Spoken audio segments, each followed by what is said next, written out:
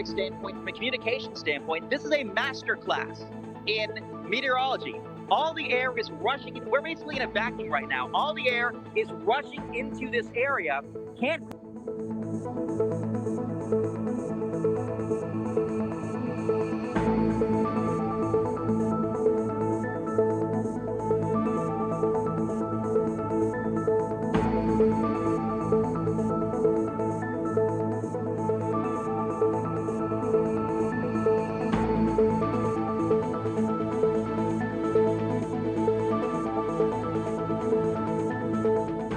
General disclaimer, obviously I'm very excited from a scientific standpoint, but I do, and we all are very well aware of the human impact of this. So even though it looks cool online, it looks cool to, oh, here's a bird.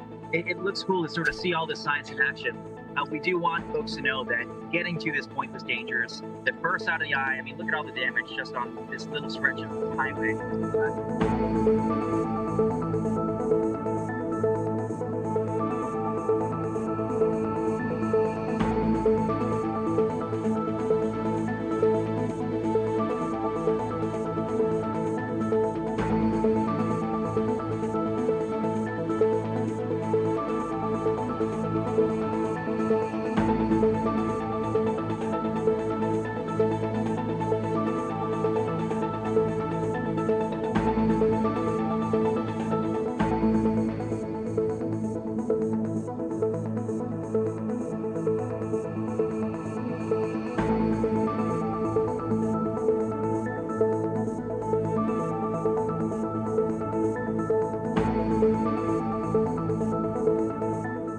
Flooding farther to my south, but when you have that and an acute tornado risk in one of the biggest, most densely populated areas of the country at night, not a great recipe for travel. The good news though, it's Sunday, commute not quite as bad as it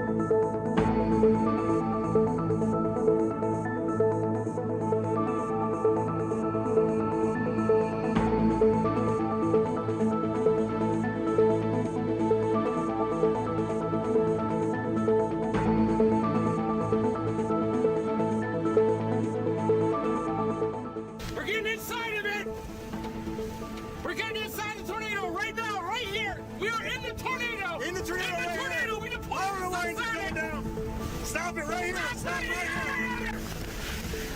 We gotta back up! Back it up! Back it up!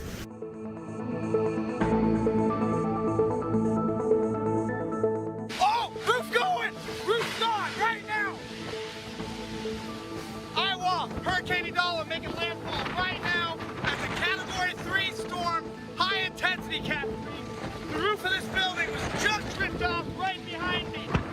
As you can see, power lines down right now as it makes landfall. Here we go, guys. Here it comes.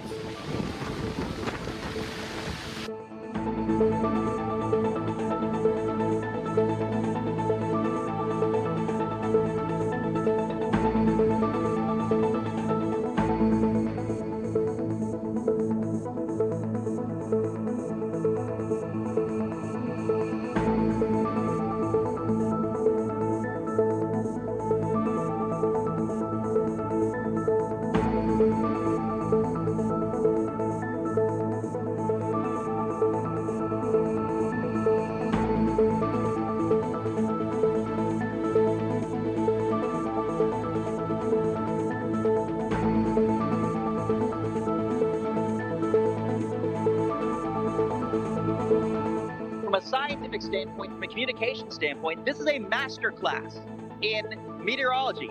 All the air is rushing. We're basically in a vacuum right now. All the air is rushing into this area. Can't.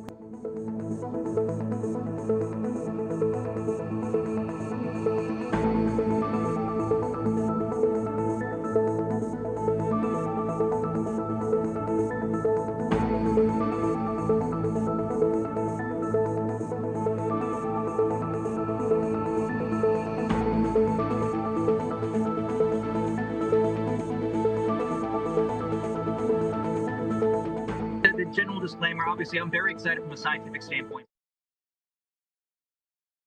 Wednesday evening, and welcome to our live stream here on MyRadar. We have a very busy late afternoon, early evening, and overnight in store for many of us across the Southeast. And the unique thing about what we've experienced so far this severe weather season is a lot of the severe weather has been farther off to our north across parts of the Midwest and off to our west. We here across the southeastern states have not really seen that much in the way of severe storms or even a tornado threat, but that is changing as we head throughout the rest of today and into the early morning hours of tomorrow.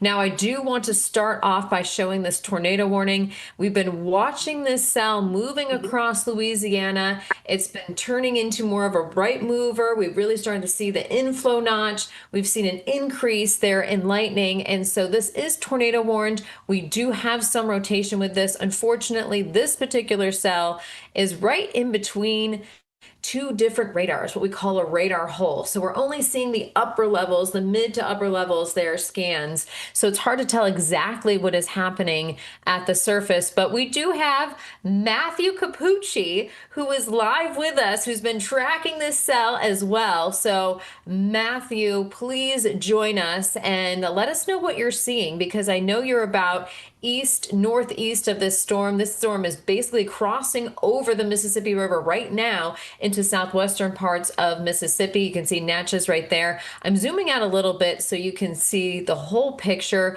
We've got Alexandria, Louisiana right there. We've got Jackson, Mississippi right here. So again, this is extreme southwestern parts of Mississippi. So Matthew, what are you seeing out there right now?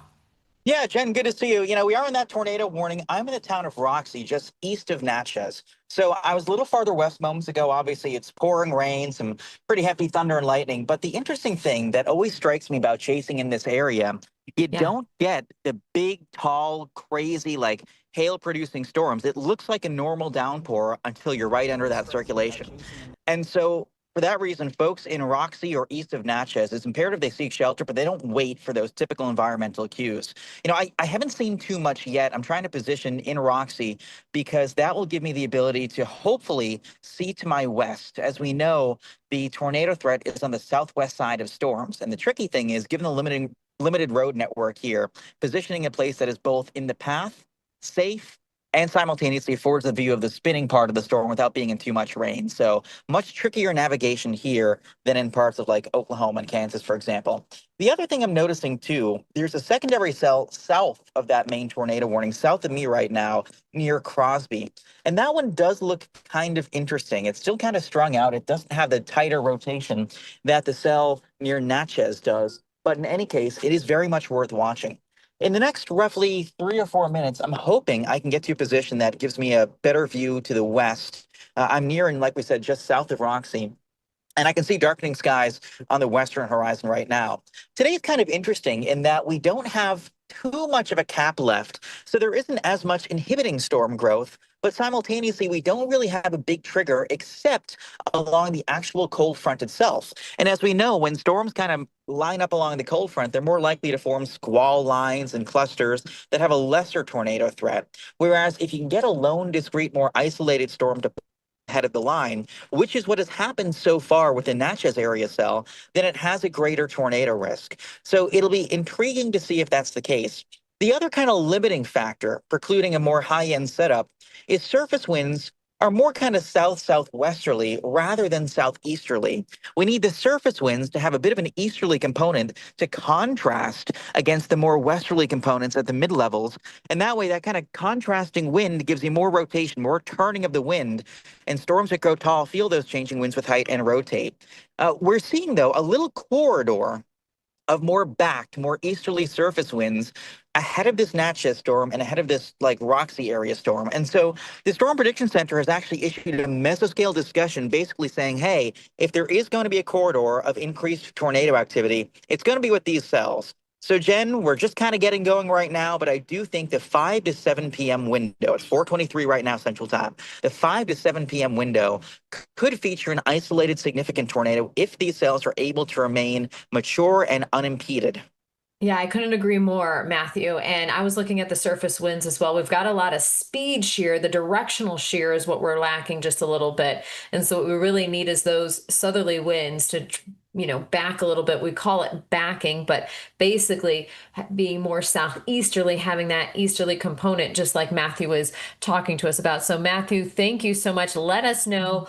Keep an eye on that storm. Let us know what you're seeing. If you see any lowering, anything interesting, we would definitely like to know. But I want to kind of set the picture for everyone because we're in store for a little bit of a long evening. As Matthew was referring to, we have the next several hours where things are going to really start ramping up just a little bit. We're eroding the cap that we had earlier, and so we're getting into the peak daytime heating. We've had a few breaks in the cloud cover as well, so things are coming together. Now, we're not sure if we're going to see widespread tornadic activity, but we could see one of these isolated cells or two produce potentially a tornado and even a strong tornado, EF2 or greater. So I'm going to pan out, and so we can see the entire picture. You get a better idea of what we are anticipating for the rest of today. Now, one thing I do want to go to is Alabama, where we've been watching. This is a big cell, and we're going to switch the radar reflectivity on this as well, so you can get a better idea of what we're seeing with the radars. So one thing that we've been noticing, unfortunately, the Birmingham radar is not working. So we're going to be using the one just off to the east here of Montgomery. So we want to zoom in on this particular cell right here. This is where we have that tornado warning that's in effect for parts of Montgomery, basically the southern half of the city. And that is going to be in effect for the next 30 minutes or so. So this is a storm. We were watching this. We've been watching this cell slowly moving off to the east. It's kind of congealed with a couple of other cells over the past couple of hours or two.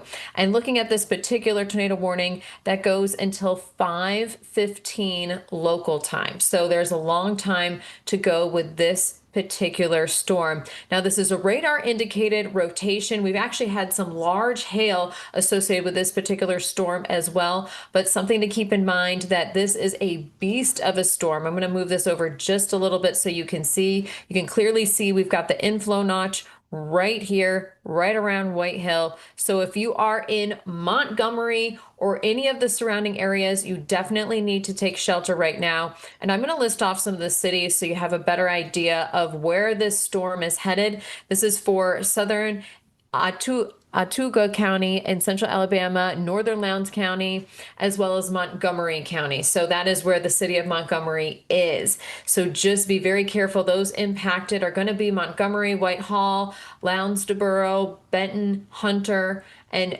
keep in mind some of the areas also will be University in Montgomery, Hope Hull, Woodcrest, Denali Field, Maxwell Air Force Base. So there are several locations in the path of this storm. Even if you do not get a tornado, even if tornado does not touch down, you're going to get dangerously strong winds that could be anywhere between 60 to 70 plus miles per hour. Also some hail, very heavy rainfall rates. We do have flood watches in effect as well for many of the areas here across the southeast due to the risk of the training of these storms. So again, we're focusing in, this is Montgomery, Alabama, where we do have this tornado warning in place. Again, and that's until 5:15 local time. Now, this is within the tornado watch. That tornado watch is actually in effect until 11 o'clock local time for you there. So again, if you are in Montgomery, you definitely need to seek shelter. What I want to show you right here is the rotation that we're seeing. So you can see this right here. There's a very broad area and kind of tightened area of rotation where we see this inflow notch. You can see it very clearly right here. So again, this is where we're concerned that there is a possible tornado. And if there is a confirmed tornado, we will get that notification on the ground as well, and we will let you know. But this is a very dangerous storm. And I'm actually going to go to, we have what we call National Weather Service chat, where we talk with the local National Weather Service offices to get an idea of what we're seeing. And so we're going to look here and see if any confirmation of this particular cell and if it is a confirmed tornado on the ground. This is a very dangerous cell. So again, if you are in the path, you need to seek shelter. You have only a few minutes here away from downtown Montgomery, Alabama. You need to seek shelter immediately. This is a very dangerous situation. And Jack, do we have any cameras? Jack is our producer behind the scenes. Jack, do we have any cameras in Montgomery that could be potentially facing west where we could see this storm, maybe see the wall cloud, either seeing a funnel cloud potentially as well, because right now it's near Whitehall. And so it's moving off to the east here. And this storm has been moving at a very slow pace. It's been dumping a lot of rain. We've had very large hail and actually reports of trees down farther off to the west from the storm before it was even tornado warned. It only had a severe thunderstorm warning on it. So not only could this storm be producing a tornado, it could have winds anywhere between about 60 to 70 miles per hour. So we have a tornado there in Alabama, and we have an ongoing tornado warning here near Natchez, Mississippi. This is the southwestern part of the state. We have several storm chasers out there. We've got Matthew Cappucci, we've got Jordan Hall, and several others. And I'm going to switch over to the radar so we can see this. And we're going to be moving to the Jackson radar. And once these storms move from Louisiana into Mississippi, they're moving into a more favorable environment where we could see these supercells really start to rotate and spin. We could potentially see the wall clouds as well as funnel clouds. So we're going to be keeping a very close eye on this storm in particular. And what I want to do is actually go on to the Jackson radar, and you're going to see a better idea of this storm. We've been watching this storm since it's been moving through Louisiana. It's had some rotation with it at times, other times not so much. So keeping an eye on it right now. We're going to see what the tornado warning does say. Again, this one has turned into a right mover, which kind of gave us the idea that, okay, so there may be more spin within this particular storm and maybe trying to produce a tornado. It is moving off to the east at 25 miles per hour. So oftentimes when you see a storm starting to move, have that rightward movement, that's when it could be potentially producing a tornado. So again, it's moving east at 25 miles per hour. So it's going to be near Kingston around 4:35, Cranfield at 4:40, and Stanton at 4:45. So again, this is a very dangerous situation. You need to watch the cell closely. We have lots of eyes on this particular cell. We have multiple chasers out there keeping an eye on it. So again, we'll be watching that. If you are anywhere along 84, Highway 84, you need to seek shelter immediately. Get to a gas station, get somewhere. You do not need to be driving on the road. Again, looking at a couple of the southern cells that Matt was alluding to, we've got several others here in southern Mississippi that we're keeping a very close eye on. Also one just off to the north of Jackson, Mississippi. It's not severe warned, but that is a very strong storm as well. And as I pan out, what you're going to see is an outline here of counties, and you can see it stretching all the way from extreme eastern parts of Texas right there all the way through central parts of Louisiana, central and southern Mississippi, and through much of Alabama. This is a tornado watch that is in effect until 11 o'clock. And so there is the potential, especially now we've reached that peak time heating, we're seeing that cap erode, that these storms could definitely reach their maximum potential and possibly produce a tornado. But one thing I want to get back to is this Montgomery storm that we are very concerned with. This does have a nasty look on it. I wouldn't be surprised if this is producing a tornado right now. You've got that hook that you typically see with the turning of the winds. And I'm going to check here and see. It's currently still radar indicated quarter size hail. But again, I wouldn't be surprised if we get a report that this could potentially be on the ground what I want to show you is a couple things that we look for within a storm. And one of the things is we look for that inflow notch right here, right? Those strong inflow winds that are feeding the storm. And once you start to get this kind of hook look to it as well, you know there's rotation within this storm. There's clear rotation. When we look over here at the couplet, you can see where we've got the green and the red. Red is away from the radar, green is toward the radar.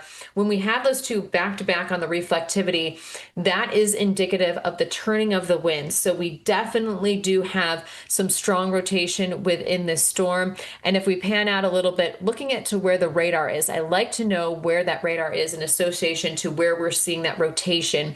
And so we're looking at the Air Force Base radar only because the Birmingham radar is unfortunately down right now. So they're not going to get a part to fix that until tomorrow. So we are looking at the Air Force Base radar. And what we're seeing right now, again, is that hook, and this storm is closing in on Montgomery. If you have friends, if you have family that live in Montgomery, you definitely need to let them know that there is a tornado warning for the central and southern part of the city. And other than that, though, the northern part of the city, you will be impacted by hail and winds potentially gusting up to 60, if not 70 miles per hour. So again, this is a very dangerous storm, a very dangerous situation. So anyone in the path of the storm, I need you to take shelter immediately. The storm is moving slowly though at 25 miles per hour. So it is moving off to the east. So it's not moving fast. It's been near Whitehall. Whitehall, it's past you. The worst is past you off to the east. But again, it is approaching Montgomery. And Jack, let me know if we do have any cameras here, because I would love to see what it looks like off to the west of Montgomery as we're watching this come very close and approach the downtown area of Montgomery. So if you can hear me, if you're watching this, and if you know someone that lives in Montgomery, let them know that we are live on the MyRadar app. We will walk you through this entire storm and let you know when you are actually safe, when the storm has pushed off to your east and the severe weather has pushed off to your east as well. But not only a tornado, but quarter-size hail. This storm has actually produced even larger hail farther off to the west. We've been watching these storms for the past 2 to 3 hours and will continue to as these start to really ramp up. The peak times for the potential of these storms producing tornadoes is just coming into effect here late afternoon into the early evening hours. So this is one of the strongest storms that we've seen all day. It's been holding its own and continues to do so. It did briefly collapse earlier, but it's gaining back its strength. It's really moving into a favorable environment. So we are watching this storm very closely. We're watching that strong rotation as well. And Matthew, if you are still with us, I would love to know if you see anything with this storm, the tornado warning storm that is off to the west and actually doesn't have the warning on it anymore. Matthew, it doesn't have the warning. Right. That's good news. They dropped the warning. I think what's happening, and just based both visually and kind of what we're seeing on radar, I think that building cell to the southeast, the one that's a little closer to like Boone, southwest of Brookhaven, has kind of blocked a bit of the inflow, the warm, moist, humid air from flowing in from the south, and therefore kind of limited how much fuel our main formerly tornado warn cell east of Natchez can gobble up. So I think right now there's kind of a fight between two different cells, which is why neither at the moment are able to fully wrap up and become rotating supercells. We'll have a view to the west in just about 30 seconds as I pull into a gas station that will hopefully kind of be able to show some structure. We're getting close enough that we should be able to see a tad of the rotating part of the storm. It's interesting in my camera shot. You can even see there's a tour group here trying to get a view as well. So I'm going to go to the opposite side of the parking lot. Every storm chaser in the state is over here right now trying to see what they can see. And truth be told, I don't see all that much at the moment. My goodness, everyone's doing look lives. But and you know what? Yes. Oh, yeah. And I'm going to cut you off only because this storm near Montgomery is likely on the ground. I don't know if you've actually been looking at this tornado warning, but this is headed straight toward downtown Montgomery. And I'm trying to see if we can get any kind of cameras, even a traffic cam. I don't know if you can get that for us, Jack, but this is a very dangerous situation. This storm is moving off to the north, or off to the east, I should say, at 25 miles per hour. And so it is it's nearing to Montgomery. If you know anyone in Montgomery, outskirts off Montgomery, anywhere close by, you need to get into your safe place now. The lowest level of your home, if you have a basement, get in your basement, put as many walls between you and the outside as possible. Have your shoes on. I know Matthew, you talk about all the time, have the helmet, have the shoes, pillows, blankets, anything you can do to protect yourself, because this tornado is likely on the ground. We're actually getting, let's see, very strong wording from the National Weather Service office. And so we're getting some alerts here. A spotter has stated that there's a, yes, Jack. Okay, perfect. Thanks, Jack. So you're watching us through this in real time. So there is a rotating wall cloud around Union Street on Interstate 85. That's the latest spotter update that we have. So again, Interstate 85, you do not need to be at all on the interstate. You need to be seeking shelter if you are in Montgomery. There is a rotating wall cloud that could produce a tornado at any moment. We have very strong rotation. We've been talking about the rotation with this storm, and you can see it right there. Very strong rotation, a strong inflow notch. This storm was very powerful earlier, collapsed. It actually produced quite a bit of damage, some tree damage farther off to the west, and then reformed and is even stronger. And I know, Matthew, you're probably watching this on the radar as well. Oh, yeah. But if you're in the path of this, you need to seek shelter. Not only is there potential for a tornado, but 70-mile-per-hour wind gusts and up to 2 inches in diameter size hail. Matthew. Yeah, Jen, so one thing to note, too, I actually found a webcam on the WFSA website, the local news affiliate there. It does indeed show a rotating wall cloud, and my concern is not only that the circulation is becoming a little bit rain-wrapped, but also, if we zoom in a little bit just southwest of Montgomery, before the hook, to the east of the hook, we see those kind of like secondary cells. Those are sort of being lifted north into the circulation. And the additional updraft, the upward moving air in those weak little cells may be just enough to further help and further kind of push along tornado genesis. So if there's not a tornado on the ground, which there very well may be northeast of Lonesboro, there very well could be any moment soon. So if you're in Burkeville, Antioch, and of course the city of Montgomery, seek shelter now, lowest floor of whatever warning you're in, avoiding windows. Anyone in Ottawa County, you want to be in shelter. This is going to pass right along Highway 80. So the Montgomery Regional Airport, if anyone there is listening, you need to make sure those around you are with you in a shelter, in a safe place. Airports have big picture windows. You want to get away from those.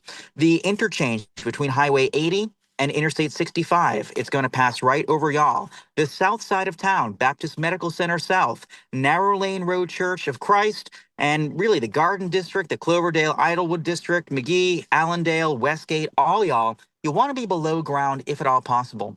I do think the circulation will pass just south of Maxwell Air Force Base, but you don't want to mess around with it. We do know there's a rotating wall cloud. We do know there's very strong circulation. We're seeing that at cloud level, and I can tell on radar that circulation is tightening. So, Jen, the next probably 10 minutes in Montgomery will be crucial, if not a little longer. Absolutely. And some other locations in the path are the Hyundai Motors of Alabama, Alabama State University, Auburn University in Montgomery, Hope Hull, Woodcrest, and we're just getting the latest scans in here right now. So this is just on the doorstep of Montgomery. You are running out of time if you are in the path of this storm. I can't just express it enough. You need to get in your safe place. Not only is there a possible tornado on the ground that could develop at any moment in time, destructive 70-mile-per-hour wind gusts, up to 2-inch size hail. So all of Montgomery, whether you're on the north side of town, the south side of town, the outskirts as well, you need to seek shelter immediately. If you're in Millbrook, Elmore, you're going to get the worst of the northern side of the storm, especially Millbrook. Yes. Oh, we got the camera there. Okay. So what you can see there with the camera is we've got a rotating wall cloud right there. And so this is a very dangerous storm. And so there is likely a tornado that could be produced at any time. We've gotten very strong wording from the National Weather Service in Birmingham about this particular cell. So not only is it potentially producing a tornado, but the fact that we have the damaging straight line winds. So we're going to be watching this camera very closely and seeing. I'm also looking at the National Weather Service chat. let's see. We're not seeing if we have any updates. Again, the latest that we've seen, and we got a clear view of it right now with that camera, is that rotating wall cloud. So we're going to continue to monitor this storm. And I'm not going to leave this storm right now because this is the one that we're watching. It is about to impact Montgomery, Alabama. Again, I can't express enough that you are in the path. If you are in Montgomery, Alabama, you need to seek shelter. Surrounding locations, you need to be in your safe place immediately. Lowest level of your home, put as many walls between you and the outside as possible. This storm is moving slow. Some storms move fast at highway speed. Some of the storms last week were moving 55 to 60, if not 65 miles per hour.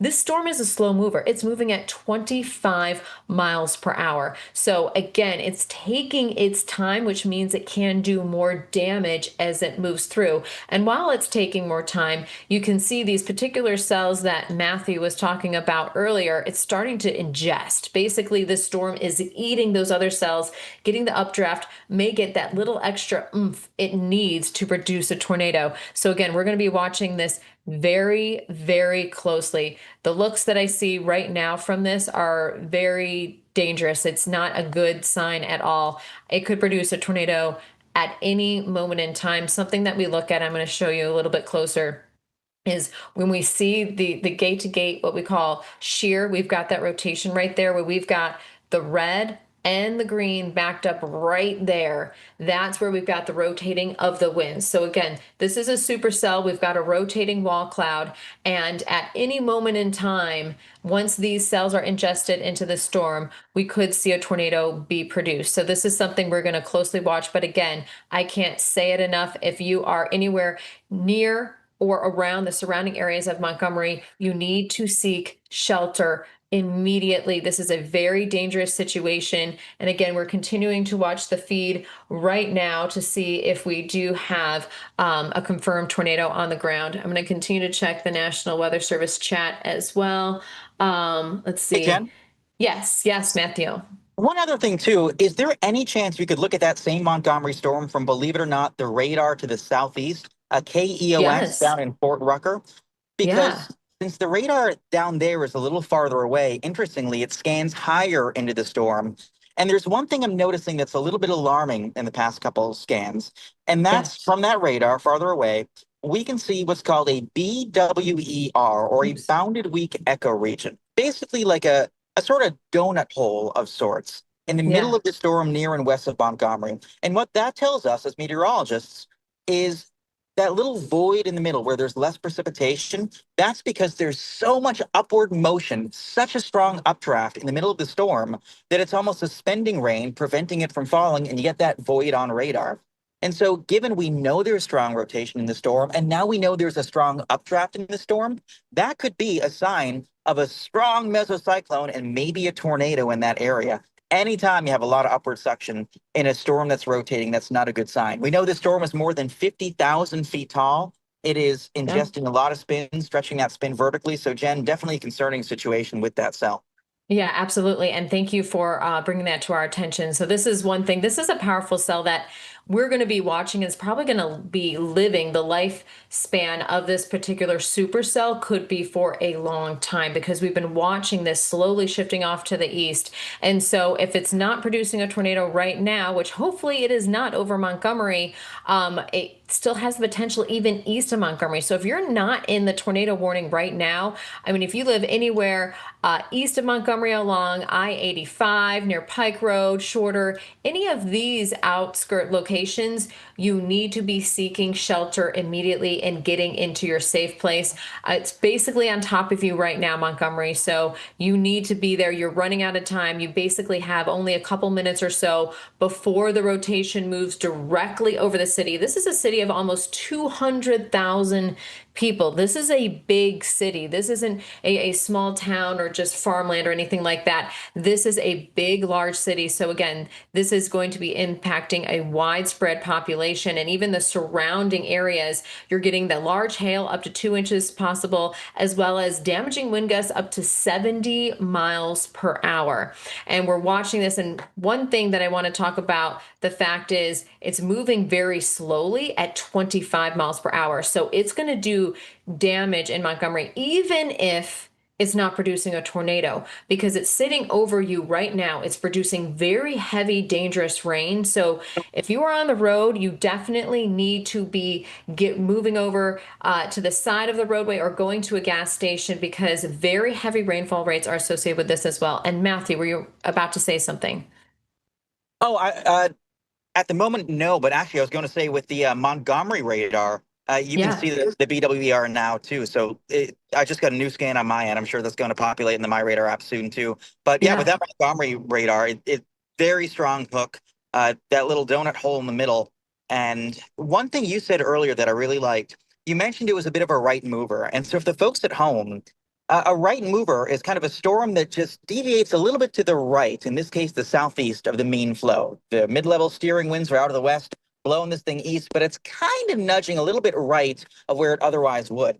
And because of that, it's sort of manufacturing its own extra spin because it's going against the grain a little bit more. It feels greater spin at the low levels, helping to tighten this storm's spin near the ground. And so, to Jen's point, anytime you have a right mover, that's kind of a sign that it's more predisposed to producing a tornado. And if there isn't one on the ground, which, truth be told, I do think there have been at least some intermittent touchdowns, I'd be very Yes. surprised if there weren't. Even if it hasn't occurred yet, it very likely will soon. We're seeing strong rotation, albeit not incredibly tight, but strong rotation that is getting tighter with every passing scan. And one thing to be aware of is this is a very significant interchange right here between I-65 right up here and 85 coming through the city. So this is a very dangerous time of day too, because this is rush hour. There's going to be a lot of vehicles on the roadways as well. So I can't express enough. If you are anywhere in Montgomery, if you can do so safely, pull over to the side of the road, go to a gas station, get into a safe place because damaging straight line wind gusts of 70 miles per hour are possible, hail, and a possible tornado. And you may not be able to see the tornado. There is a lot of precipitation with this storm, so there's going to be ponding on the roadways. You won't be able to see, even if you're driving and you're not where the circulation is. Very damaging straight line winds are possible, but the fact that it's going to be so hard to be able to stay on the road because there's going to be such high wind. But along with that, you're going to see all the heavy rain. The rainfall rates with this storm are astronomical, and we're getting some pictures, some photos in right now. Doesn't look like we're seeing any kind of confirmed tornado on the ground. But yes, this is a very significant situation right now playing out in Montgomery, Alabama. And if you live east of Montgomery, so I'm going to actually zoom out just a little bit. If you are east of Montgomery, near Shorter, any of these locations where we've got the Pike Road area, traveling along 85, you need to just pull over to the side of the road, go to a gas station, seek shelter anywhere that you can, because you need to get into your safe place, even if you're not under this tornado warning, but severe thunderstorm warning, because this is a very dangerous storm, not only with very frequent cloud to ground lightning, heavy rainfall rates, you've got the hail as well. So again, very dangerous situation as this is slowly moving through. And I want to show you how slow this storm is moving. So it's been moving here from the west, and it started really getting its act together.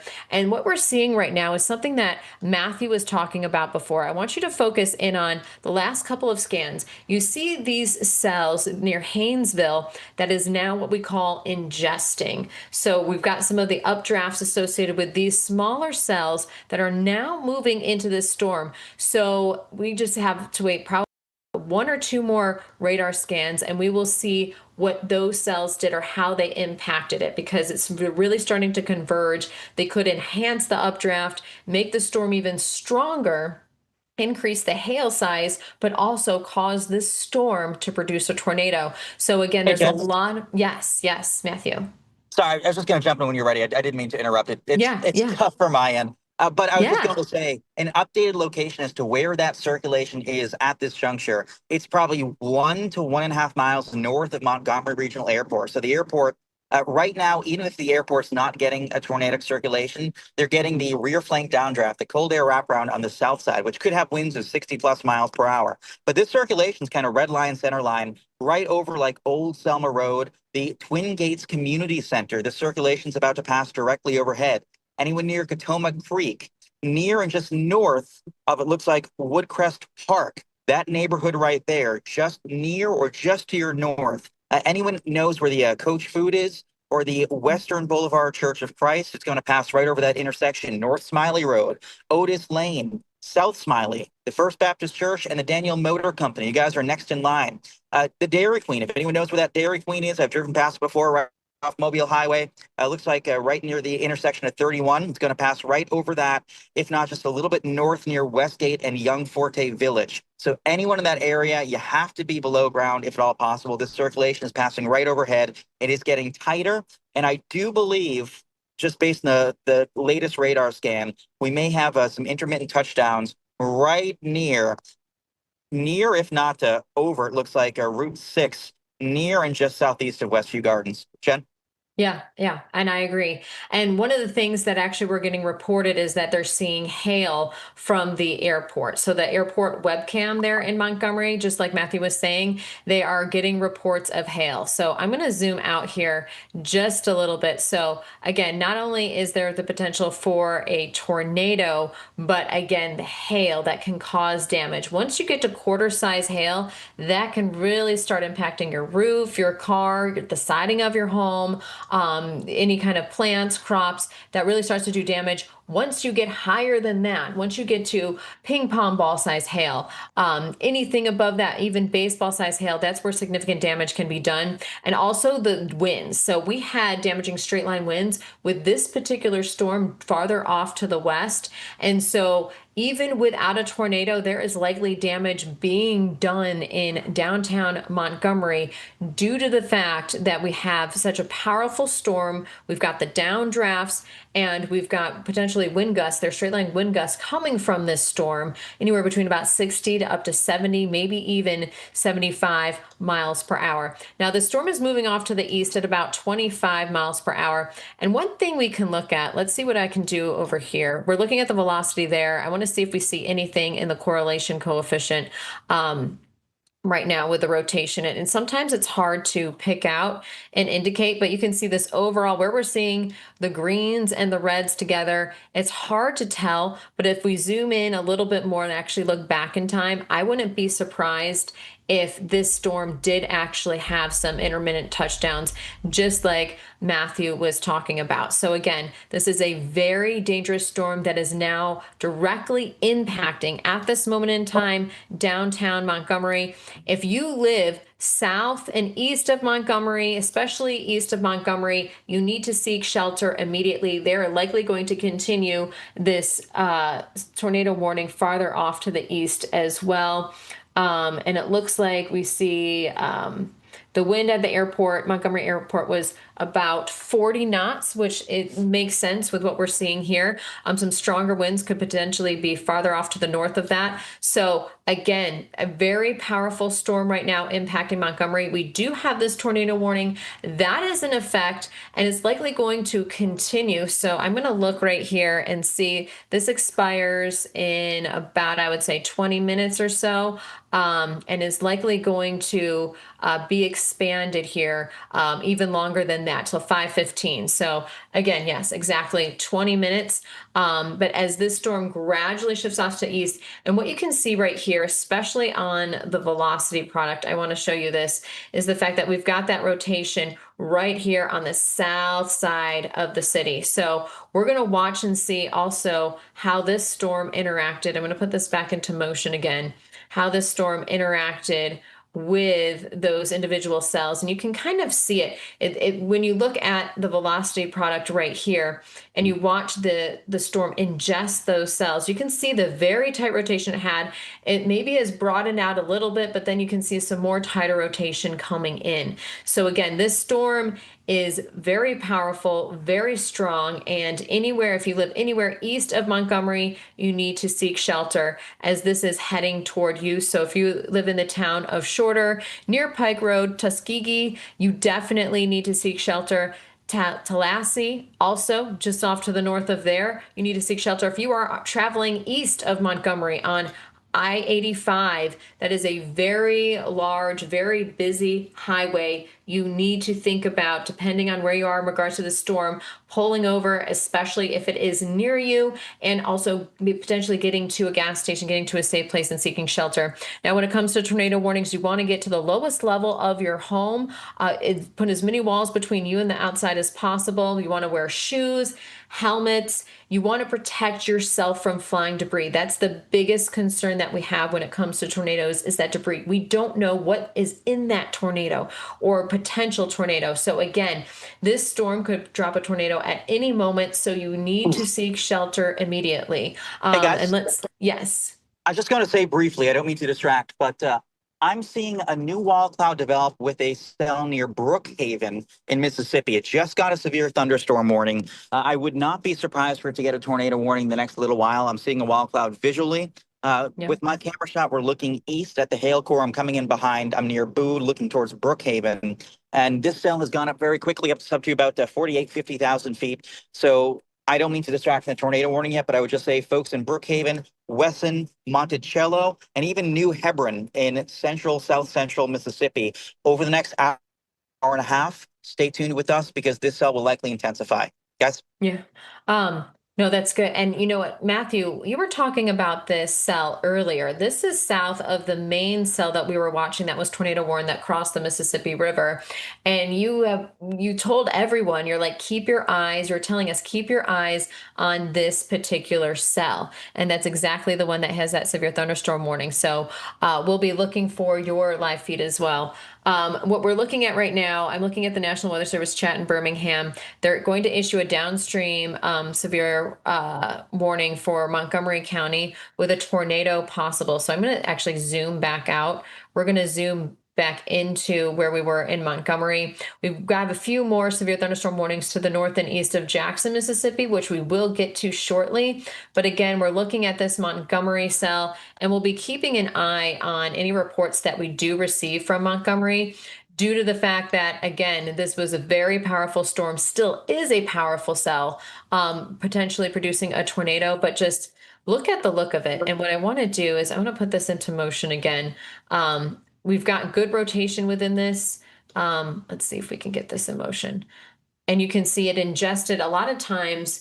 When a storm ingests cells and kind of eats them, it can tighten that rotation. So again, just triggered, just like they said, we've got this severe thunderstorm warning now downstream of this main of the tornado warning. So they're not going to continue the tornado warning just yet. They're going to keep a severe thunderstorm warning with a tornado possible tag. Now that new severe thunderstorm warning is in effect for southern Elmore County, northwestern Bullock County, southwestern Macon County, and central Montgomery County. That's until 5:45 local time. So again, this storm is now moving east at 45 miles per hour, picking up some speed, wind gusts of 60 miles per hour possible, quarter-size hail. But again, this storm has rotation and there is a tornado possible. And one thing that people maybe don't realize when it comes to a severe thunderstorm, what categorizes a severe thunderstorm is either it could potentially produce a tornado, or it could have the hail and the straight line winds. So again, a severe thunderstorm warning encompasses all of those main threats. And so they did that because the rotation is broadened maybe just a little bit, but it's still rotating and there still is potential for it to produce a tornado. So a tornado is still possible with the storm that is moving now east of Montgomery, Alabama at about 45 miles per hour. Again, quarter-size hail, which can do some damage, and straight line wind gusts of 60 to potentially up to 70 miles per hour. So we're going to be keeping a close eye on this storm as it continues to progress off to the east. So again, we're watching this one very, very closely, and the local National Weather Service office is keeping a very close eye on it as well. We're looking at some other cells. You've got just off to the west of Selma, we've got some more cells. They are not severe warned at this point. I do want to go up north here. Let's check out the Jackson, Mississippi radar. So one thing to know is if I look familiar or you live in Mississippi, I actually worked in Tupelo, Mississippi for 3 years. So I know the state of Mississippi very well. I love the state of Mississippi. I've been to Jackson several times. So it's one of my favorite places actually to go is Mississippi. There's so many wonderful areas to view and go around. And so one thing near Carthage, you've got Walnut Grove. We do have this severe thunderstorm warning in effect. So I want to read this one out too, because very dangerous storm. Now, this is in effect until 6 o'clock local time. This storm is located about near Farmhaven or 14 miles southwest of Carthage, moving east at 35. So these are slower moving storms that we're experiencing today.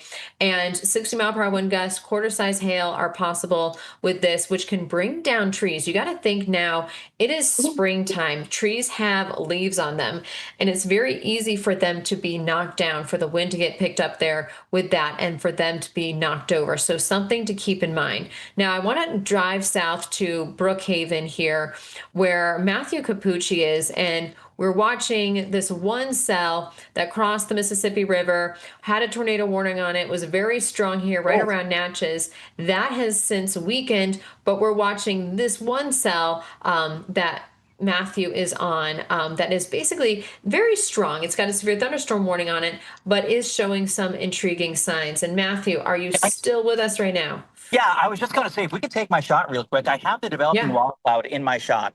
So perfect. Let me know when that's up, just because I don't have the visual cues. But what we're doing is coming to the backside. Awesome. Thank you, Jack. What we're doing is coming in the backside. And on the right side of the screen, you can see it's definitely kind of dark to the right.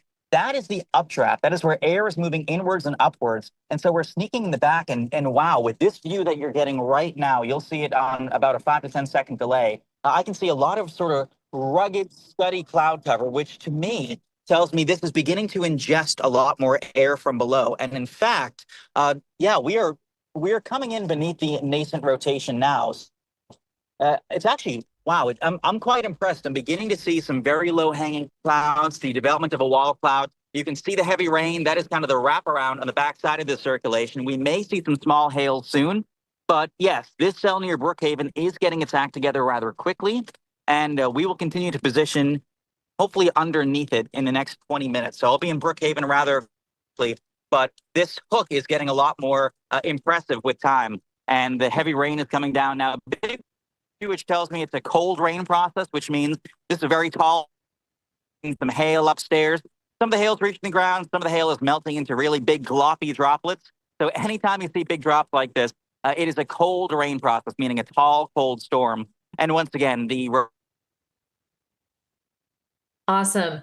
Thank you, Matthew. And so this is the storm that Matthew is on. And so what you can see right here is once it kind of starts to get a little bit of a kidney bean shape, you can see where the winds, everything's starting to wrap around a little bit. And so you start to get like an inflow launch there too. So Matthew is on that. They're starting to get some good inflow. Oh, yeah. Oh, yes. Yeah, absolutely. Matthew, you cut out a little bit, so I started talking, but feel free to say more if you want to. Okay, perfect. I think we're having a little difficulty with Matthew, but what I want to go is the southern cell right here really quick. I just want to talk about the severe thunderstorm warning. And then what I'm going to do is I'm going to re-rack and just kind of show you the wide picture of what we have going on, what we've been monitoring, and kind of zoom into these different warnings. We have this, but oh yes. Matthew, what do you see? Matthew, what do you see? Yeah, so this is the wall cloud. We are underneath the developing circulation near Brookhaven. I know my signal will be a little bit spotty. Is that a funnel on the left? Top to top, that's a funnel. That may be. In fact, can we hold my shot for a sec? You're going to see a possible funnel in just a moment. But low-hanging clouds and a possible funnel. Look at that. Look at that. Yeah, it's going to come back in a sec. Yeah. All right, the highway's turning. Mm-hmm. Matthew, I see exactly what you're looking at right now. So this is the storm. This is Matthew. Matthew is right here. And you can actually watch Matthew on the app too. So Matthew's got a great view of this. He's right here. Let's see. He's got a great view of this. Which tells me that I'm probably inside the inflow notch, kind of like inside the hook. So if Yeah. anything, we'll have a much better view in just a moment. But yeah, that rotation is certainly picking up. We've seen intermittent funnels, or steady lowerings. And, at this point, we're just kind of going to look and see what we see. But yeah, I'll be throughout.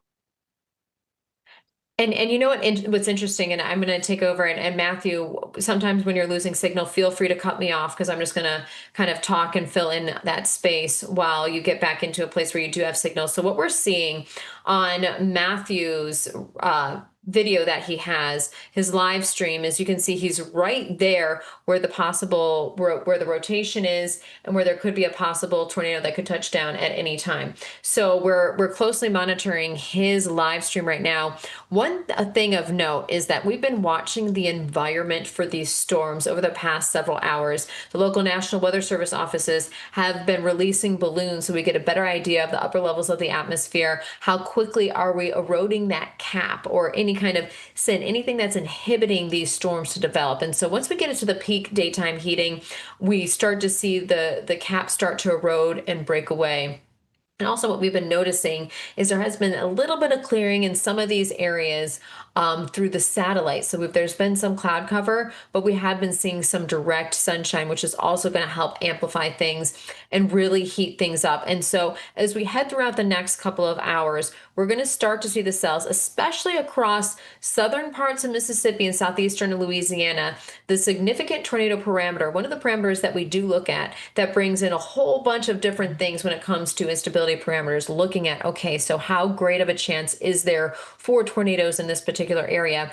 It's been highlighting the area farther down to the south across southern Mississippi, southeastern Louisiana. So that's where we're going to be focused on and keeping a very close eye on. Also southern parts of Alabama as well. So that's where there is the potential for potentially some spinning, but we got to look at the surface winds too, right? Because we need the winds backing to the southeast for that to happen. Now, one thing I'm going to do really quick is I'm going to look back at here, and this is what I was concerned with this storm in Montgomery. So we're going to get right. This has got a good shot of the radar right now. While we're looking at keeping a close eye on Cappucci, this storm, this is the one that we've been keeping an eye on that has now a tornado warning on it. And so what I'm going to look at, we're going to look at this updated tornado warning right now. It is in effect until 6 o'clock, again, for northwestern Bullitt County, southwestern Macon County, and east central Montgomery County. So again, it's possibly, we've seen a lot of rotation with this. I wouldn't be surprised if a tornado has already touched down, but is moving off to the east at 45 miles per hour.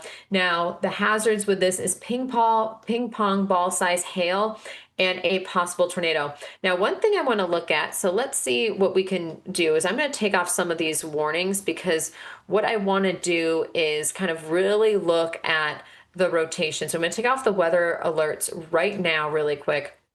And I want to show you, it's a little bit easier to do this. So we've got the inflow notches right here, right? And then you can see where we've got the main rotation right here, even just a little bit of baby rotation, which may just be a little bit of false echoes there from the radar. So the main thing is what we're looking for is this. This is a very strong cell. So where the hail is going to be, if there's ping pong ball size hail, it's going to be in this area right here, north side of the storm, also the damaging straight line wind gusts. Now we get the hook. So this is the hook of the storm right here. That's because we're starting to see those winds, the winds turn. And so the rain is getting pulled by the rotating winds. So you've got this updraft coming around here. So you're getting the updraft, the rotation of this. So the entire storm is rotating. Then you get a wall cloud, a funnel cloud, and then you get a tornado once the funnel cloud touches the ground. But this is a very dangerous cell. And we've been watching this now for about the past 45 minutes, but even the cell in its entirety for the past couple of hours. So I'm looking at the National Weather Service right now, chat, because what I'm doing is trying to get an idea. Again, they're depicting the slight turn to the right again and the large hail core. So the ping pong ball size hail, that can do some significant damage. I had my car impacted by ping pong ball size hail and some baseball size hail, but mostly ping pong ball. And I had about $2,000 worth of damage to my car. So if you want to get to your car and you can do so safely, get your car in the garage. But we're really watching the storm really increase, the hail size increase. So this storm is not going anywhere quickly. This storm is staying here. And what I want to show you is what we've been watching over time and what we talk about when we talk about a right mover.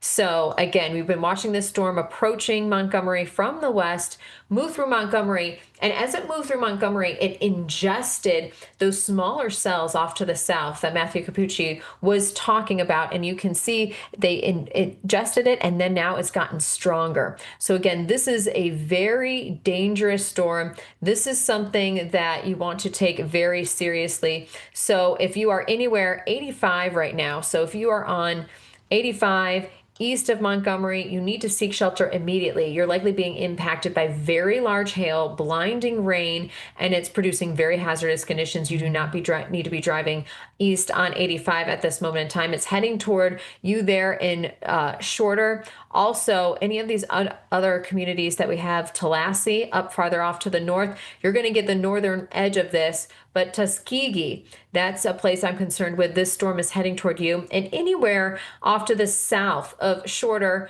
and east and near Pike Road, this is heading right towards you. So the Pike Road area, we've mentioned you a couple of times over the past 45 minutes or so. You are right in the thick of it. That rotation right on top of you. It's approaching you right now. So again, you need to take this very, very seriously. Get into the lowest level of your home or the building that you're in. If you can have if you can find a basement, or if you have a basement, get into the basement. If not, get an interior room, whether it's a bathroom.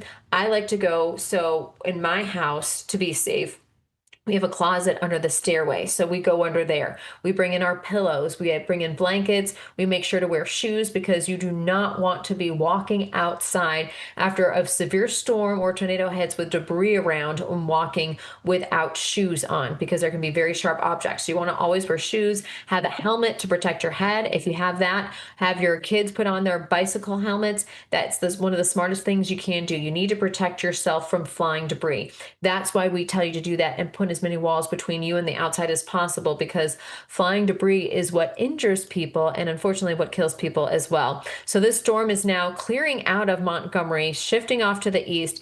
Again, very large hail right now and intense heavy rain impacting I-85 east of Montgomery. This right here is significant. So again, if you are traveling at all, driving on I-85, or if you're watching us, if you're listening to us, if you know anyone, make sure to tell them that a tornado warning and severe storm is basically heading their way. They need to seek shelter immediately, pull over to the side of the road, find a gas station, a building, some sturdy structure to be in. They do not need to be driving in this.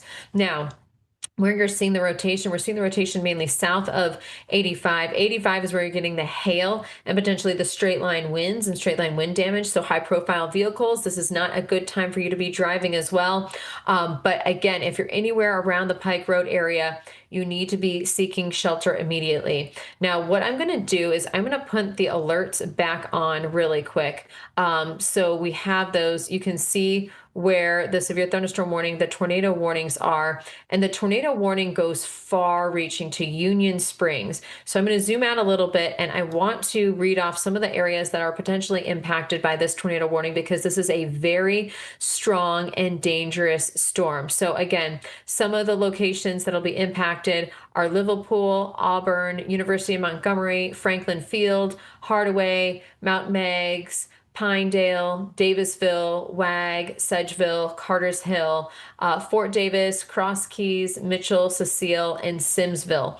All of these locations, you need to seek shelter immediately. If you know anyone that lives to the south and east of Montgomery, you do need to let them know that there is a very dangerous storm, possibly producing a tornado, that is moving through the area, now moving south and east at about 45 miles per hour. So they need to seek shelter immediately. We're going to zoom out so we can see the full picture of other storms in the area. Matthew Cappucci, we've got Jordan Hall on these storms here. We've got two different storms, one there right on the state line of Louisiana and Mississippi. The second is around the Brookhaven area. So we're going to switch to this radar down here in right from Baton Rouge. We're going to click on there to get some detailed information on these storms that we have right now. Again, this particular cell, a lot of these, we've had already numerous reports of very large hail with some of these cells. So again, this cell is moving northeast at 30 miles per hour, 60-mile-per-hour wind gusts and quarter-size hail. So again, this is impacting Helena and northwestern parishes, Pike and Amite counties. So this is in extreme southern parts of Mississippi. You need to seek shelter immediately. This is also impacting I-55. That's a main thoroughfare north and south there across Mississippi. So again, you need to seek shelter if you're in the path of this as well, and you do not need to be driving on the roads. Very dangerous conditions. Looking at Brookhaven in this particular storm right here, we're seeing, yes, Matthew. If we want to take my shot, I have a stable park shot of the Brookhaven storm, and I'll give you all a little tour. I love this. Please give us a tour. That'd be wonderful. Awesome. Yeah. So I am in Brookhaven right now looking north. The cell looks a little bit sprung out. I mean, you can kind of see in my shot this lengthy shelf-ish cloud. So I think right now it's struggling to find good southeasterlies to really tighten that low-level rotation. So I haven't really seen any obvious tightened spin yet. However, I'm going to shift the camera shot left a little bit, and you'll be able to see just above the tree line this kind of scuddier part of the storm on the western and southwest side that is just west of Brookhaven. And that's probably the updraft. That is where warm, moist air is being lifted up into the storm to fuel it. I don't see much rotation there yet, but you can definitely see the extremely low-hanging clouds, especially if I zoom in. And it just goes to show you how much moisture is in today's environment. We have PWATS, precipitable water indices, over 2 inches. That tells you how much moisture is in every column of atmosphere. And when you have that much of a juicy atmosphere, goodness gracious, you're getting some very low-hanging clouds. One tricky thing about that, though, that means you can't really see what's coming at you. And so right now we are watching some somewhat severe storms near Brookhaven, but I don't see anything super tight yet. I do see a storm off to the west, east of Alexandria, Louisiana, west of Natchez, Mississippi, that is showing signs of tightening rotation. I may target that one or the cell to my south right now because the Brookhaven storm seems to be struggling to tighten, but I'll figure out where I'm going and I'll update y'all. But certainly some eerie, ominous clouds today. The good news, this cell hasn't tightened up yet. Okay, perfect. Matthew, thank you so much. And we'll be keeping an eye on where you're heading next. I want to track a little bit farther off to the north and east of Jackson. We've been watching this storm. We talked about it earlier near Carthage, just north of Walnut Grove right there. And you can see, look at that cell. Now that is a beast of a cell right there. That is severe warned with large hail and damaging straight line winds. So 20-mile-per-hour wind gusts and $50 size hail.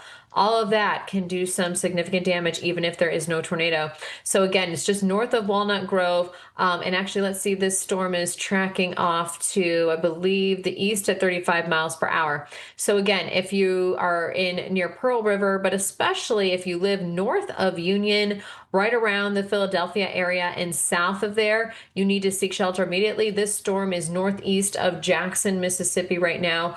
We do have a little rotation with it, but the big thing is potentially 70-mile-per-hour wind gusts, up to 70-mile-per-hour wind gusts, and also quarter to $50 size hail.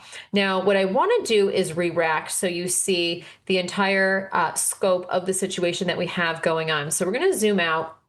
I'm actually going to make this one pane, and I want to show you what we have. So we've got this cold front right here that is slowly draped and moving across the southeastern United States, draped all the way there southwest into Texas. We do have tornado watches stretching from eastern parts of Texas all the way through central Louisiana and central southern parts of Mississippi and north central, and southern parts of Alabama. And we are keeping a very close eye on this particular storm there in Montgomery that continues to show very strong rotation and could be producing a tornado. But these are the tornado watches. They are in effect until 11 o'clock Eastern time. And what we've seen over the past hour or so are these storms really starting to strengthen and ramp up. We did have a cap at about 700 millibars earlier this afternoon. But with daytime heating and getting some breaks in the cloud cover, we've actually seen these storms overcome that cap that we've had. And so they're really starting to develop really quickly. And so that's what we're seeing with these storms starting to rotate.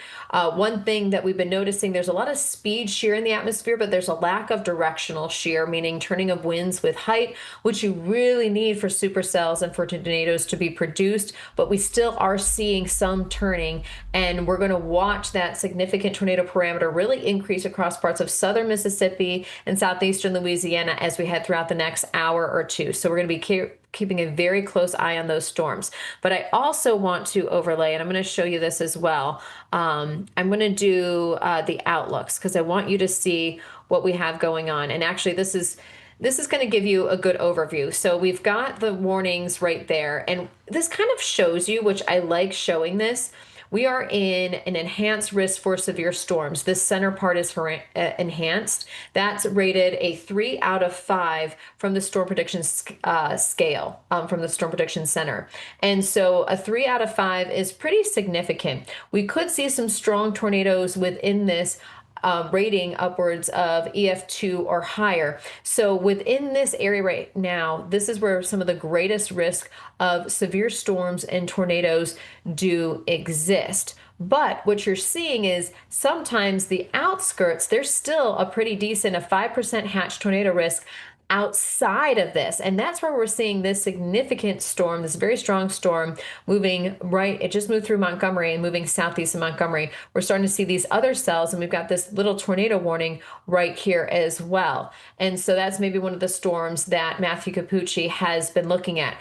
But I want to show you the scope of this. So again, the enhanced risk is extreme eastern parts of Louisiana, central southern parts of Mississippi, and central parts of Alabama, but you can get tornadoes on the outskirts of this as well. We do have the slight risk and some extended out, even tornado risks for parts of the Atlanta area as well, the Georgia area. So again, this is a powerful system, and we're going to see severe storms not just into this evening, but overnight into the early morning hours of tomorrow. So what I'm going to do is I'm going to take off the outlooks, and you can watch me do this live. So it's very easy. If you want to follow along with me with MyRadar, please do so. If you do not have the MyRadar app downloaded or the premium version of it, definitely do it because you get a lot more extra features and you can follow along when we're live, and it's a lot easier for you to focus and track the weather where you are. I use MyRadar for my daughter's softball game or any kind of outdoor events because it allows me to track the storms. I get the alerts when storms are near, when lightning's near, when we need to get to a safe place. Now, what I'm going to do is I'm going to zoom in closer on this one particular cell. This one is nearing the Mississippi River as well, is in eastern parts of Louisiana, just moved through there. Alexandria is off to the east of there. So let's look at this particular tornado warning and get an idea of what we're seeing with this one. It is until 5:45 local time. Again, possibly producing a tornado near Effie, moving east at 45 miles per hour. So again, this little area right here, and we're going to do dual pane, which we can do, which is great. So this is a very significant rotation. So we've been talking about this, and we're looking at this right now, where we see the greens and reds, that's gate to gate shear. We're seeing that turning of the winds. And so that's pretty significant right there. And let's see, what I'm going to do is with this one, I'm going to see if we can do the correlation coefficient and see if we have a dropout. It doesn't look we have a dropout just yet, but that is a very strong gate-to-gate signature right there. So we're going to be keeping a very close eye on that because that is a strong cell. And you can see that rotation right there. That is nearing the Mississippi River. Now, one thing that happens, and if you've chased around Dixie or the Southeast, moving from like Louisiana to Mississippi, and you see storms move over the Mississippi River provides some extra moisture. And it can be interesting what happens with these storms once they move over the Mississippi River and into the Mississippi Delta and different parts of the state. And so the farther east you're going to move this evening from Louisiana into Mississippi, you're moving into more favorable environment. Things are all coming into play now. We got a strong low-level jet. We've had the heating of the day. We have a lot of moisture in place too. Dew points are mostly in the low to mid 70s. So that really helps fuel these storms and allows them to explosively grow. And so that also allows for really strong hail cores and a very large hail, which we're concerned with. So not only with the tornado threat for the large area that I just showed you, but we do have a tornadic threat as well, but hail, tornadoes, and straight line winds. So again, I wouldn't be surprised. We've got that small tornado warning that this is an extended. Now we do have this severe thunderstorm warning, and it may include a tornado tag in it. So we're going to look at this for you really quickly. So again, we've got this storm moving east at 40 miles per hour. Some pretty tight rotation right there. Hazard is 60-mile-per-hour wind gusts and quarter-size hail. A tornado will be possible. This severe storm will be near Lardo, New Era, Acom, Mena around 5:30, and then Deer Park around 5:50. So again, if you are in the path of this storm, you need to seek shelter because there is rotation with this storm, and we can actually zoom out and look at the progress. So what I want to do is, let's see if I can do this with both and see the rotation. You can see the rotation from the one, and things have now started to get a little bit more organized with the rotation with this particular cell. So right now it's got an extended severe thunderstorm warning, but that does not mean that it could easily turn into a tornado warning. We're watching these two cells here right around the Kentwood area, just off to the south of Magnolia in Mississippi. We've got the Brookhaven cell and some very heavy rain. They're moving right around Hazelhurst. This is the I-55 corridor, a very busy thoroughfare running north and south across western parts of Mississippi. So you need to be very careful. It is rush hour. There's likely a lot of cars on the road. We've also been watching this particular cell. This cell, the reflectivity on this particular one, very large hail with this potentially 60 to 70 mile per hour wind gusts. So again, these storms, one thing to note is most of these storms have been traveling at about 35 miles per hour, even a little bit less than that. This particular one is moving east at 35. So at a slower pace, and when a storm moves at a slower pace, it can do more damage because it's sitting over the same location for longer. So again, we got to be very careful. If you live anywhere north of Decatur here, right around Union, between Union and Philadelphia in particular, you need to be aware that there could be some very large hail and damaging wind gusts of 70 miles per hour. So keep that in mind. We want to zoom back out and look at the storm now east of Montgomery. We're going to switch over to this particular radar right here. This is the Maxwell Air Force Base radar, and that's where we're seeing the best picture of this storm right here. You can see where the radar is located. And so I'm going to put this into motion really quick and see what this storm looks like. You can see the tighter rotation as it was moving around Montgomery, maybe weakened a little bit, maybe try to tighten up. It's looking a little bit messy right now. I'm going to pause this and see if we can actually go down to the radar down here, and I want to see if we can get a better view of it. We still have some rotation. You can see that very clearly.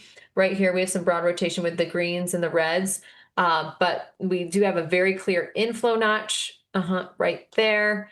And we've got the rotation wrapping around. So the rain, what you see when you see that kidney shape with the rain being pulled into the supercell. So again, there is rotation within this storm. It is a rotating supercell. So we're going to be keeping a very close eye on this. And I can't, iterate enough trying to talk here. There's a lot going on, is that if you're in Union Springs, if you're on the path of this storm, you need to seek shelter because this storm has a history of producing very large hail, damaging straight line winds. We've already had reports of tree damage and hail that we could actually see from the Montgomery Airport webcam. So again, a tornado is possible with ping pong ball size hail. The storm is moving southeast, and this is slow at 25 miles per hour. So significant damage could be done even by the hail and the straight line wind. You do not need to be traveling anywhere near this area. The good news is the worst of the storm is moving there to the south of I-85, but still Union Springs, some of these Hurtsboro, and even Midway. You need to be on the lookout for this storm. If you're watching this stream right now, if you live in that area, you just need to be aware, keep a close eye on this storm in particular. And I think we're going to switch the radars. We're going to go back to Maxwell Air Force Base so we can get a better visual there because we're having a little trouble with the reflectivity. Okay, so there we go. So this is what we're seeing. Again, it's broad. The rotation is broad at this moment in time, but that doesn't mean it can't tighten up really quickly and produce a tornado at any moment. So this is something to be aware of. And we're going to zoom out just again a little bit more.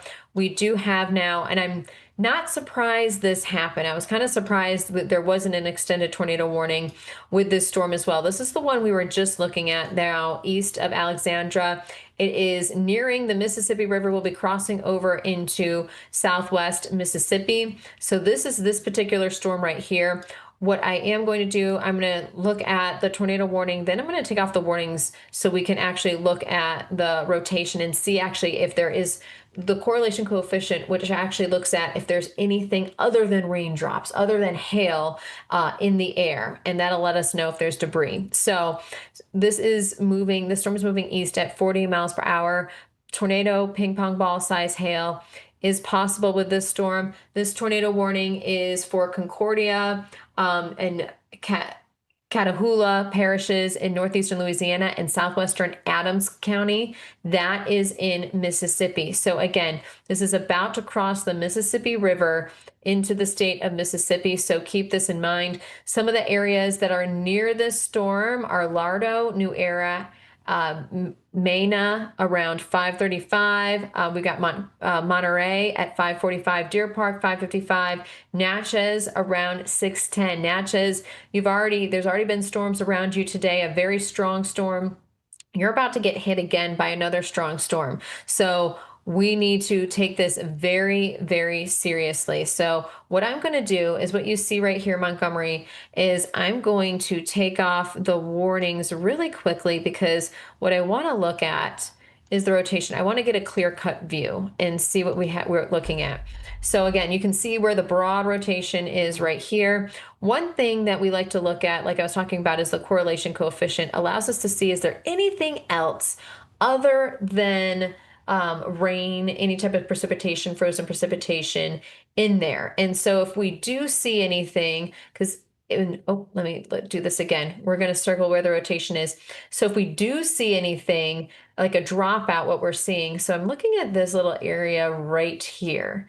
There's one little, and all it takes is a pixel. Just one pixel can show you maybe is there debris or is there not debris. So I'm going to actually do this again. I'm going to click, I'm going to undo that, and I want to circle the area again because this one little area right here maybe doesn't mean anything, but that one right there, and you're seeing the gate to gate, back to back with the red and the green. It's just a little bit, not sure if that's actually a dropout, but it's something to be very wary of because it could have in a prior scan. So what I'm going to do here is what's great about MyRadar is I can look back at prior scans so we can watch this in motion, right? How it got itself together.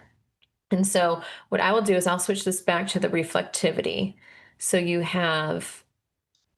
can watch the storm there. And so what I'm going to do is I'm going to look at the rotation. So the reds and the greens back to back right there. And so there's been some tight rotation, potentially maybe a brief touchdown. It's hard to tell. There's definitely rotation in this storm, so we need to heed all the warnings and take this storm very seriously. So Natchez is a beautiful area. I've never actually been there in Mississippi, but if you get the chance to go, definitely go. It's I've heard it's a wonderful place and it's somewhere where I really want to go. I've been to many parts of Mississippi. Natchez, it hasn't been the one, so I need to make that trip. But you've got a very dangerous storm, Natchez, heading toward you, so you need to take this very seriously. And I'm going to put the alerts right back on so you can see where the storm and tornado warning is. So Natchez, this is coming straight toward you. So if you live around the Natchez area, this tornado sirens may be going off or they may not. You're just on the outer edge of this tornado warning and severe thunderstorm warning. But if you live anywhere around these areas, and I'm going to zoom in just a little bit closer, like Ridgecrest, Natchez, any of these areas east of Natchez, you definitely need to get into your safe place. Keep a very close eye on this storm. Also has large hail in it. And Natchez, you have some time right now to punch your car into the garage or maybe get into a safe place before the worst of the storm gets here. So you have a little bit of time, but not a lot of time. So you need to keep a very close eye on it. And anyone else, any of these locations in the path, Monterey. So Monterey, you've already been impacted by one severe storm today. Now you're going to get impacted by another hail core. This could be producing quarter size to ping pong ball size hail. So you need to take this very seriously. Also, rotation. There is a possible tornado with this storm as well. So we definitely need to heed this and warning and take it very seriously. I'm going to zoom back out here and look at some of the other cells that we have going on around Hattiesburg. This is one particular cell. Let's see, we have, and one thing that I love about MyRadar is that you can see where chasers are, where our storm chasers are. So we have Jordan Hall right here, and then we've got to the north, we've got Scott Peak there as well. We also have Cappucci. Now let's see what we got. Yep, Matthew Cappucci by Brookhaven. So Matthew is betting on some of this storm. He's probably looking at the Natchez storm and seeing that and keeping a very close eye on that. So he's on 84. So again, we're watching this particular storm as well near Kentwood, and we're going to look at the warning, and so get a better idea of the risk that this particular storm has. This severe thunderstorm warning is in effect until 6:30. This is moving northeast at 30 miles per hour. All of these storms have been slower movers than some of the ones in the past. When we were live last Monday, we had some storms moving, I think, at 65 miles per hour. Very, very fast moving storms.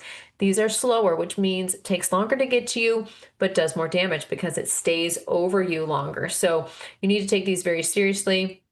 The biggest risk with this one is 60 mile per hour wind gusts and quarter size hail. So again, this is going to be right on the edge here of southern Mississippi and Louisiana. So it's moving into Mississippi. So Tylertown, you need to seek shelter and be ready for some very large hail.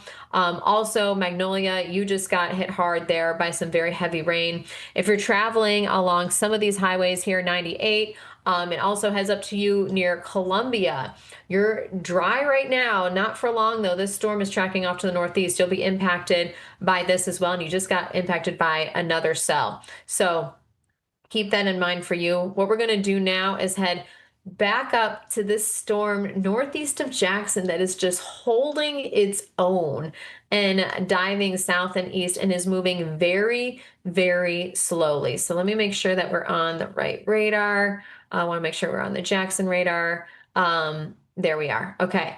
So looking at this particular storm right over Philadelphia, some of the heaviest, largest hail with this. And so it just moved through Pearl River. It is now right on top of you in Philadelphia. So looking at this right now, moving east at 35 miles per hour, golf ball size hail and 70 mile per hour wind gusts. This is for you. So this can do damage. You don't need a tornado to do damage. So right around the Philadelphia area, you're getting pummeled by very large hail. We're likely to see many damage reports coming out of Philadelphia due to hail and potentially straight line wind damage. Union, this is moving, just some rotation is going to be moving right around your area. And then if you live east of Philadelphia there in Mississippi, in DeKalb, you need to seek shelter. Potentially move your car into your garage or a covered area because very large hail is coming your way. And any other areas that are here north of Union, between Union and Philadelphia, you need to be taking shelter immediately. And we do have some rotation, a little bit of rotation within this storm. So we're going to keep a close eye on it as we monitor it. And I do want to put it into motion. I love looking at the storm motion and seeing, okay, so how has this storm progressed over the past couple of hours? And so what we're seeing right here is what I don't like to see is it's kind of looking like it's getting more rotation just a little bit. So it's a very large storm, has significant hail, solid hail core moving right through Philadelphia, but also you've got some rotation in there now. So we could see this potentially become tornado warned depending on that rotation and the trends. Now, the one storm just to our south just got tornado warned as well. I'm going to look really quick here. The one cell east of Montgomery, it lost its tornado warning, so that is great news. That is a very still strong and dangerous storm. We're going to this particular storm. We're going to go right here, and I'm going to switch to a different radar so we can get a better view of what we're seeing with this storm. So this storm is tornado warned. We do have a tornado warning now in effect. That is for Tanglafoa Parish in Louisiana, northern Washington Parish, and then Walthall County in southern Mississippi and southeastern Pike County in Mississippi. So this cell is literally lifting north, literally about to be completely out of Louisiana and into Mississippi. It's moving off to the east at 25 miles per hour. The biggest hazard with this is a tornado. We were just looking at this rotation earlier. And what I'm going to do is I'm going to take off. We have the alert. We see the alerts. We just looked at it. I want to look at the rotation. I want to zoom in on this storm. We've got several chasers on this storm. We've got Jordan Hall. And what I love about MyRadar, we can watch his live feed and you can see where he's driving, where it's raining, and you can see the very dark, ominous clouds. He's about to go through the core of this storm. So again, we're watching, we've got some rotation right there that we're keeping an eye on that has prompted this tornado warning. But Tylertown, you're about to get impacted by some of the heaviest rain, maybe even a little bit of hail there. And then that rotation is heading straight towards you. So if you know anyone in Tylerville, or if you do live, or Tylertown, I should say, or do live in Tylertown, you need to seek shelter immediately. Columbia here, just northeast of this storm, you also need to seek shelter and be ready. Summerall, also Hattiesburg. We've been keeping a close eye on Hattiesburg. You've been okay so far, but we have this one storm. This is a very strong storm near Purvis. You need to seek shelter or keep an eye on this storm for potentially seeking shelter later on. So again, I don't like the hook and the rotation there. You can clearly see the rotation with that storm. I'm going to put the alerts back on so we can look at everything. And if you're joining us, I want to let you know that we are monitoring the severe weather threat that we currently have ongoing across parts of the southeastern United States. We do have tornado watches in effect. They are stretching from extreme eastern Texas, all the way through central Louisiana, into central and southern parts of Mississippi, and into north central, and southern parts of Alabama. And these main ones are in effect until 11 o'clock local time. We have been monitoring multiple tornado warnings and severe thunderstorm warnings. A lot of these storms, we've been monitoring this all day. And actually our amazing producer in the background, Jack, we were behind the scenes for about 2.5, 3 hours, just monitoring the latest, what we were looking at, the surface winds and the changing of winds with height. We do have the speed shear, directional shear hasn't been as significant, but we're still seeing rotating storms or supercells. So we're going to continue to keep a close eye on that. Why is all of this happening? That's a great question, is the fact that we've got this cold front here draped across parts of the southeast. It is slowly moving down to the south and east.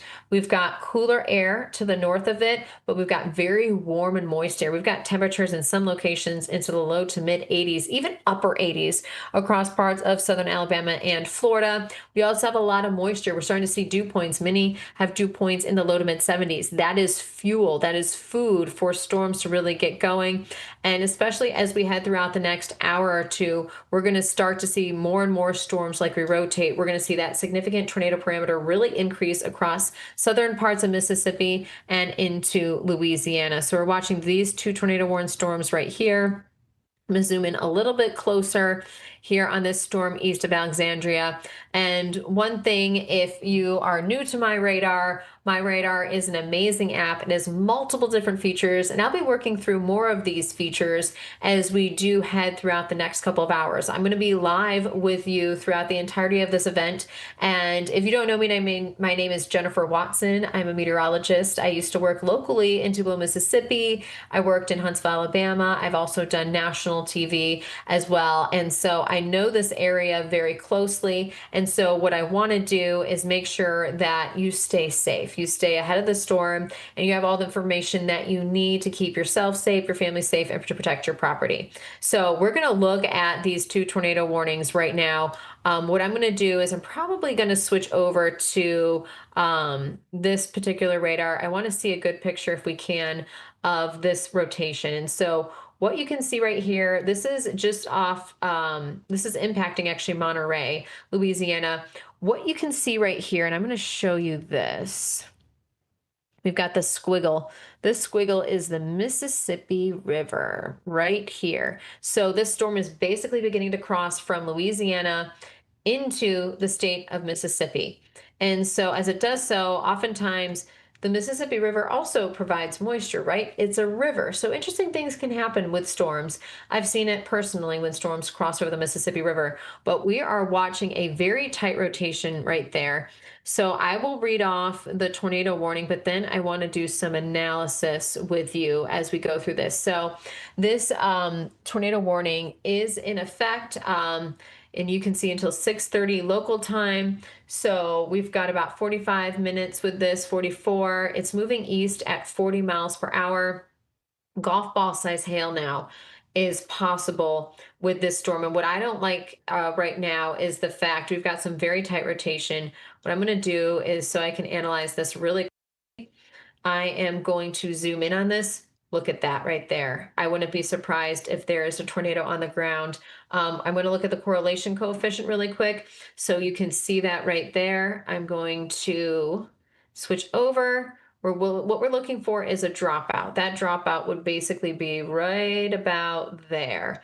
Anything indicating that something other than raindrops or any type of precipitation, it's going to be picking up on debris. So again, very tight rotation. And what I'm going to do is I'm going to check the National Weather Service chat really quick because I want to see with this particular cell if there's any kind of reported tornado. Could tornado soon? Yeah. So again, this is a very, very tight rotation that we're seeing here. We don't see a correlation coefficient just yet, which is us checking the debris, trying to get that confirmation of that tornado. So what I'm going to do here, I'm going to zoom out a little bit. We've got Matthew Cappucci, who is right here, heading that way, heading toward Meadville, probably maybe heading to Roxy or dropping south, depending on where this is tracking and going. But again, we are watching this very, very closely. Again, very tight rotation on this storm. If you are in the path of the storm, you need to seek shelter immediately. And I'm going to zoom in here a little bit more. So Monterey, if you're south of Monterey, you need to be in your safe place. And I'm going to see if there's any other smaller communities in near this right here, because this is a significant signature that we're seeing that is likely producing a tornado right now. So I'm going to see what we have, any type of other places that are in this path. Luckily, it doesn't look like any big population centers, but again, there could be some locations in there, and there's likely a tornado on the ground with that signature. That's a very tight signature. That's some strong gate to gate shear with that. And one thing that we can look at with MyRadar is we can take a look at, okay, so what are we seeing with the strongest wind gusts? So 76 mile per hour wind gusts. And this is what we're looking at here is basically away from the radar, right? And so one thing to keep in mind is as the radar, it goes, so we're looking at the radar location right here, southwest of Alexandria. So these aren't winds aren't necessarily at the surface. They're higher up. But Matthew Cappucci, I see you, and I'm watching the storm, and I'm watching where you're going. Matthew, you want to give us an update? Yeah, most definitely. I feel like I'm going back and forth on the same road multiple times. And it's funny because we have had multiple lone discrete cells pass by, and Yeah. none were quite able to do it, except now this one, once again, southwest of Natchez, entering Mississippi, looks Yep. very mean. It has a tight rotation. It's also kind of anchored to the cold front. It's gobbling up extra low level helicity twist along that front. So I'm heading Yeah. back west. I'm going to go to, I believe, Roxy and then south towards Crosby. There really aren't many road options in the area, but we're getting to the point in the event nearing 6 o'clock Central Time where we're only going to have a few dominant cells, but those that are out there, those that exist these next couple hours, will really start to feel the increasing low level jet stream. It's going from about 25 knots to roughly 35, 40 knots. And that additional wind energy leads to more shear, changing winds with height. And so storms that are tall feel those changing winds, they rotate. And what we're seeing now is an intensification of that rotation. A tornado warning is in effect both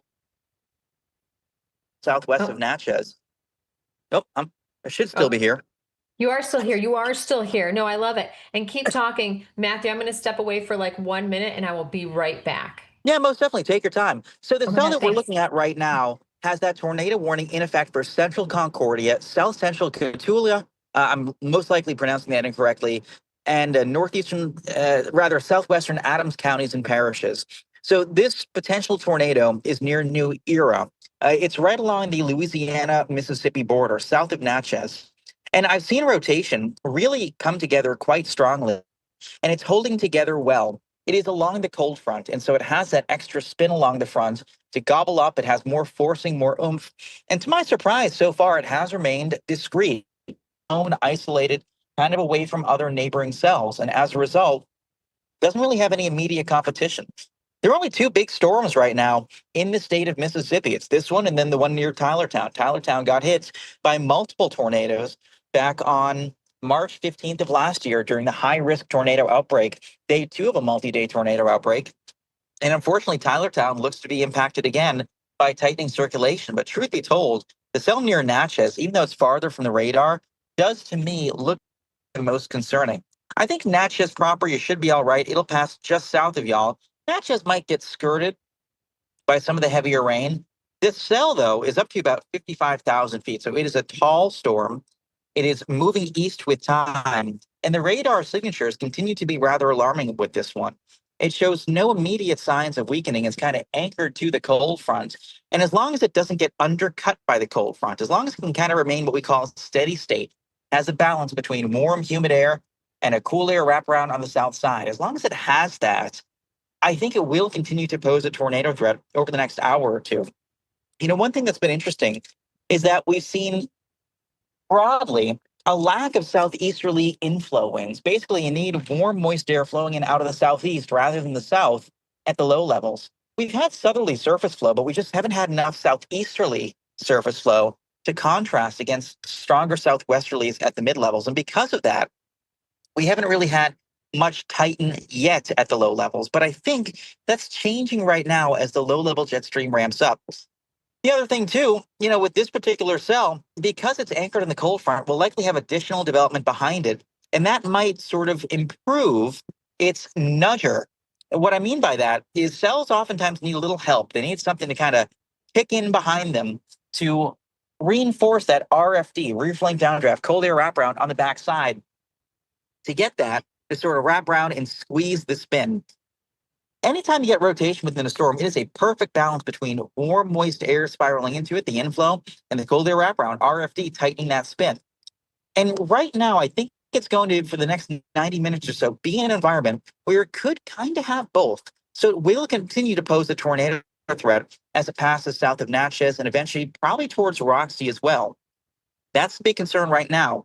The cell's moving east at about 30 miles per hour, closer to 40 miles per hour. It's near Monterey, about 17 miles southeast of Jonesville. So again, anyone in that area needs to seek shelter now. Deer Park, it's close to your doorstep. The good news, south of Natchez, it is a rather rural area. There's not quite as much going on south of Natchez, which is good news. We want this to pass over mostly sparsely populated areas. I'm a little concerned, though, that the Tylertown cell isn't doing that. The Tylertown cell is going to pass near or just south of town. One thing that's worth noting is sometimes late in a circulation's life cycle, it takes kind of a left turn. That may be the case. That may be the case with the Tylertown cell. So even though Tylertown downtown looks to miss out, I wouldn't rule it out quite yet. I'd still be in my safe place just in case it makes a left-hand turn. That sometimes happens with these stronger cells. But really, there are only a couple across the entire state of Mississippi, and we knew that would sort of be the trend. Most of the stuff is anchored to the cold front, or it's kind of linear and not as conducive to producing tornadoes. But anytime you get those more isolated cells ahead of the main line that can really realize the environment, that's when you have a big concern. Looking out my window right now, and I know we won't be able to see it on stream because my camera's pointing forward, but I'm heading westbound. Looking out my left window, I can see the edge of the anvil cloud from this cell. Wow. Which, yeah, I mean, it's pretty impressive. That cell, southwest of Natchez is up to what, 55, 60,000 feet. So, Yes. Jen, I know there are only a couple sort of games in town, so to speak, but when that's the case, storms have lesser competition, more ability to gobble up all the resources. And I think these next 90 minutes or so are going to be sort of the main act of this event. Yeah, and you can get really explosive development.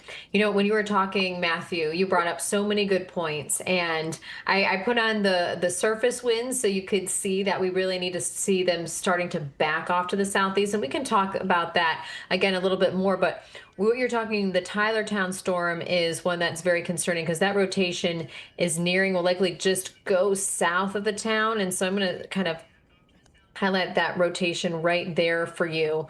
And what I'm going to do too is look at the correlation coefficient. This is the way we look at it. It looks like there may be a dropout. So let's just see. Oh, it's confirmed. Yep. There it is. Yep. So if you look right here at this rotation, so there's definitely a dropout from earlier on. So this right here, yep. So you can see what I'm going to do. We're following this right here. So what this is where the radar is detecting not water droplets, not any type of frozen precipitation. This is debris, tree branches. It could be parts of a house, a building, anything that is not any type of precipitation. So that's what we're seeing right there. So it was confirmed on the ground. Again, there's more correlation coefficient. Now it's still likely on the ground right now. So you need to take this very seriously. If you are around Tylertown, this is heading directly towards you, just south of your area. And I'm going to put this into motion as well so we can look at the path. And I'm actually going to put the reflectivity back on this so we can fully see this.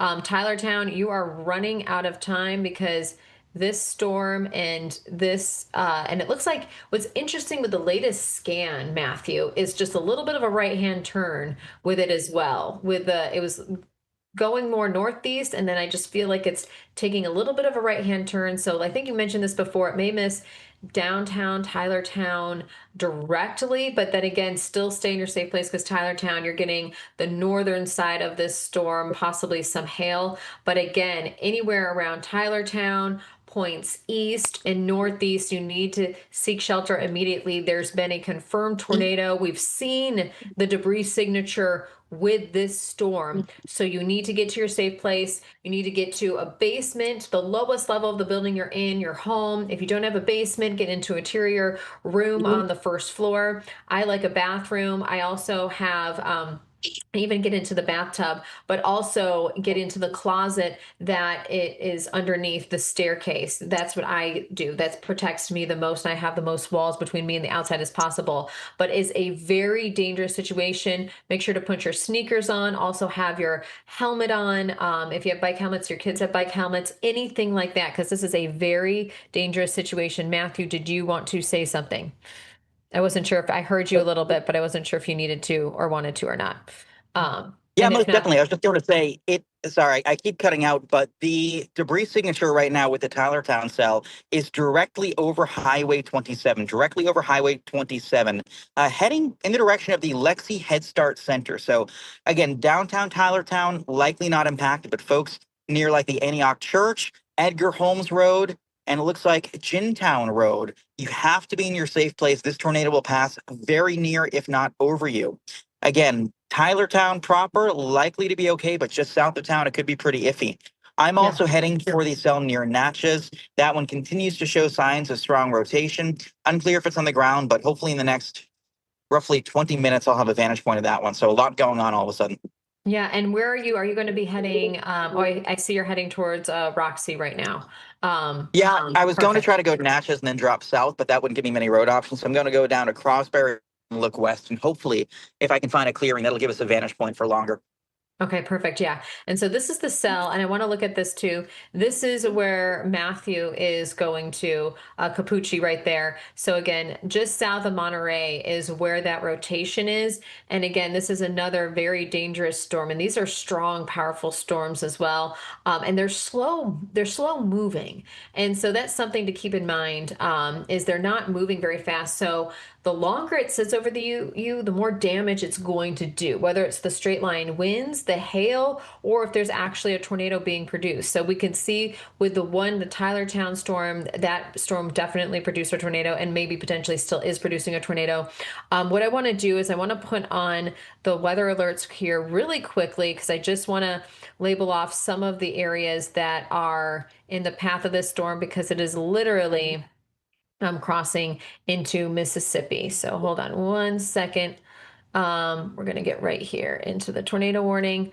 And you can see here it's moving off to the east at 40 miles per hour. Again, golf ball size hail with this storm, very large hail, explosive development. This is where you see Matthew right here, Matthew Cappucci. He's right around Roxy right here. So he's going to be getting a very good view here very soon once he gets away from a little bit of the rain. So we're going to be talking to him very soon again. He's still online with us right now, but once he gets into a better position, can get some better visuals, we're going to be going back to him. But I want to look at this. So what I'm going to do here is I'm going to take off the weather alerts.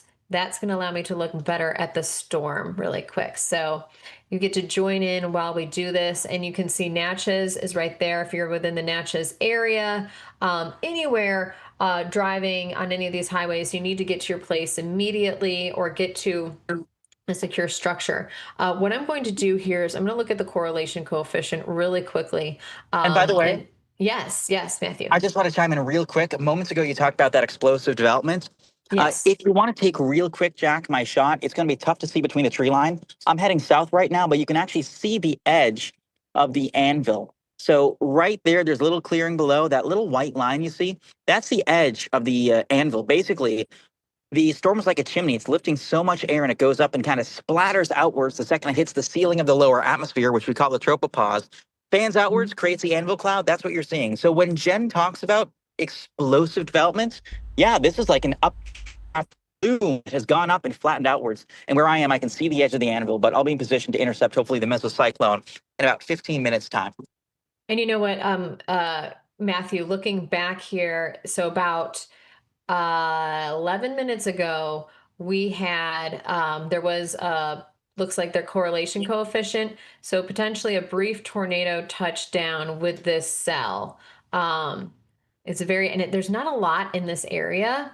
So you can see it's very, very tiny, very, very hard to see, but right here, it's a little bit mismatched.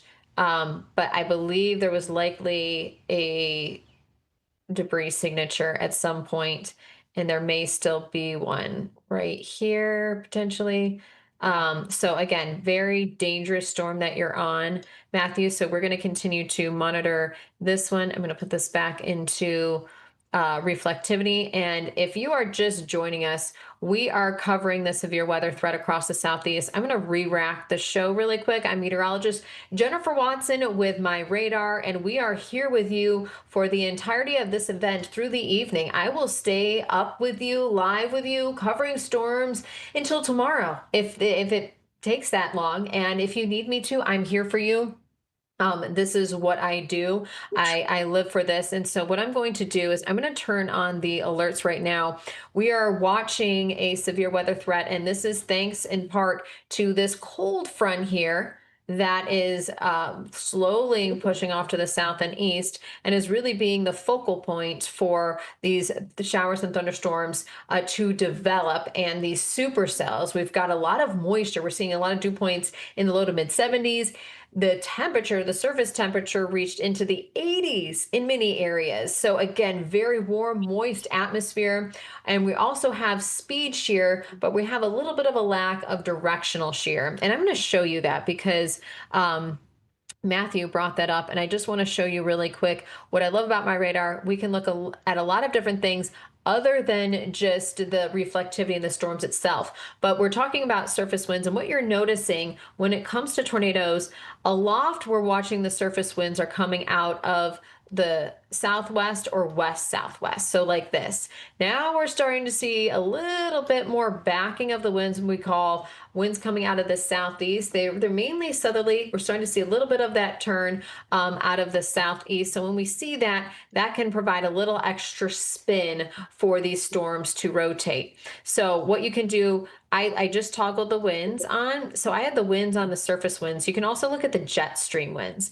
And like I was talking to you about, you see these winds, they're coming here out of the southwest and the west southwest. So again, you've got the turning of winds with height, but more than anything, we've got the speed shear. So we've had a little bit less of directional shear today, but we're going to see that change a little bit. We may see some better environments, and that's what we're already seeing right now is the Cape being eroded as well.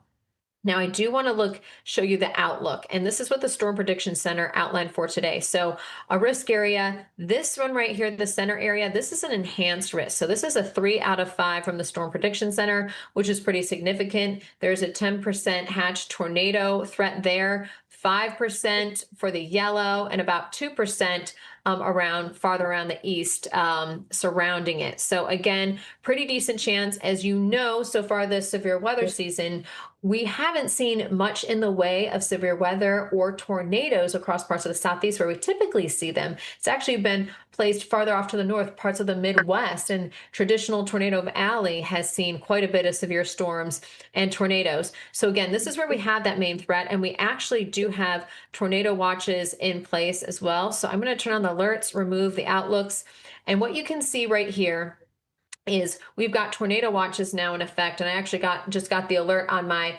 MyRadar app is I'm now under a tornado watch. I live north of Atlanta, extends there into parts of western South Carolina. The areas that we're most concerned with right now across Louisiana, Mississippi, and Alabama, your tornado watch continues until 11 o'clock tonight local time.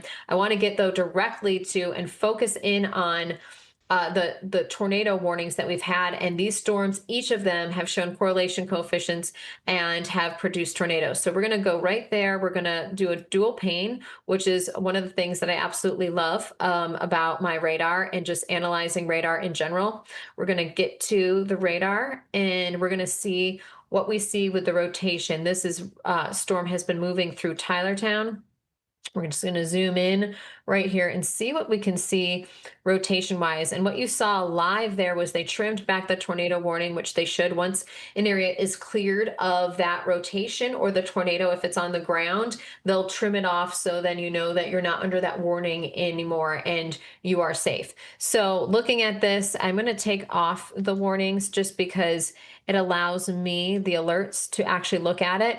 And it looks like, and one thing I love doing too is if you click on, I'm using the web browser right here, the time, you can look back at time and the rotation. So look at this. So this is interesting. And Matthew Cappucci can probably watch this too, is we're watching it. It got pretty tight just off to the southwest of Tylertown. Now it's all kind of jumbled and a little bit of a mess, which is okay. We had some tight rotation. We did have a touchdown. We did have, we saw the correlation coefficient, and now it's kind of messy right now, which is good. We do not want a tornado at all. And so this is what we like to see. I'm going to put the alerts on though, just so you can see it. We can look at that tornado warning, severe thunderstorm warning. And I'm also going to look at some of the chat as well. Let's see. we're also looking at, so again, we're going to look at a cell around Concordia. That may be the one that you're on, Matthew Cappucci. So what we're looking at here, we've got the tornado warning in effect. It's just moving over Tylertown, and I think Tylertown got spared, which is some great news. The warning is in effect here until, let's see. It's going to be around Dexter 6:15. It's going to be a little bit longer. We got quarter size hail is a threat with it as well. It's moving off to the east at 30 miles per hour, and it's in effect for until 6:45. So we're watching this one closely. Again, with any of these storms, they can cycle through, because looking at the surface winds farther off to the east you go, especially southeastern parts of Mississippi, we're starting to see them back off to the southeast. So again, this storm could cycle, retighten a little bit with its rotation, but I want to get back to the cell that Matthew Cappucci is on, and I'm going to switch over to the radar. And unfortunately, they're in a bit of a radar hole right now, so I'm still, you got to kind of pick and choose. And what's important to do, and what Matthew Cappucci does a lot, and which any meteorologist should, is you look at multiple different radars, because their beams will be at different levels within the storm, and that's going to allow you to get a full picture of what is going on. You may notice one thing in one storm and not something in another storm. Now, looking at this particular storm, there's very tight rotation, so likely a tornado on the ground moving east at 40 miles per hour. We already had confirmation of one on the ground before, so it's moving east at 40. Golf ball size hail is also possible. So what I'm going to do is I'm going to remove the weather alerts, and we're going to look right at this here. This is gate to gate shear. So this is what we talk about when we're looking to see if a storm is producing a tornado. We're looking right there. So we're going to switch over to the correlation coefficient, and we're going to see if we see kind of any dropouts here within the radar. And so what we're going to do is go look back in time. And I was thinking maybe we saw some before. And I'm actually getting a thunderstorm right now. If you can hear the thunder through my microphone, we just got some good close lightning strikes and some very heavy rain. So again, there may be just a little bit of dropout there. We'll see. It's a very tight rotation. I wouldn't be surprised if that is on the ground. And we've got, I'm going to switch this over back to reflectivity. I'm going to put the warning back on it. And I want you near Natchez. I want you to take this very seriously. Again, right around here, it was very, very tight rotation, likely on the ground. It's kind of cycled through, but now it's getting more tight again, that rotation. So again, this is likely going to move south of Natchez, but it's about to move through Highway 61 there, that goes straight through Natchez. And then it's heading towards, if you're in Roxy right now, you need to seek shelter. And we see Matthew Cappucci. So Matthew Cappucci is right here. And let's see, we got the view of his camera. So he is right here, and he's about to have a really good view of what is happening right here. Matthew, if you're able to, I know you're some hazardous conditions, let us know what you're seeing right now. Any update with the storm? Yeah, I'm sorry if you hear that buzzing in the background, or if my microphone's a little fuzzy right now. The emergency alert system is making my phone squeal. We just got a new tornado warning for downwind. That includes Crosby and Roxy, where I am right now. So I'm heading to Crosby and then going to go a little bit west. It's tough to see much out of my camera shot right now, other than, I don't know if y'all can see just how misty and muggy the lower levels are. To see this much fog ahead of a storm, I mean, there's so much moisture in the air, dew points in the lower 70s. It's like a rainforest out here. I've seen clouds, even just a few hundred feet above the ground, being lifted by this approaching storm. I think the storm right now has cycled, so I think it sort of handed off its rotation a little while ago and is now intensifying once again as it continues east, and is going to pass likely between Crosby and Roxy in the next, say, half hour or so. So my goal is to hopefully get about 5 miles further south to Crosby, and then maybe look westwards if possible. As you can tell, it's tough given the terrain. Even though I'm in the tornado warning, it's impossible to see the sky at this juncture. And that's one of the biggest issues, not only with chasing here, but living here. You know, the folks here tend to be very weather savvy. This area was hit hard back on March 13th, 14th of last year, April 12th of 2020. And I believe that was actually the occasion when Bassfield, Mississippi was hit by a 2.5-mile wide tornado, the second biggest on record, coming only behind the El Reno tornado of 2013. So there have been some biggies in this area. It's always weird to chase in this territory too, because the only clearings you find are from tornadoes of previous years. It's a very strange feeling. But in any case, for folks who live here, you're not going to be able to see it coming. I'm looking for it, and I'm struggling to find even a clearing. The only clearing I can actually see right now is passing over a river. So this may wind up being where I try to watch it come in later on, because due west of here is where the circulation will be. But my goodness, just look how misty it is. It's incredible. Very low visibilities. Yeah, and that's crazy to see, like watching you right now, Matthew. I mean, it is, and we're getting great comments here. Watching you right now, and you can tell, like, it's a soupy type feel to the atmosphere, right? And everyone who lives in Mississippi understands what that feeling is, because unfortunately, you do get a lot of severe weather. And so I can just see it through your video, through your stream, and you just know that, like, there's so much moisture and things for it to work with. And looking at that extended downstream tornado warning, they triggered it really, really far off to the east, because this storm is significant and has already likely dropped. Just looking back, I like analyzing and watching the motion of the storm, the evolution of the storm, because it gives me a better idea of if it's going to cycle back through again, what has it already done over the past 1 to 2 hours. And I love being able to do that already immediately in the MyRadar app. But I want to talk about the towns, the areas that are in the path of this. So this is until 7:15. This is a very long tornado warning, basically for the next hour or so. So again, we're watching this possible tornado about 7 miles southeast of Deer Park. Quarter-size hail is also a risk with this, but it'll be around Kingston and Sibley at 6:20, Garden City around 6:30, Meadville around 6:50, and Bud around 6:55. You need to seek shelter. I know it's tempting, you may want to go outside and watch it. And what they've actually done, social psychologists have done, especially after the April 27th tornado outbreak, they did some research on what it takes for someone to seek shelter. And oftentimes it takes a secondary source to confirm that there is a threat. So you get an alert on your phone, let's say from the MyRadar app, but then you need to either turn on the TV and see the threat, or you want to step outside, but don't do that. This storm is a very dangerous storm, has had a history of likely producing a tornado just based on the correlation coefficient and what I've noticed on velocity over the past couple of hours. So you need to seek shelter immediately. A dangerous storm, not only with a possible tornado, but damaging straight line wind gusts of potentially 60 plus miles per hour, quarter-size hail, which can cause significant damage as well.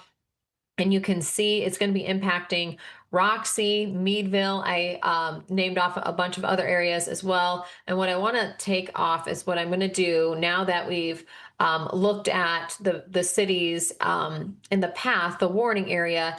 I want to analyze and see what's going on. And what we may do is I may switch over to the Jackson radar, because we're in a big radar hole. What you can see right here, and I want to show you this too, is this is what we're looking at. This is the rotation, and you've got radar here, you've got one here, and you've got one right here. And so what I'm going to do is I'm going to test out some of these other radars and see, because you've got all of these different views of this particular storm.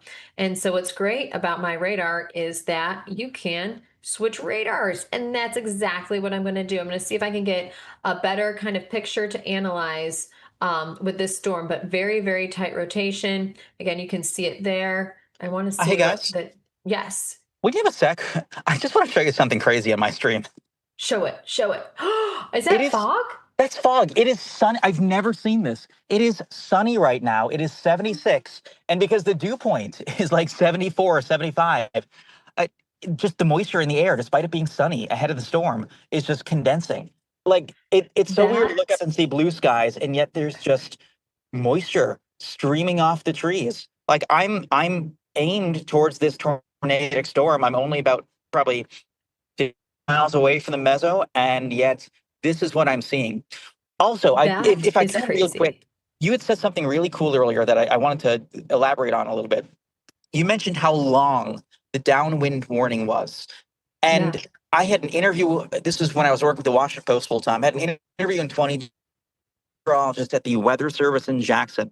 His name is Thomas Weinset, and he was instrumental in debuting tornado long on the day April 12th, 2020, when those big nasty EF4s hit.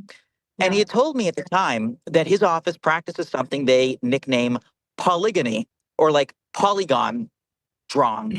And they, on days when they have higher end environments or greater confidence of more significant impacts, like, for example, an EF2 plus tornado, they'll draw manually these polygons a little bit longer. It's their office's practice to extend them extra long when they think a storm has a pretty good chance, just given the environment, of holding together. And so in this case, the fact that it is as long as it is says, hey, this storm has a pretty good shot of sticking around for a while. Yeah, I know. And the thing is, I think that's really unique and interesting. I know many at the local National Weather Service office in Jackson because I was in Tupelo, Mississippi. And so I know the state very well. I've been through the Yazoo City tornado back in 2010, April 27th. I was on air from 1:30 in the morning till about 5:30, 6 o'clock at night, intermittently, but majority of that time we were live with 3 different rounds of severe storms, and the third one was the worst. And we had a Smithville EF5 move through. We had the Phil Campbell Hackleburg move through that we covered, and then we had one more EF5 just to the south of Columbus that moved through. So we had 3 EF5s, Matthew, moved through during that time, and that was probably one of the hardest days of my life, just because you knew the damage that was happening and there was nothing you could do about it. So again, and we're getting so many questions. There's a lot of questions when it comes to, and thank you to all our viewers who are watching right now. We greatly appreciate you. This is one of those days where we've got plenty of moisture. We've got plenty of heat. We've got all like the fuel and everything for the storms. We've got the focal point with the cold front. We're starting to see a little bit more turning of winds with height. We've got the speed, though, shear, the change of wind with height.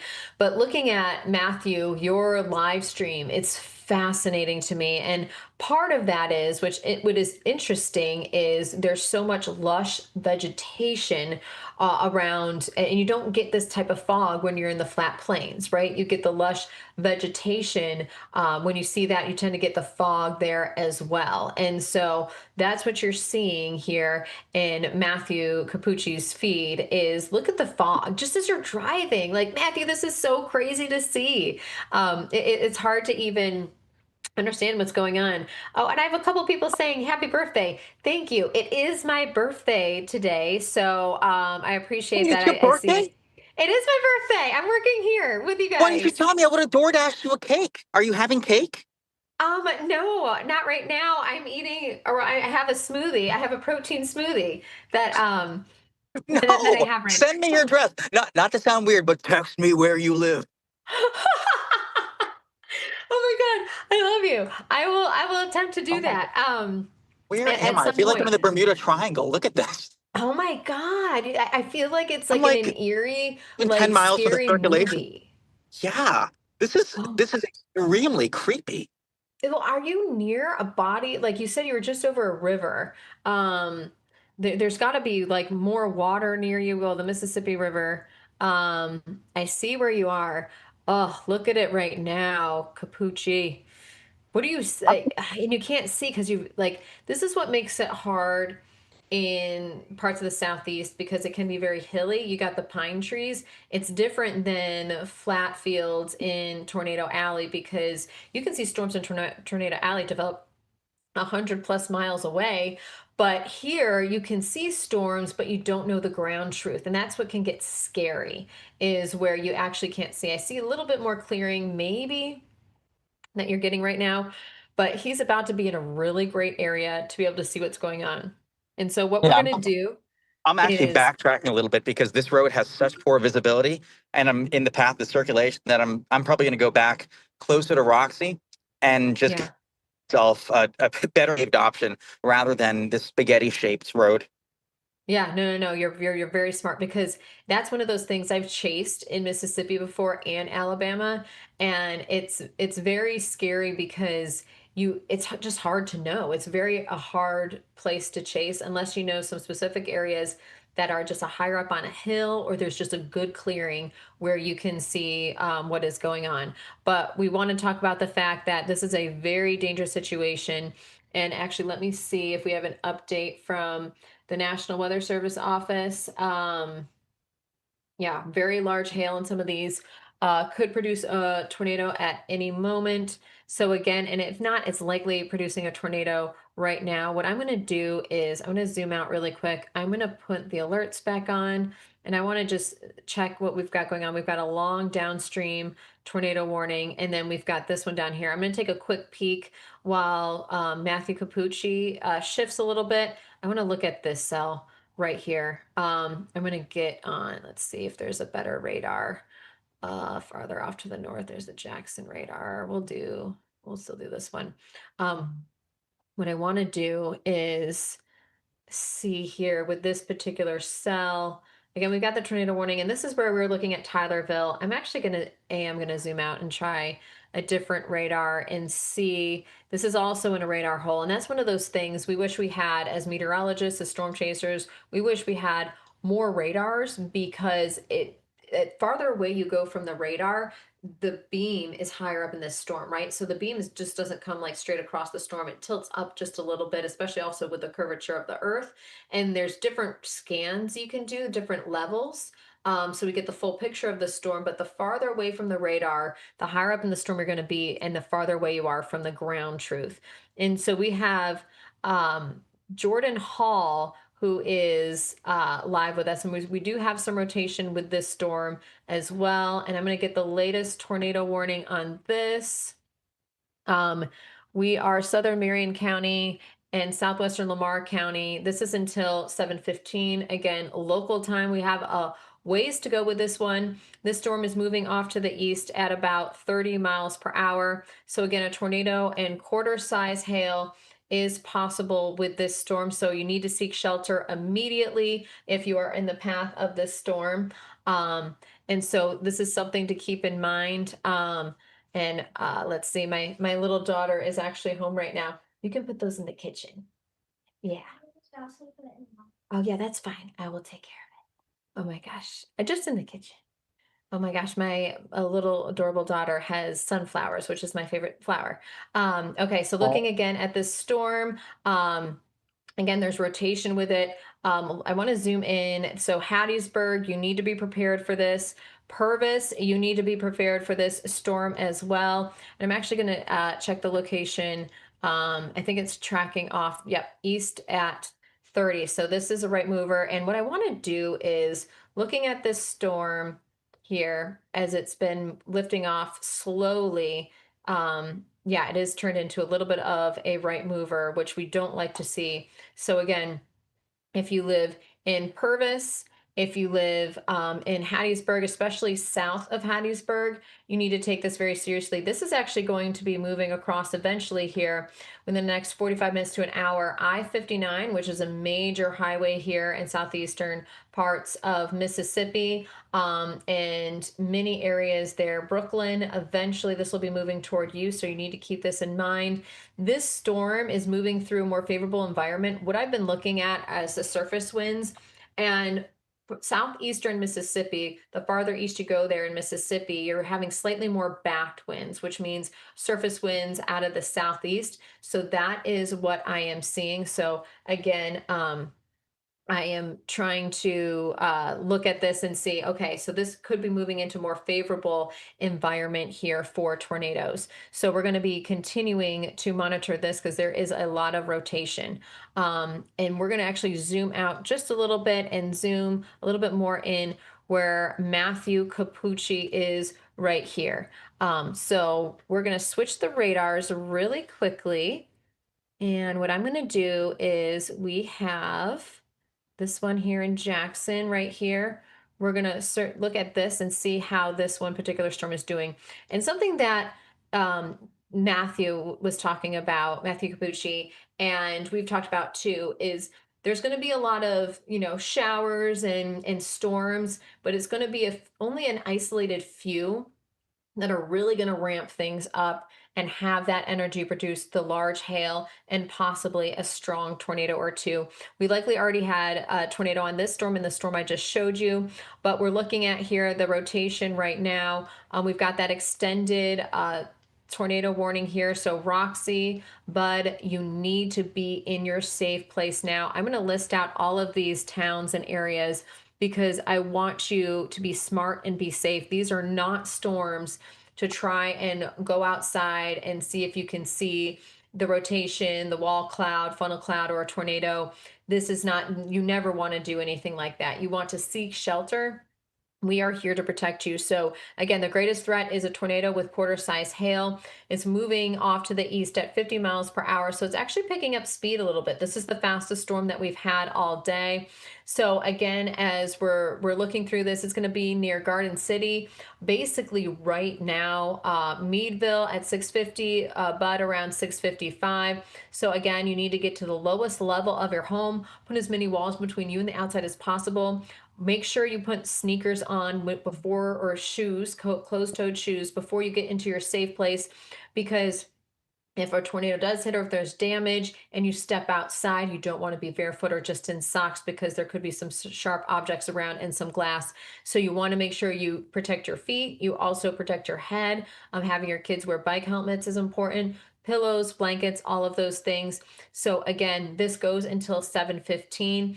We're going to zoom out here just a little bit and you can see where Roxy is and where Matthew Cappucci is trying to see the storm. And what makes it so difficult is the fact that it's hard to get a full clearing because there's so many pine trees, especially there in Mississippi. So it's going to be very difficult to try and see this, but I'm hoping that Matthew can get to a good clearing, not only to give us a good view of the storm to see any kind of ground truth, but also for his safety as well. So he has a better idea of what is going on.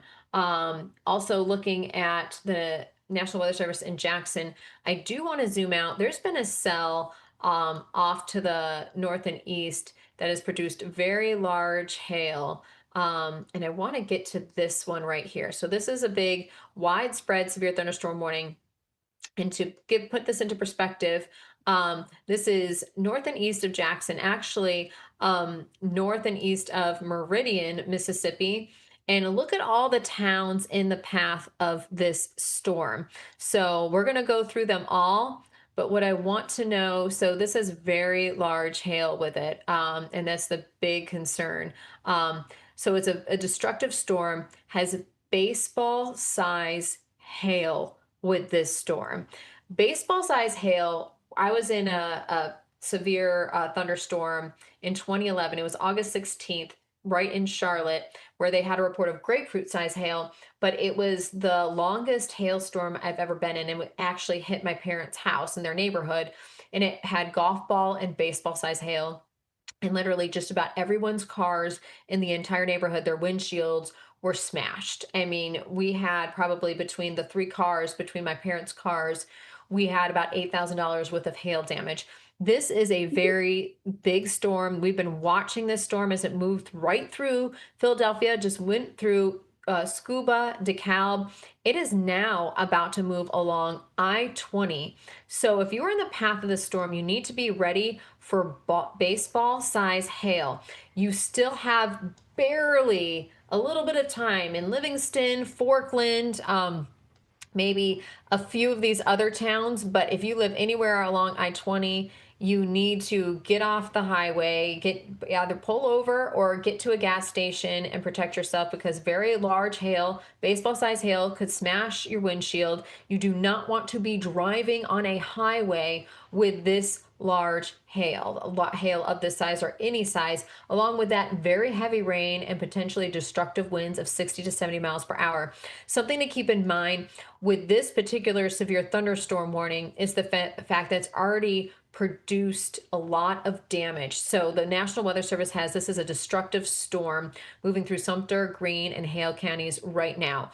60 mile per hour wind gusts. So again, very dangerous, and is moving off really, really quickly to the east. So again, if you're in any of these areas, and that's why there's such a large severe thunderstorm warning, because this is a widely impacting storm. So you got Demopolis, Livingston, York, Greensboro, Moundville, Forkland, Akron, Beleaguer, Union, Gainesville, New Bern, Amelia, Panola, West Green, Thornhill, Boyd, Sawyerville, and Knoxville. So this thing is a beast. It's producing significant hail. So you need to definitely protect yourself, protect your car. Do not be driving on the highway at all whatsoever.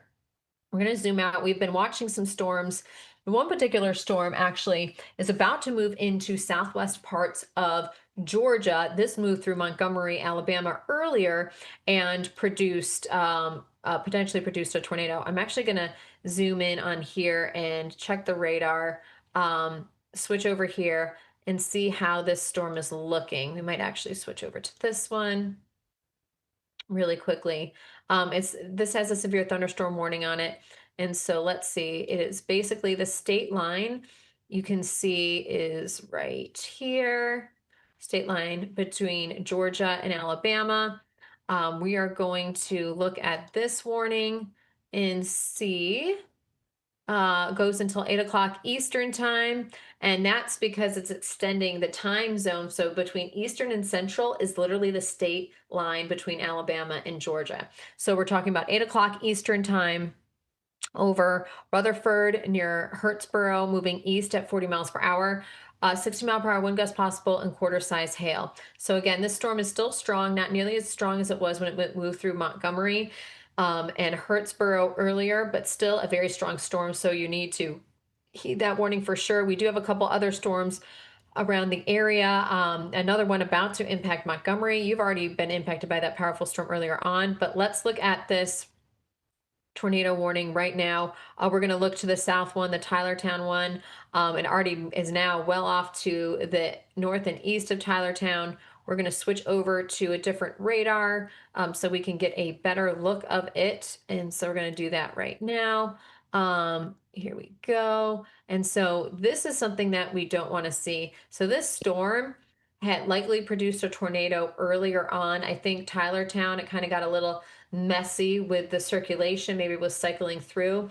And now it might be tightening up a little bit. And one thing we can do, which I'd like to do, is we can kind of go through time. So I think to the south and west of Tylertown is where we saw the debris signature. And what you can see right here is this tightening and that potential debris right there. And so then when it went over Tylertown, thankfully, and just off to the south, it kind of got a little messy and broken up, and now it might be starting to get its act back together again. So again, this is a tornado warning, and it is in effect just off to the south of Columbia, heading toward Purvis. We've mentioned you Purvis before. Just keep an eye on this storm. You're already being impacted by the eastern side of the storm as well. Ping pong ball size hail is possible with this. Along with a potential tornado and potentially damaging wind gusts of 50 to 60 miles per hour. So you need to take this very seriously. The storm will be near Pine Bur literally in the next 3 minutes. Baxterville around 6:50. So you need to seek shelter with this storm. We will see if the National Weather Service extends this tornado warning even more to go to Purvis. But I just want to keep in mind south of Hattiesburg, right around the Purvis area, traveling along I-59, be very wary of this storm because large hail is coming your way. If you are traveling in this region and don't think you're going to be able to make it south or north and get away from this storm, you need to find shelter, go to a gas station, a building, a store, whatever that is, to protect yourself because ping pong ball size hail can crack windshields as well, and you definitely do not want that. So looking at this storm, this is the one that we've been watching, also likely produced a tornado earlier. We are going to zoom out and pick the best radar. Let's do Jackson. Make sure we're on the right one. Yep, we're good. So we've got that one. It's a little bit hard to see right there, but we do see significant rotation. And we've got Matthew Cappucci, who is a champion. He's absolutely incredible. He is driving as hard as he can, trying to get a good view of this storm so he can visually show us what it is doing so we can give you that ground truth so you can stay safe. And one of the unique things that we've seen with Matthew is the fact that we have such a moist environment and temperatures are very close to the dew points. And when that happens, you get the condensation. Once the temperature meets the dew point, it condenses and you can get a cloud to form or fog on the ground. And that is what's happening. Matthew Cappucci has been showing us, even with a sunny sky, there's so much moisture in the ground, like near the surface. You also have lingering moisture on the tree leaves or anything else, especially if there's already been rain moving through that area and you've got another storm coming through, which has happened in many of these locations. And so he's experiencing foggy conditions. It's that soupy. There's that much fuel in the atmosphere for this. So we're watching his stream, and what you can see also with his stream is very tall pine trees. It is hard to get a good clearing. This is not like the plains in Texas, Oklahoma, Kansas, Nebraska, Oh no. where you see flat areas. And Yes. Jen, Oh, you know what's yes, interesting? Matthew. So remember how earlier on we drove over a bridge and I joked this might be the only place we're going to see it?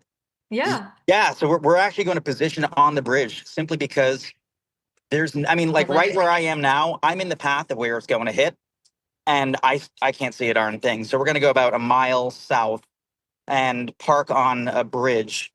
But I think the storm's also probably producing some big hail too, which is super rare for this area. I mean, you know it. Yeah. We never get big hail around here. And so No, I know. And I'm looking forward to finding a massive hailstone. I want a record for Mississippi. I believe in you. we'll make it If happen. anyone's gonna find hail, it is Matthew Cappucci. Right now, it's reporting quarter size. I wouldn't be surprised if it's $half size, ping pong ball size hail. As well with this thing, but there's good rotation with it. So I'm very intrigued to see once you get to the good clearing, the river, what it looks like. But just watching Matthew's feed, like that's what chasing is like in parts of the southeast where it's just you're just wall, like they're surrounded by walls of pine trees, different variety of trees, and you just don't know. You can't visually see if something is on the ground or not. You see the mean clouds, you experience the hail, the heavy rain. So you do not need to be on the road. Only trained professionals like Matthew, who knows exactly what he's doing. Otherwise, don't do this. Get into your safe place and get to the lowest level of your home or building, wherever you're in right now. Preferably a basement, if not that, an interior room like a bathroom or a closet. I go in the closet underneath my staircase, put as many walls between you and the outside as possible. And I'm seeing that he's about to be by that clearing right now. And so Okay, yeah. So we should see. Yes, tell us, what do you see? I see the wall cloud to my right. So I'm actually going to turn the vehicle around and Okay. we're going to do something unusual. I'm going to take you out of the, oh no, Jack, I can't because the switcher it's locked in. Huh. Trying to figure out how I can take y'all out here so you can see. Oh yeah, no. So what he's trying to do, there's really no like big thick shoulder. And so it's hard he wants to pull out the camera to show us what he's looking at. So Jack, I'm actually going to ditch the switcher and plug directly into the live view, and folks are going to come with me. So it'll be a sec, but Jack, you'll see me in about probably. I can take your phone. Yeah. All right. I guess we can do that. So now there's Actually, no, I won't have cell service. let's see, hold on one second. Wilkinson County. Let's see, Wilkinson.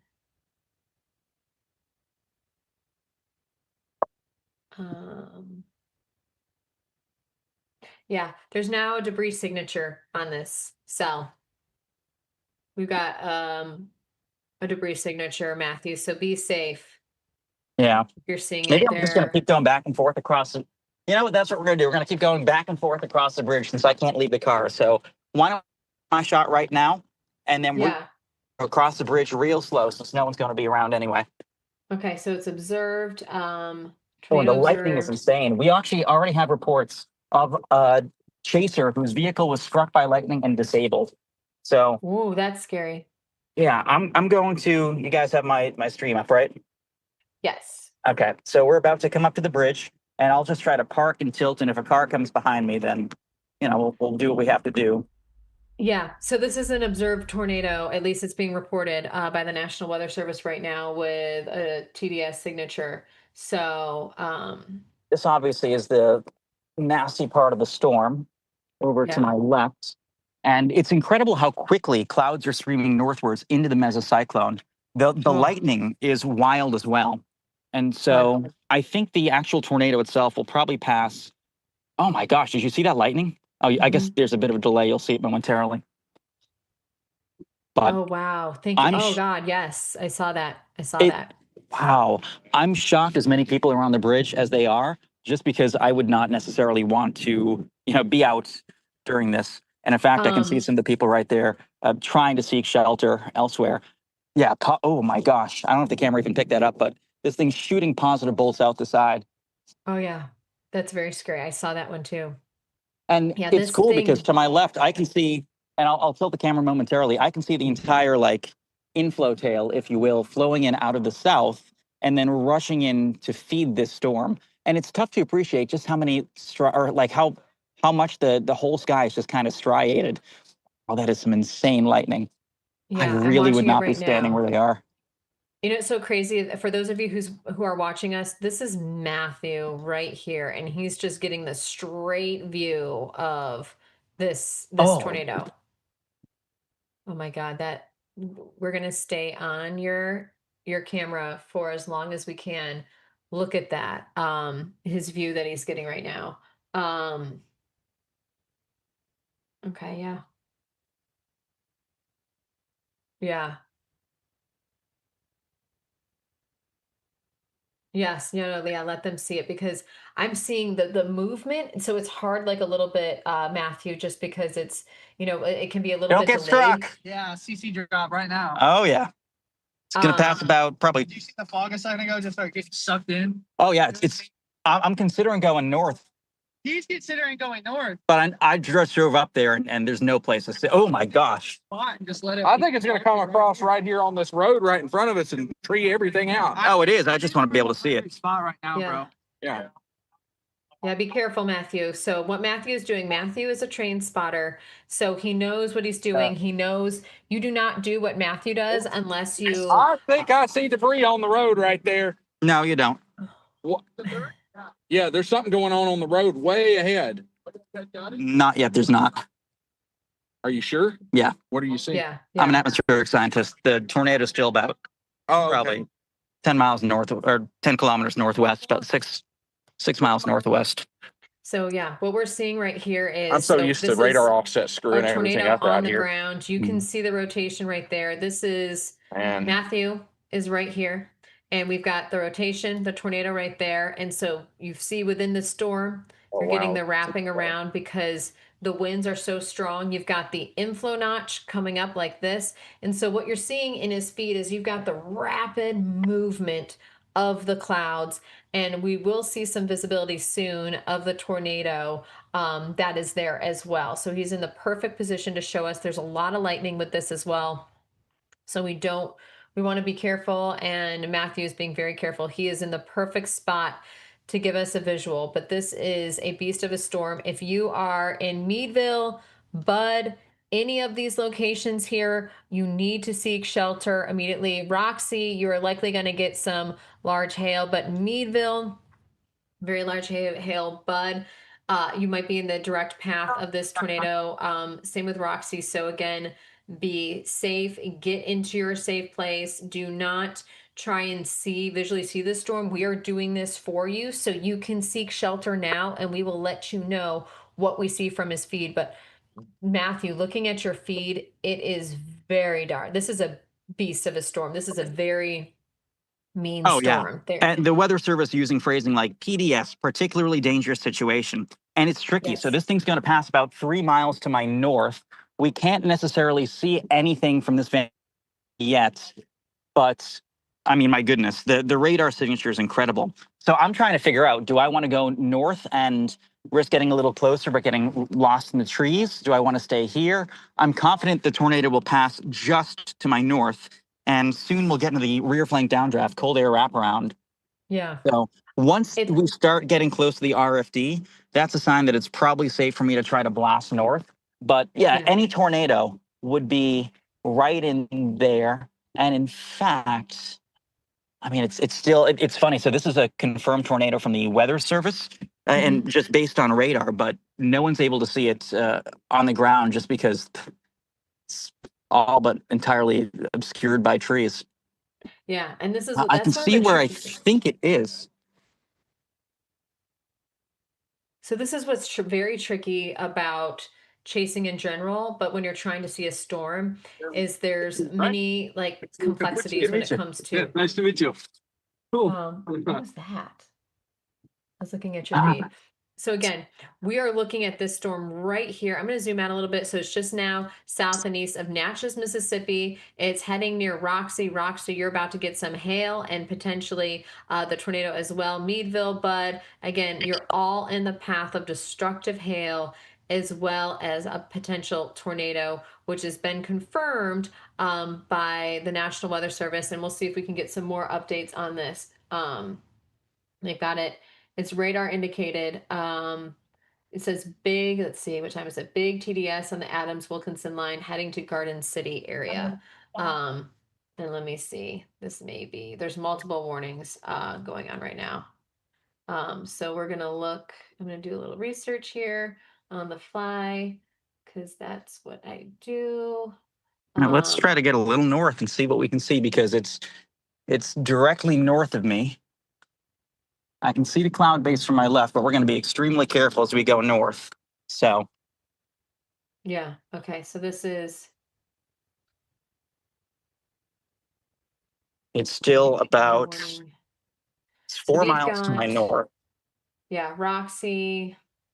I'm looking at. Oh my gosh, the sky's dark. TDS is already at 11,000 feet. At 11,000 feet. So.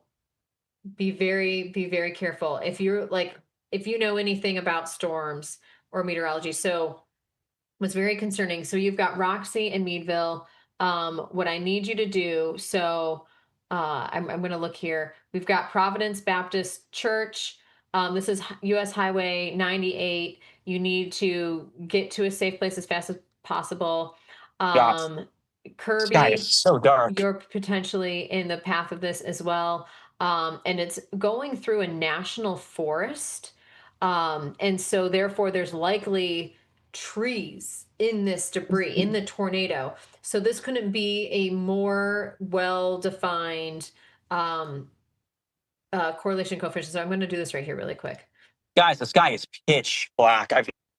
Yeah, there's a very large and dangerous tornado on the ground right now. Look at the debris signature. Just in front of me. So you're right on this. So if you're watching right now, we are looking at, so this is right here. This is a significant tornado, a large and dangerous tornado on the ground in southwestern Mississippi. You need to seek shelter immediately. And I mean immediately.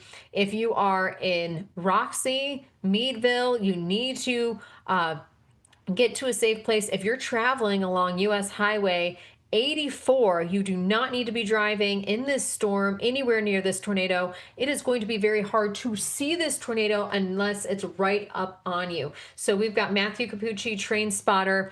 He is trying to get a better visual for us, but we've got a significant TDS, or we've got a debris signature, as we call it, tornado debris signature. I'm trying to circle it for you so you can see it right here. This is the tornado. That's the rotation here, and that's gate to gate shear. You've got debris right here. This tornado is moving through a forest. I believe it's the Homochito National Forest, and is continuing. I'm going to see if I can look here at some of the roadways. Unfortunately, it's producing some significant damage. We're going to zoom in a little bit closer. So it moved through the forest, so there's likely trees. What you're seeing lofted 11,000 feet into the atmosphere are trees from this forest that were just plucked from the ground and are circulating in this tornado. So it's a very dangerous tornado to be looking at, to be chasing. Unfortunately, it's heading towards Providence Baptist Church, and US Highway 98. So if you are anywhere in the path of this, you need to seek shelter immediately. I'm trying to find some other locations. The good news is it's in it's a large forest that is inhabited, but there's Clear Springs campground that I'm very concerned for. And then once you get back to Highway 84, Kirby, you need to take the town of Kirby. This is just off to the north and east of Highway 84. You need to seek shelter immediately. And if you're traveling along any of these highways, if you can hear me, you need to seek shelter. This is a large, destructive, dangerous tornado that is on the ground. I keep on monitoring Matthew Cappucci's feed right now, and he says it's very dark. Matthew, what are you seeing and how are you doing? And we may be south by just a block or two because I have trees coming down and leaves falling from the sky. But yeah, I'm gonna retreat just a hair south. But yeah, I can smell the scent of pine. I mean, you can see a darn thing here, but I can smell pine because of just how much not only moisture but debris in the air too. It's certainly a tenuous situation. This tornado is probably only my north, if that's fully engulfed in rain. So we're going to go back and play Matthew, carefully it is and see like if we right. can't get the backside. I'm circling where you are on this right now, and you are literally, I'm showing everyone right now. If you can see where Matthew is, like the circulation is practically on top of you. Like you are right there. I have leaves falling everywhere from. Yeah, which is likely debris from it. Like leaves are falling. Just be careful of anything bigger, branches. Look at that. Look at his feed. Oh my gosh. Yeah, you can see it. You can see it. Like I can see the debris, like there's stuff that's coming from the sky from the tornado. Matthew, be very, very safe. His feed is going in and out, but Matthew is right on a very large and dangerous tornado. This is in parts of southwest Mississippi. Areas that need to seek shelter immediately are Roxy and Meadville along Highway 84. This is south and east of Natchez, Mississippi. So again, this storm crossed over from Louisiana into Mississippi. If you are anywhere in the path of this near Roxy, Meadville, along Highway 84, or farther down to the south along Highway 98, you need to seek shelter immediately. This tornado right now is moving through a national forest. So it's picking up trees. You got tree limbs. Matthew has been seeing leaves and other things coming from the sky. There's a significant debris signature right now, with debris being lofted higher than 10,000 feet. I'm going to do, let's see, I'm going to see the new extended tornado warning. A confirmed large and extremely dangerous tornado was located near Meadville, moving east at 50 miles per hour. It's a PDS. This is a particularly dangerous situation tornado warning. It's very rare for them to issue a PDS tornado warning unless they have a large and extremely dangerous tornado on the ground, and that's what they have. This tornado has trees down. Yeah, this tornado has moved through a national forest. So there is huge tree limbs, potentially whole entire trees. Oh, look at this right now. So Matthew is stopped at the moment in time. Right now, you can see the trees down. This tornado has moved through and snapped many trees. So let's see where he is right there. So he's right by the debris signature. I'm going to circle this here. So he is traveling right here. So, and actually that's a little bit bigger. I'm going to do it a little bit tighter around the rotation of it. So the tornado right here, Matthew is just to the south. Matthew Cappucci, look at him. So he's, it's where. So literally, yeah. And you're literally just to the south of it, So now we're kind of in the edge of the damage path, and it's tough to see not only how many leaves are coming down still because of how much was lofted, but trees down left and right, and more trees. So we're only probably 1,000 feet from the edge of the circulation, and this road is completely blocked now with the tornado having just passed by. Yeah, and right now it's like you should see the debris signature from the other night, where last Monday, where we were looking at the correlation coefficient. We don't have any blacks yet, maybe one black pixel, but look at that. So look at the significant damage as that tornado moves through. We're watching Matthew Cappucci live trying to navigate this storm as a large and extremely dangerous tornado is currently on the ground, just moved through a national forest here just off to the south of Highway 84, the Homachito National Forest to be accurate, and is moving near Meadville and Roxy. So the road that he's on right now, it just crossed over that road. So where you see the rotation, so I'm going to show you the highway that he is on. So this road right here is where Matthew Cappucci is driving. So he's driving into, this is the debris signature, that right there. So he is just driving into the outer skirts of where the tornado just crossed that highway, and now is going to continue to shift off to the east. So again, if you are in Meadville or Bud, you need to seek shelter immediately, because there's likely tree branches, trees, whatever you can think of in this tornado. But again, you got to think of the fact that it went through a national forest, and the fact that things are getting lofted so high in the air, over 10,000 feet. This is a very strong, violent tornado.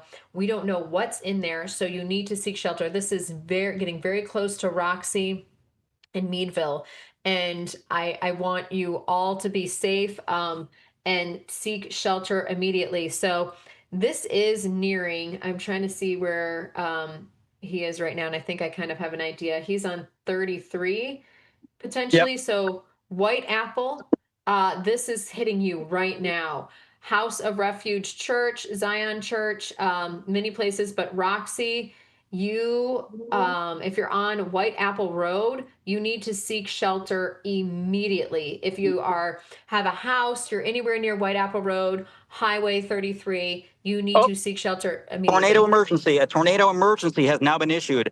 Tornado emergencies are only issued for the most dire situations, the most dire life and death situations. Yes. So we're going to click onto it right now. First issuance on May 3rd, 99. And so what we're looking at, this is a particular dangerous situation, a tornado emergency. Again, a confirmed large and extremely dangerous tornado was located near Meadville, moving east at 50 miles per hour. But actually, I am tracking this very closely. I've got a separate map over here.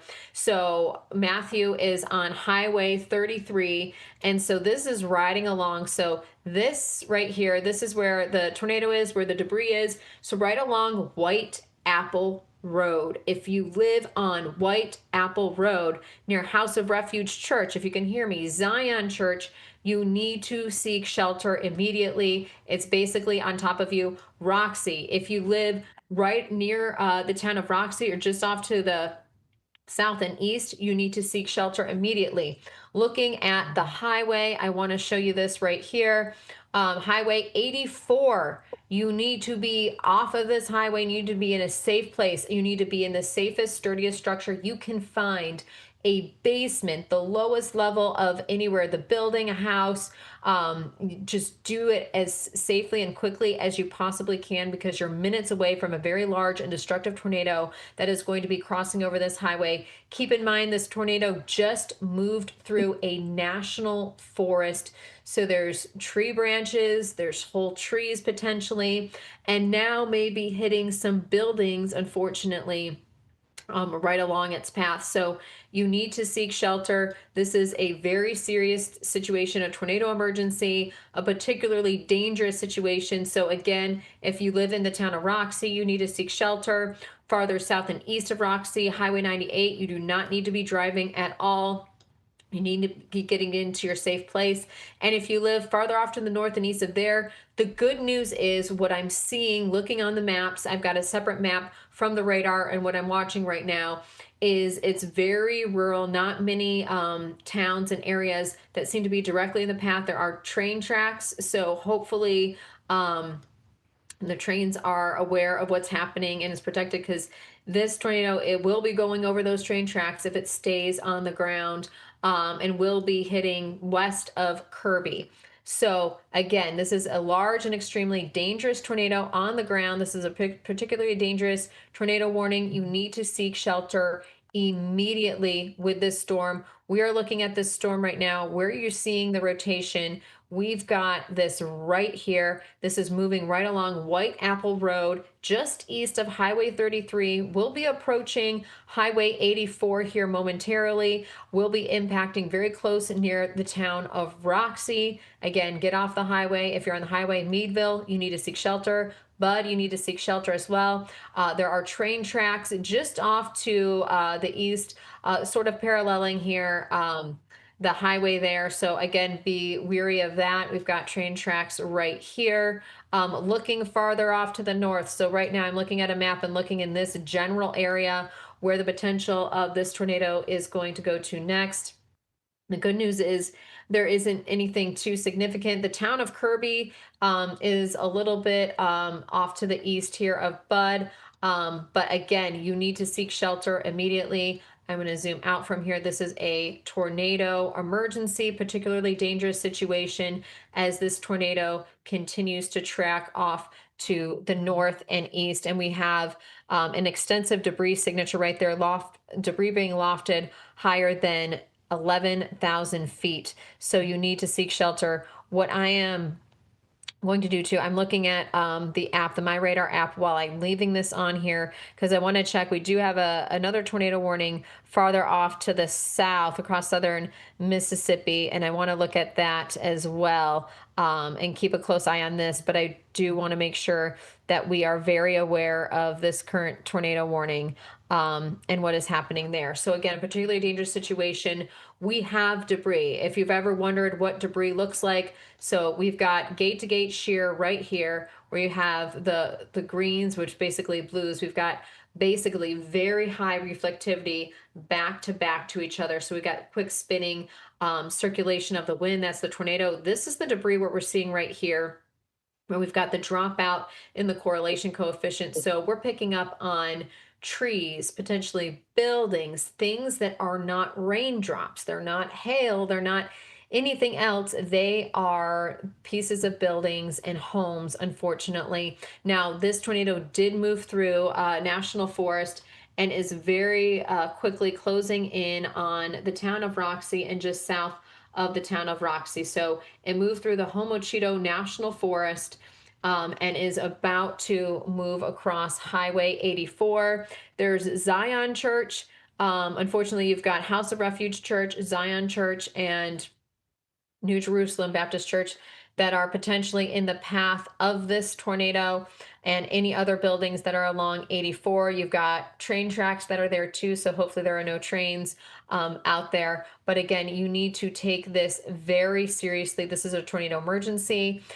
This is a very particularly dangerous situation as well. I'm going to just quickly, very, very quickly hop down south here near Purvis. I want to see what this tornado is doing. I'm going to switch to the reflectivity really quickly for this, and I'm going to switch radars as well because I want to see what is happening with this storm that is about to move through Purvis and is going to cross here I-59, which is major highway. Matthew, were you trying to say something? I wasn't sure if you were. I'm just saying If you were, okay. I was just going to say, so yeah, I'm heading southbound right now to try to get south, head east, then re-intercept. But there have only ever been 317 tornado emergencies ever issued by the National Weather Service. They're issued for life or death situations. So for folks who are in Boone, you have to seek shelter now. Your decisions over the next 2 to 3 minutes will determine whether or not 30 minutes from now you are alive. It is that situation. This is likely an EF3 plus strength tornado. The rotational signature is intense. We've confirmed debris with it. Trees were falling right near me on the fringe of the tornado. This likely has winds in excess of 140 to 165 plus miles per hour. There is no way to survive that in a mobile home. You have to get below ground now, putting as many layers between yourself and the outside world as you can. Meadville, Highway 84, it is closing in on you. Food, it is about 3 to 5 minutes away. You have to take immediate tornado precautions. We're seeing an exceptional amount of debris on radar, such that we are confident this is a powerful tornado. The tornadic updraft has lifted debris to more than 2.5 miles high. That's how you know it's a high-end tornado. So, Jen, people need to take immediate tornado precautions. I was up close and personal with this thing. It's impossible to see. You will not see or hear it coming. You have to seek shelter now. And I'm glad you're saying that, Matthew. And I want to take a trip down south and east. This is just south of Hattiesburg. We have another confirmed tornado on the ground debris signature. If you look at my radar right here, you will see the rotation. You will see the debris signature circled right there. This is just off to the north of Purvis. It's going to be moving through the Purvis area right now, just off to the west, I should say, of Purvis. This is south of Hattiesburg. This is going to be crossing over I-59 here very quickly, is about to move over very soon here. I'm going to take this off, the circulation off. We've got some major highways over here. So we got Hattiesburg. Again, there's debris. This is a very dangerous situation. So I'm going to actually put the tornado warning on here. This is just south of Hattiesburg. And again, keep in mind, this is about to run into some major highways and thoroughfares. This tornado is moving east at 50 miles per hour. It is radar confirmed, quarter size hail. We have debris signature, significant debris signature on this. The tornado will be near Hattiesburg, Purvis, Rock Hill, and Pine Ridge, right around that's 705, McLaurin around 710, which is right now. So again, it's right near the Purvis area. You need to seek shelter immediately. If you are in the path of this tornado, I'm going to circle the rotation that we're seeing right now, right around the Purvis area. Just basically, it likely just missed Purvis to the north and west, but is heading toward Hattiesburg, the southern part of Hattiesburg, Mississippi. You need to seek shelter immediately. You do not need to be driving on any of these major highways. Highway I-59. You've got many locations and highways around here. You need to seek shelter. And I'm going to actually, I'm going to put Hattiesburg on here and find other areas. So again, we've got 2 tornadoes, large and dangerous tornadoes on the ground producing damage. You need to seek shelter immediately. So I'm going to look at some of these major highways that we have going on, potential areas that could be impacted when we look at Hattiesburg. So again, looking at Purvis area, we've got Tatum Park, which is, this is likely going to pick up some trees. Westgate is also near there. William Carey University on the southern part of Hattiesburg. You need to seek shelter immediately as well. I'm going to click on here. I'm going to get a better idea of what we're seeing. So again, this tornado, this is a confirmed tornado on the ground. You see that debris right there. This is right by, it's just south of Hattiesburg, southwest of Hattiesburg. This is tracking off to the north and east. So this may miss, and I'm going to see if I can zoom out here really quickly. Let's see. It's going to hit the southern side, potentially southern areas of Hattiesburg. Again, we're going to get a quick update here of, northeast at 40 miles per hour. So again, it's nearing the town or the city of Hattiesburg. It's going to be moving across likely the southern part of Hattiesburg. We continue to see the correlation coefficient. So you got the rotation just off to the north of Purvis. You've got the debris signature just off to the north of Purvis. This is moving at a slower rate than some tornadoes. 40 miles per hour is still quick, but we would like it to move just because you don't want a tornado sitting over where you are for a long period of time. So again, this could be producing even more significant damage. What I'm going to do is I'm going to zoom out really quick. So if you are in the path of this is a significant tornado situation, an emergency. You need to take this very, very seriously. So this is moving near many areas. So this is just north of Purvis.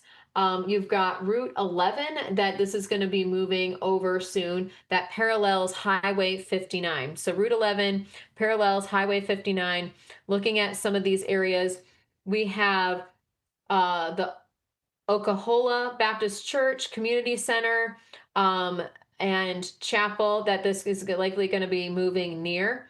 or over, and then it's going to be moving right along Highway 11, which parallels Highway 59, Tatum Park, William Carey University, Palmer's Crossing, Dixie Pine, Hattiesburg, Woodlawn Court. All of these areas you need to seek shelter immediately. There is a Forest General Hospital. Now, this Forest General Hospital is located just off to the west of Hattiesburg. So I'm going to actually go over here. I just want to make sure we know exactly where this is. So the hospital is located just off to the west of Hattiesburg, and I'm going to go this right here. I'm trying to get as many locations as I can. So it looks like it will likely miss the hospital, which is some great news. And also potentially the zoo, because the hospital is right up here. It's going to be close though. So just seek shelter. You're likely in the tornado warning. So seek shelter, treat this as if it's going to be moving right over you. But I'm trying to make sure that we give you the best information that we possibly can. I'm going to put this into motion really quick. This is a correlation coefficient, but I'm actually going to switch this over to our reflectivity so we can get a better idea of the storm. I'm going to pause it. So again, the south side of Hattiesburg right now, south side, we've got Tatum Park, we've got William Carey University. It's going to be very close to some of these areas. Again, if you are in the path, you need to take this very seriously and you need to seek shelter as quickly as possible. I'm going to zoom out really, really quick because I want to get, so we got Purvis right there. It was just north of Purvis. It's moving through some wooded areas. It just moved near Pine Ridge, and it's heading there off to the southern, through the southern side of Hattiesburg. So again, very dangerous situation. Hattiesburg, you are likely, the south side is likely to pick up on some very large hail. So the primary threats, large hail, isolated very large hail events of 2. We could see hail the size of quarter, $half size, or larger than that within this tornado warning. Again, you can see the reflectivity, very heavy rain right now just off to the south of Hattiesburg. That rotation nearing you as well. Again, radar confirmed tornado, potentially damaging straight line winds of 60 to 70 miles per hour. This is for Hattiesburg and southeast Mississippi. And you can see where that rotation is right here. Just moved north of Purvis, and I'm going to circle that right here. This is what we're keeping an eye on. We're going to switch over to the correlation coefficient so you can see where that is. And so it's a little bit messy right now, but you can see where that rotation is, where the possible tornado that's going to track just moving off to the north and east, just off to the south, right around the southern part of Hattiesburg. So you need to seek shelter immediately. We're going to switch over really quick. I want to see where the other tornado, we have 2 different tornadoes that are on the ground, confirmed on the ground right now. The one near Meadville, we're going to go back. This is the one that Matthew Cappucci is on. So we want to focus in on this as well. And you can see, I can see the debris signature from here. So this is a very scary situation. I'm going to circle where the tornado is, where the rotation is. It is right here, and you can see the correlation coefficient is right there as well. So if you are near in the town of Meadville and Bud, you need to take shelter immediately. I'm going to put this up and get some information here on this tornado warning. So we have that information, so we can see it is moving off to this is until 8:15, but it's moving off to the east at 50 miles per hour. The tornado was observed near Meadville. A confirmed and large and destructive tornado was confirmed near Meadville. This is a tornado emergency for Bud and Meadville. It is right practically on top of you. McCall Creek, Brookhaven, Bogue Chitto, all of these locations, you need to take shelter now. This is a tornado emergency, and you can see where the tornado is right here, literally almost on top of Meadville and Bud. You need to be in your safe place immediately. You see the debris signature right there. This tornado is almost right on top of you. You have about 60 seconds or less to get into your safe place. Just get to a basement, the lowest level of the building you're in right now, immediately. Put as many walls between you and the outside as possible. Just get there, because this tornado, this is a very dangerous situation, tornado emergency. This is a large and dangerous tornado that is on the ground right now, producing damage, significant damage. And also what I want to point out, you've got Brookhaven right up here. This tornado is heading toward you. If you live anywhere in the Brookhaven area, anywhere of these surrounding areas, anywhere in this tornado warning, actually, you need to seek shelter immediately. And we can see, Matthew, are you seeing anything, any unique reports that you've received so far?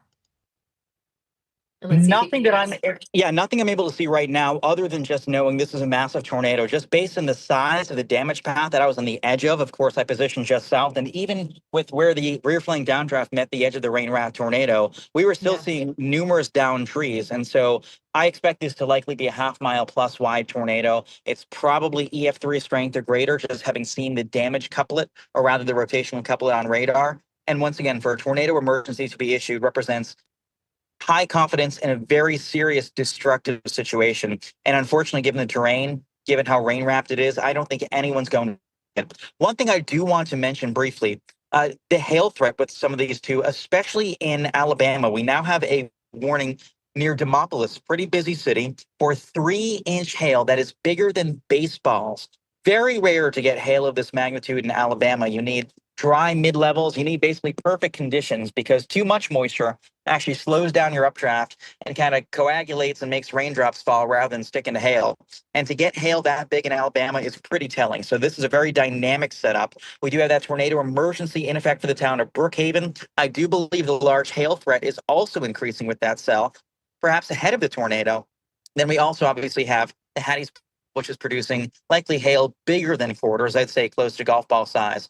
And then lastly, but not least, Demopolis, Greensboro, Uniontown, New Bern, and Marion, parts of Marion and Pickens County in Alabama, seeing destructive hail the size of baseballs or bigger. Okay, thank you so much, Matthew. And I'm going to focus more so on the 2 tornado warnings, but I love the update from Matthew. And I'll try to get down to Demopolis, because I did look at that storm on the radar app on my phone, and I could see the intense lightning, and that is a significant hail core. And I actually drove through a town in eastern Colorado about 2 years ago that got hit by baseball size hail or even larger. And the amount of damage that it did to the hotels, the homes, like the siding, the roofs, the amount of windows that were smashed in, hail can do significant damage. So even if it's not a tornado, hail, severe thunderstorms with damaging wind and hail can do significant damage. But this tornado is basically right on top of Bud right now, Meadville, about to cross over here, 84, Brookhaven.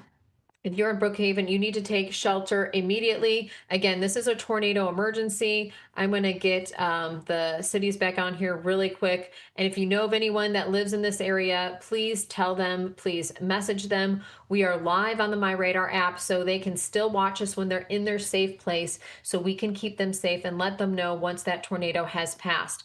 But this tornado emergency, again, is right over Bud and Meadville right now. McCall Creek, Brookhaven, Bogue Cheeto, you guys are in the path as well, so you need to take this very seriously.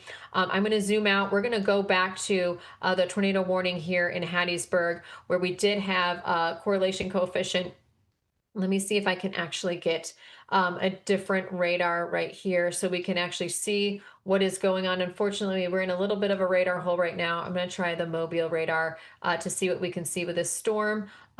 We are going to zoom back in. So we've got Hattiesburg right here. You can see where the rotation is. We did have a correlation coefficient with it before. You got that rotation now approaching the southern side of the city of Hattiesburg, basically just moving over I-59, and it's going to be moving over Highway 98 very soon. It's going to be impacting just south of Hattiesburg, and it's going to continue to likely push off near Petal. If you live in the Petal area, anywhere of these surrounding areas, including downtown Hattiesburg, you need to be in your safe place right now, immediately. You do not need to be on the road or doing any kind of travel at all. You need to be in your safe place, get to a sturdy structure, put as many walls between you and the outside as possible, get to a basement if you can. If not, the lowest level of your floor, interior closet, bathroom, anything that keeps you as safe as possible. Make sure you do have shoes on, because again, if a tornado hits or you have destructive winds, there's likely going to be broken glass and things around you. You do not want to be walking barefoot out there. So again, put as many walls between you and the outside as possible. Protect your head, wear a helmet, pillows, blankets. Again, very dangerous situation as this tornado, a confirmed tornado, is moving through Hattiesburg. Looks like the rotation might be a little bit less than it was before, but again, very dangerous. Again, that remains in effect because we are still watching that circulation. We still are seeing some correlation coefficient there as well.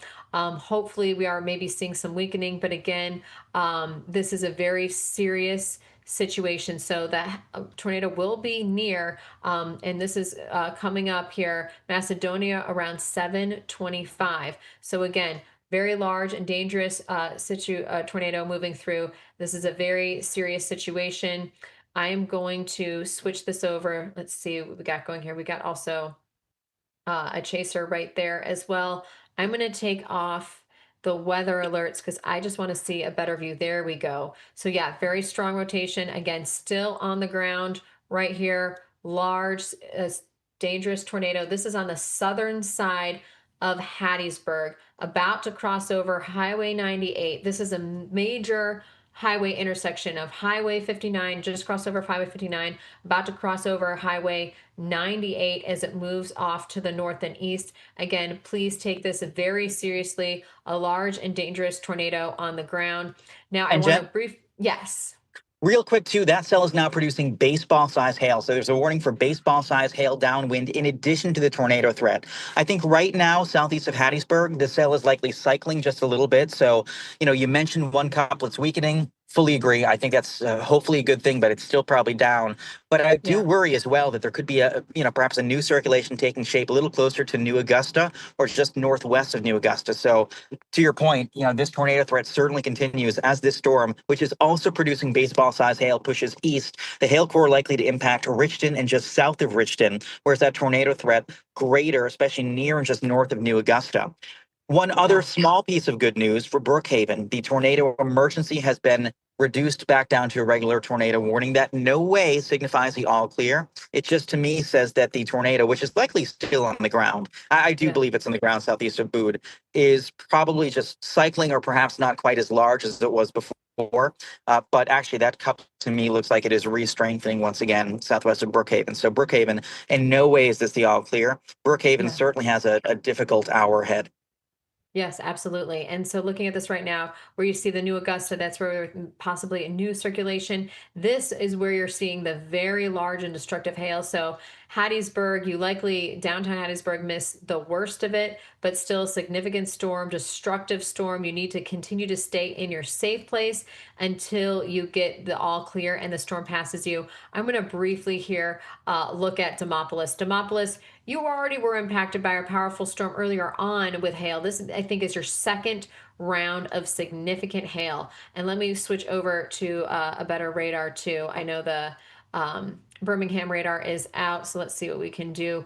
But again, significant baseball-sized hail in Demopolis. Look at that hail core right there. That is significant, and even a little bit of rotation in that as well. So again, please stay in your safe place. Even with a hail core, without a tornado warning, you need to be in your safe place because hail can smash through windows and throw glass flying everywhere. And it's a very scary thing to experience. So you do not want to be in the path of this. There's also some rotation in this storm. So I'm going to look here at this severe thunderstorm warning. It is until 8:15 local time. Central time is moving east at 45 miles an hour. This is a destructive storm, 3-inch hail and 70-mile-per-hour wind gusts. So again, this is the potential for the hail to smash through your windows, especially with damaging wind up to 75 or 70 miles per hour, maybe even 70 miles per hour. So again, a very dangerous situation. You need to seek shelter immediately if you are in the path of this. This is going to be heading farther off to the east. So Demopolis, unfortunately, I think this is your second round of hail for today. We've got some rotation on this storm as well. This is south of Greensboro. The worst of the hail is going to be south of you, Greensboro, and north of you, Uniontown. But if you're anywhere between that, you're getting destructive hail and you need to seek shelter. And we're going to zoom out here. So I'm going to do single pan really quickly. I'm going to do a quick re-rack of what we have going on. You're seeing, yes. Okay, yes, I can definitely do that. We can turn off fill shapes. So we're going to, and actually that's great. Thanks, Mike. We are going to do that right here. We are going to, so one thing you can do, so we took off fill shapes so that way we can see things a little bit more clearly. But what I was going to show you, which you can't really see right now, we have widespread tornado watches from eastern Texas all the way through parts of central Louisiana, central and southern Mississippi, north central, central and southern Alabama, and all the way into northern and central parts of Georgia, into northwestern parts of South Carolina. But what we want to focus in again on these tornado warnings. And so we've had 2 tornadoes on the ground, likely still on the ground, both in southern Mississippi. This is where we're thinking the greatest tornado potential was. And actually models were looking at this for, and look at this signature. And this is exactly why. So there was just a tornado just went through Boone, or just south of that in Mississippi, right around the Meadville area. I'm going to put on the correlation coefficient so you can see exactly where the debris signature is. And we're going to see if we can get the velocity product coming up on this as well. We're going to actually take off the alerts so we can kind of zoom out and see everything. And we're going to wait for this velocity to come up. And if it doesn't, we can switch it. We'll see if we can get this going. And we may be seeing like a hail spike from one of the storms too, but this is the correlation coefficient right here. This is where we're seeing that debris from the tornado. What I'm going to do is I'm going to single pan this. We're going to put reflectivity back on it. We're going to get reset and regulated. There we go. So this is where we were seeing, we had that tornado just move through. We've been watching this just move through a national forest. So there's debris in there with trees, tree limbs, and unfortunately moved just off to the south of these 2 towns in Mississippi, Boone and Meadville. And so therefore we have more debris likely in the air. I'm going to do this 2 panel so you can see. We're going to try and look at the velocity. We're having trouble loading a little bit right here so we can see. There we go. Yep. As you load that, just a piece of information I just received. The debris was lofted apparently up to 27,000 feet, which makes it commensurate with past low-end EF4 tornadoes. So the tornado that just passed through the state forest that we're on, likely EF3 to EF4 strength, winds probably 160 to 180, and debris lofted to 27,000 feet. Wow. And that's incredible. That's significant. And you can see that the tight rotation right there. If you are in the city of Brookhaven, you need to seek shelter immediately. If you are in any of these surrounding areas, you do not want to be along Highway 84 right now. This is likely going to cross over Highway 84, but around the Brookhaven area, any of these locations, you need to be in your safe place immediately. I'm going to show you the correlation coefficient.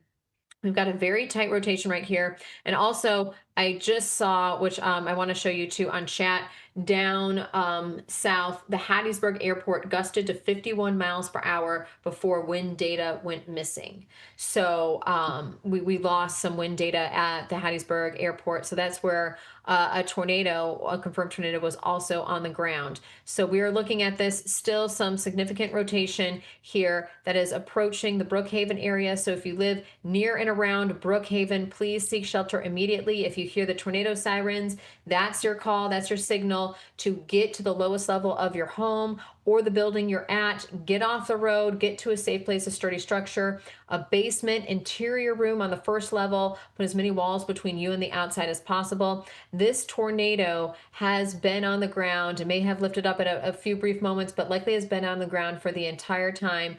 For the past 30 minutes or so, moved through a national forest and then near a couple of towns. So unfortunately, there's likely some significant debris in this tornado. So you want to protect yourself from the debris. Have your kids put on their helmets, make sure you wear closed-toed shoes, have pillows, blankets, everything protecting you, because debris is one of the biggest things that causes damage to your home, but also could hurt you as well. What I want to do is I want to go back down. So we're going to go back down south. We're going to take this off the correlation coefficient. We're going to go back down to Hattiesburg because we need to look again at this tornado right here that is on the ground. We're going to go to the Mobile radar, and I want to show you what we have going on. So this is just off to the south side of Hattiesburg, where they also have significant hail right here. This is the hail core that's moving just off to the now south and east of Hattiesburg, north of New Augusta. Significant hail. Along with that, we do have some rotation. It looks like the rotation has gotten a little bit more messy than it was before, but we are still seeing it. There could still be a tornado on the ground. So again, if you live in New Augusta, you need to stay in your safe place if you aren't already in your safe place. Also, if you live in Beaumont, you need to seek shelter as well. I'm going to pop on the tornado warning back on here so we can actually get that information for you. This is a very dangerous storm. If it's not producing a tornado right now, it has history of producing tornado, but baseball size hail is significant. We are seeing that radar indicated rotation. So again, not only with a possible tornado on the ground, but baseball size hail that can cause significant damage. So again, if you are anywhere east of Hattiesburg here, you need to seek shelter because again, baseball size hail can cause significant damage, can break windows, do a lot of damage to your home, your property. You do not want to be in your car and get hit by baseball size hail because it could shatter your windshield and cause glass to potentially go flying. So you do not need to be on the road. You need to get in your safe place. There's still a possible tornado as well. So anywhere here, New Augusta and surrounding towns, you need to seek that shelter immediately. Beaumont down the line, you need to seek shelter as well. We're going to zoom out here. I'm going to make this one pane. What I want to do is we've got two still potential tornadoes, but I want to look a little bit farther off to the north. This Demopolis storm up here that has significant hail, 3-inch size hail, 70-mile-per-hour wind gusts. This is a very destructive storm. And so I want to, let's see, we're going to get you a radar on this. Unfortunately, the Birmingham radar is down right now. So we're going to see the closest radar. I think we've got, that may be the best that we can do at the moment in time, but we're going to put the warning on this. And I want to show you between Greensboro and Uniontown, that's where you need to be getting into your safe place because this is significant hail. I'm going to put the alert back on here. We are going to look at the severe thunderstorm warning. That is in effect. The severe thunderstorm warning goes, it has tennis ball size hail now, 60-mile-per-hour wind gust. So we got an update. Significant still, tennis ball size hail will smash the windshield of your car. You do not need to be driving anywhere on any of these highways, 69 between Unionville and Greensboro, and even in any of these surrounding storms, you need to stay safe and you do not need to be driving. Again, this can cause significant damage. The storm is moving east at about 45 miles per hour, and it was located 8 miles south of Greensboro. So again, locations impacted will be Uniontown, New Bern, Fawnsdale, Greensboro Municipal Airport, Vaden, Perry County Correctional Center, Judson College, Radford, Old Spring Hill, Gallion, Folsom, Suttle, Sprout, Vaden Field Airport, Laneville, and Cedarville. So unfortunately, 2 airports, local airports, are in the path of this destructive storm with tennis ball size hail and potentially 60 to 70 mile per hour wind gusts. So if you live near any of these locations, you need to seek shelter. If you know of someone who lives in any of these locations, tell them to get into the lowest level of your home, wait for the storm to pass. Tell them also to turn on or start watching the MyRadar app. They can bring that into their safe place, and we will walk you through all the storms, making sure that you are safe, and you can get also the clear when storms have pushed east of you. So I want to kind of re-rack what we have going on. And this is the one thing that's great about MyRadar. So the setup that we have going on here, we've got a cold front slowly draping and moving south and east here across the southeastern United States. And so along with that, we have some significant weather threats. I'm going to pop on the outlook really quick. This is where we have that middle area. This is where we have the greatest threat for severe storms and tornadoes. But see, some of these tornadoes have occurred outside of that. So we are watching that significant threat over the next couple of hours. We will still maintain a threat for severe storms, even possible tornadoes overnight as everything shifts off to the east. It will weaken some, but we have a strong low-level jet. We have solid forcing as well, significant speed shear.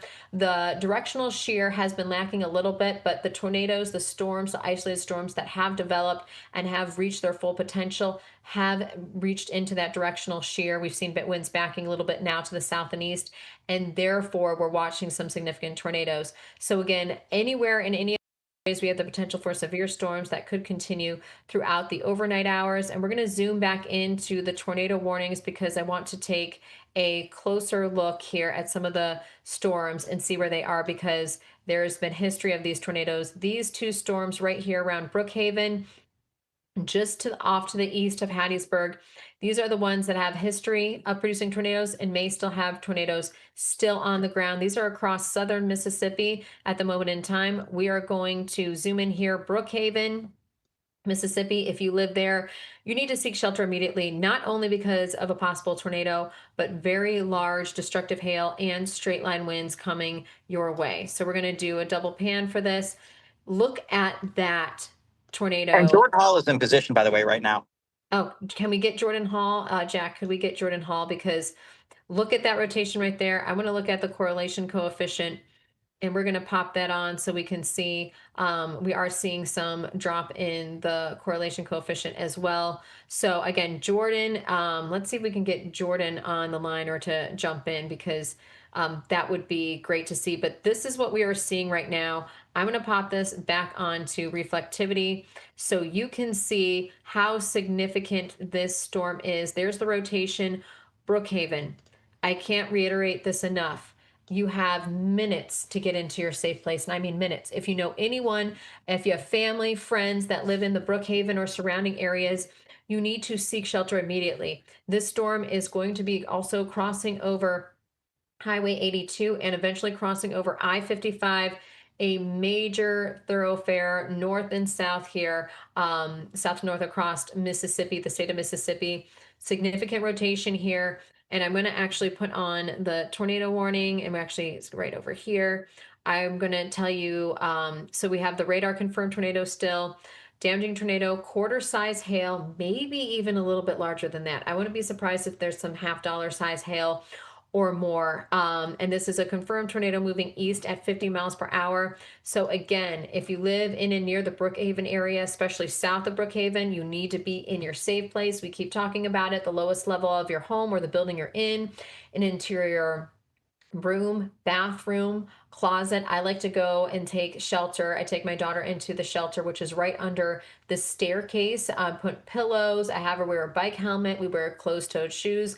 I recommend doing the same thing. Again, this tornado has a history of being on the ground. It went through a national forest. There's lots of debris. And just like Matthew Cappucci said earlier, debris from this storm, when it was at its strongest point earlier and still very strong right now, the debris reached up to 27,000 feet in the atmosphere, which is significant. So again, there's a lot of power in this storm. There is also very large hail in the storm and destructive straight line winds. So you need to seek shelter immediately. We're going to go to the second storm that we have right now. This is now east of Hattiesburg, very destructive hail. I can't reiterate this enough. Near Richton, if you live in any of these areas, you need to be seeking shelter as well. Again, we're going to go through this tornado warning. The threat is a tornado, but also baseball size hail. Both of these storms are very strong and they're reaching their maximum potential, and all the ingredients, all the moisture, the warm air, they're just breaking through everything right now. So again, large hail, baseball size hail, damaging straight line winds of 60 to 70 miles per hour, and a possible tornado on the ground. And you can kind of see two different areas of rotation, which we're going to look at right here. So you've got kind of this area and this area. So you got two different areas, one right near Augusta and a secondary one there just off to the east. So again, this storm may be doing some cycling. It is riding these areas of rotation, riding right along Highway 98. So Beaumont, if you live in Beaumont, you need to seek shelter immediately from the tornado. But if you live between Richmond and Beaumont, you need to seek shelter because also a large hail threat, baseball size hail is possible.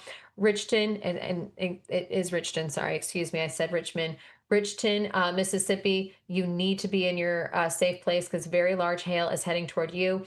If you live east of Richton and north of Richton, you also need to seek shelter. But any areas farther off to the east, you need to be in your safe place and seek shelter. This is a very dangerous situation with this storm having a history of producing a tornado. We've got multiple circulations and baseball size hail. I'm going to zoom out and we're going to look at this storm in Demopolis really quickly, and actually east of Demopolis now has rotation in it. This storm in Demopolis definitely has some rotation in it, but the biggest concern is tennis ball size hail, and we'll see if there's an update to this as well. Yes, still tennis ball size hail and 60 mile per wind gust. This is moving east at 45 miles per hour. You need to seek shelter if you are in the path of this. So Marion, Alabama, you need to get in your safe place. We are in Alabama right now. Very powerful and strong severe storm just off the east of Demopolis. Demopolis, this is your second time getting hit by hail today. So again, you need to be in your safe place. Uniontown, between Uniontown and some of these other locations, you need to be there in your safe place because hail this size can cause significant damage, even more so than some weaker tornadoes because it's so powerful. These are just stones that are coming down with force from the atmosphere from tens of thousands of feet. So it can cause significant damage. And if you're not inside, if you're outside, it could potentially kill you. So you need to be inside with this immediately. So again, we've got that severe warning there. We're going to zoom out just a little bit, just kind of get our bearings.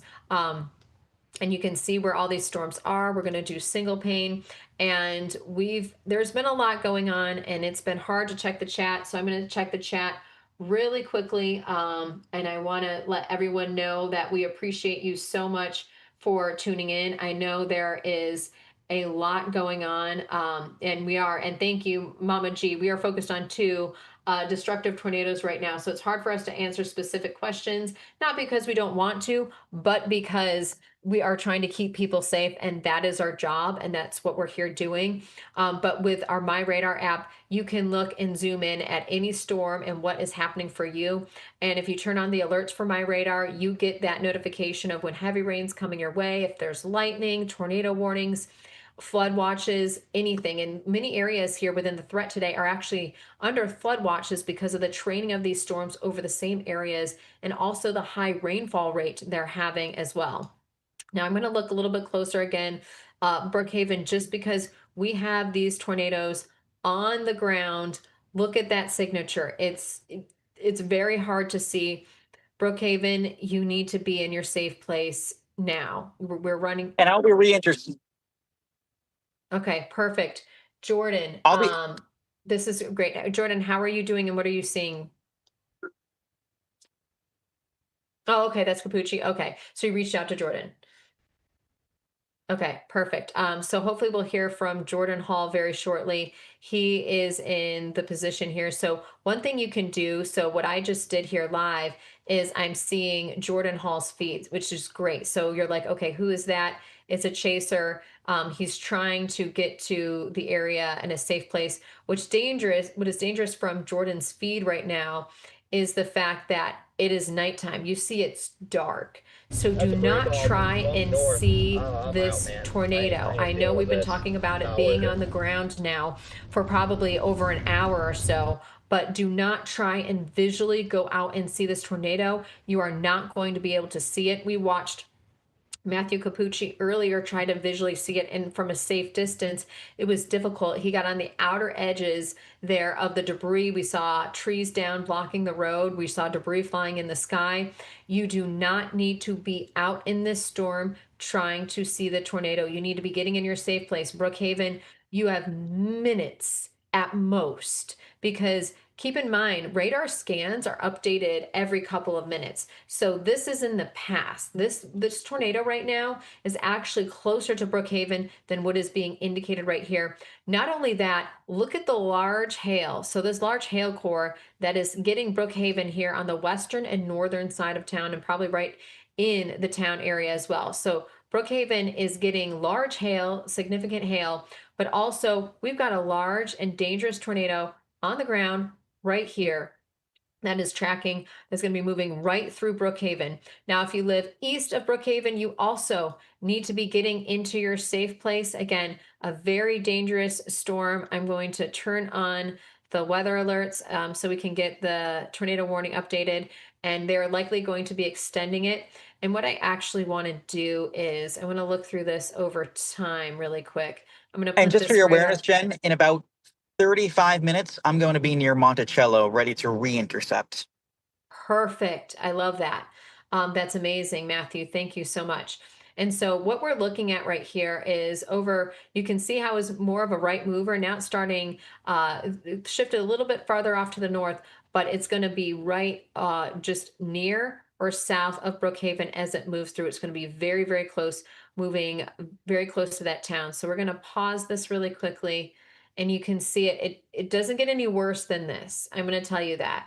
You need to, if you live in Brookhaven, you need to get in your safe place now. This is going to be moving over I-55 here very, very shortly. Also, 84, the interchange right here, it's likely going to be moving right over this interchange. So this is a major area where there's businesses, there's restaurants, there's gas stations, and you can see there's large hail right here, right on the northern western side of town.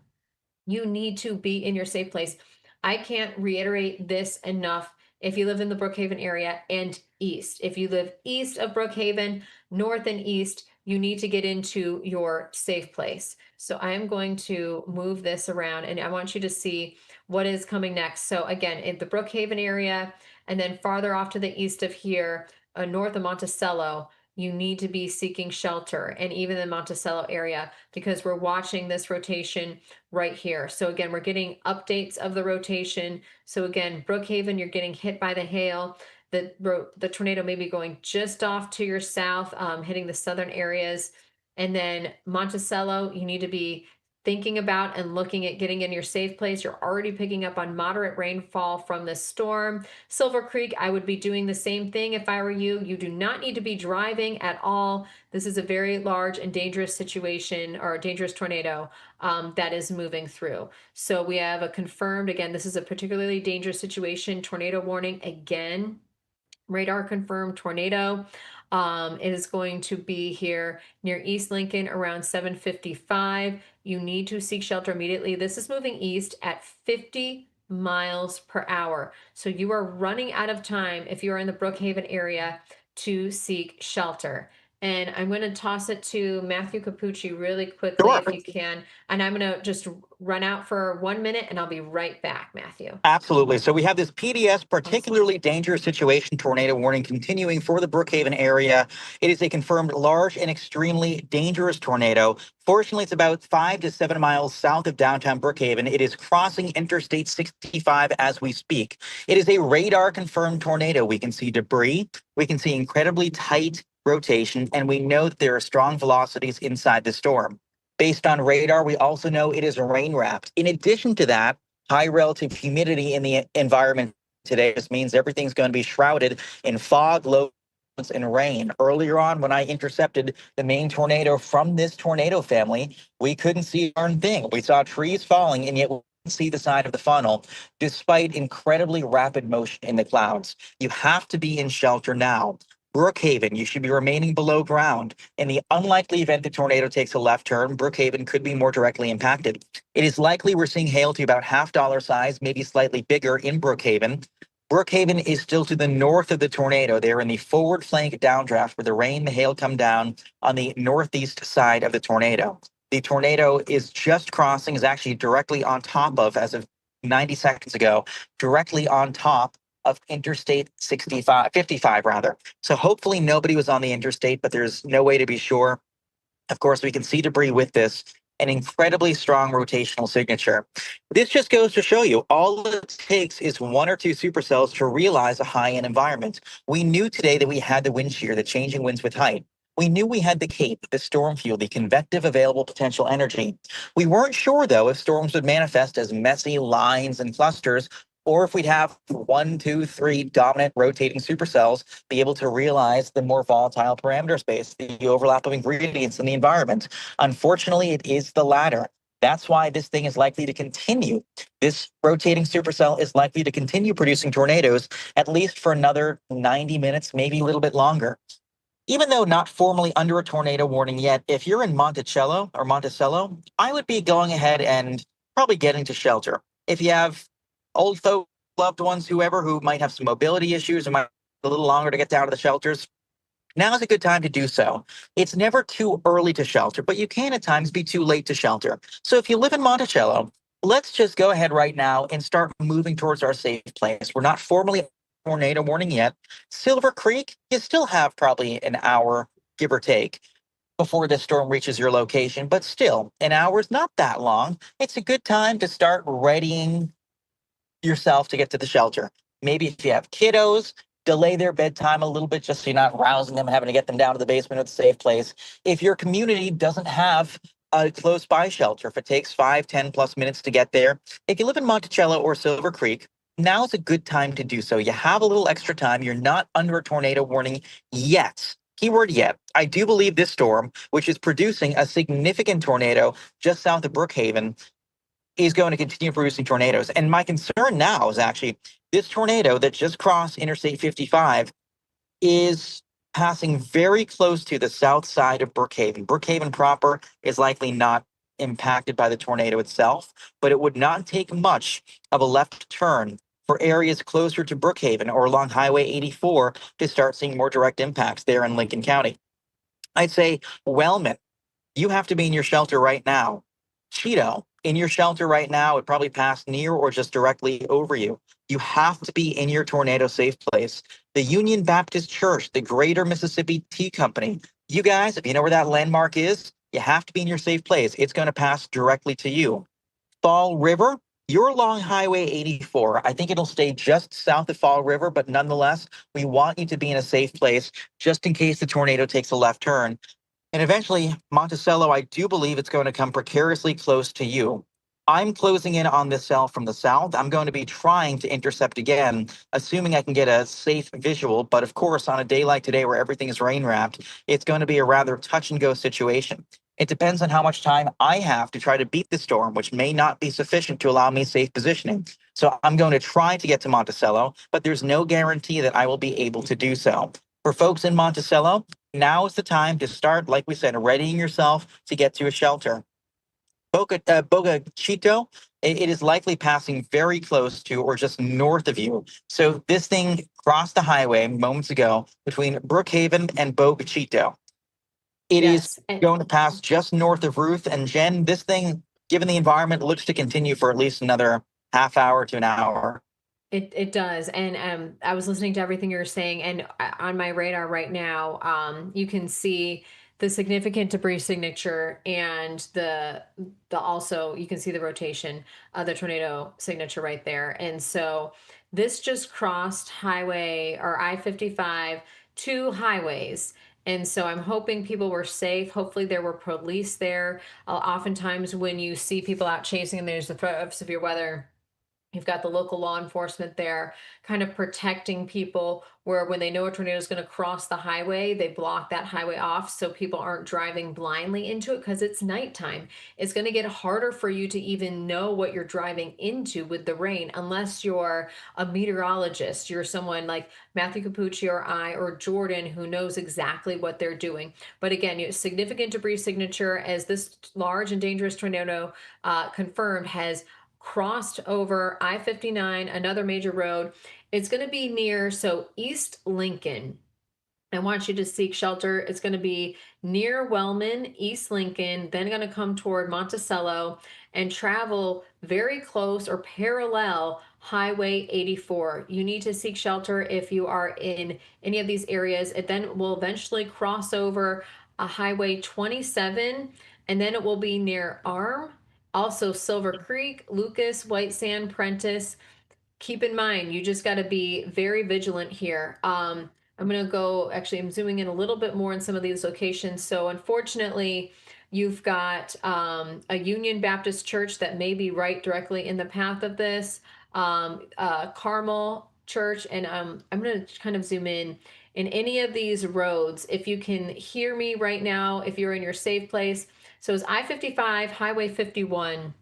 This tornado just crossed over, and so it's heading toward the Mount Moriah Baptist Church. If you're in the Berrien Children's Home, you need to be in your safe place. Anywhere along Highway 53, you need to be in your safe place as well. And then as we head farther off to the east, Harmony Drive, southeast, it kind of loops around near Fair River and Harmony Baptist Church. You need to get into your safe place. Also, Carmel Baptist Church, James Cox Road, that turns into Carmel New Hope Road and intersects with Highway 27 near Lawrence County High School. You as well need to get into your safe place. This is on the outskirts of Monticello. So again, you need to be in your safe place as fast as possible and stay there. Don't try and see it. It's nighttime. You're not going to be able to see it. It's a very dangerous situation. And I'm going to zoom out just a little bit here so you can see what we have going on. And I'm also going to put the alert back on and see what we've got here. So we've got an extended tornado warning. You can see that here. This is likely another tornado emergency. And so let's see, we've got the tornado warning. This is in effect until 9 o'clock Central Time. So again, an hour, a solid hour, just like Cappucci was saying, and at least another hour, if not 90 minutes or more. This storm is just, it continues to maintain itself, and it has been for the past 90 minutes practically since we've been talking about this tornado, and we've been watching Matthew on this tornado, and then now he's coming back around to it. So it's a confirmed large and extremely dangerous tornado near Enterprise or near Brookhaven, moving east at 35 miles per hour. Again, this is a confirmed tornado with a debris signature. We've been showing it to you. You need to seek shelter immediately. This is for northeastern Lincoln County, Lawrence County, and western Jefferson Davis County in Mississippi. We are in Mississippi. We've been watching two significant and strong storms across southern Mississippi produce tornadoes, and looking at that signature right there, it does not get any tighter or more significant than that. That is a tornado on the ground. So again, this is a particularly dangerous situation. You need to seek shelter now. So you can see, I'm going to show you right here. This is, you see where I'm going to outline, it may be a little bit hard to see here, and sorry about my drawing. This is that new tornado warning encompassing right there where that tornado is, and where the tornado is, it's right here, and this is the debris signature, what we're seeing. So it just crossed over I-55, Highway 11, and continues to move off to the east. It's likely going to parallel Highway 84 here just to the north. There are multiple communities in this area. I'm going to zoom in as far as I can. I've got a separate area pulled up. I want you to be as smart as you can and get in your safe place, because we have Mount Moriah Baptist Church, we have Berrien's Children's Home, If you're traveling along Highway 53, you need to get into a safe place. You don't need to be traveling at this time. If you live on East Lincoln Road Southeast, and this is where it's close to Highway 84, you need to seek shelter. Again, talking about this loop, this is Harmony Drive that loops around and connects back up to Highway 84 near Fair River, Pleasant Grove, Southeast. You need to seek shelter. So anywhere in those areas. Also, Carmel Baptist Church, if you can hear me, James Cox Road that comes back around and connects and goes into Monticello, Carmel New Hope Road, you need to seek shelter. So there's a lot of buildings, there's a lot of places where people live. This is a large and dangerous tornado that is on the ground, a particularly dangerous situation. Tornado emergency, you need to seek shelter immediately. We've got Monticello, Silver Creek, and not only is there a large tornado on the ground and a destructive tornado, but also a significantly large hail. So even if the tornado doesn't move through you, straight line winds of 60, 70 miles per hour and large hail could cause damage. So what I'm going to do, and actually we see, taking a look right now, Jordan is trying to get a good view of this. He's actually, yeah, he is stopped right now. If we can, it'd be great to get him, but I'm watching his feed right now. He's stopped at the moment in time, Jordan is, and you can see the rain, how hard it's raining. And this is just shows you how you do not want to be on the roadways right now because Jordan is just north of that tornado. Now, what I'm going to do, because there's another tornado on the ground, is I'm going to zoom out, see if I can zoom out really quickly. And I'm going to show you the other tornado that we do have here across South Mississippi. So let's see if I can do that. Let's see. There we go. I'm going to see if I can move this really quickly. But again, this is a very dangerous situation. You see the correlation coefficient, but we've also been monitoring a tornado down to our south, a very strong storm that is going to be crossing over into the state of Alabama very soon. And this is moved just off to the east of Hattiesburg. So we're going to get a close-up view of this, and we're going to switch this to reflectivity right here.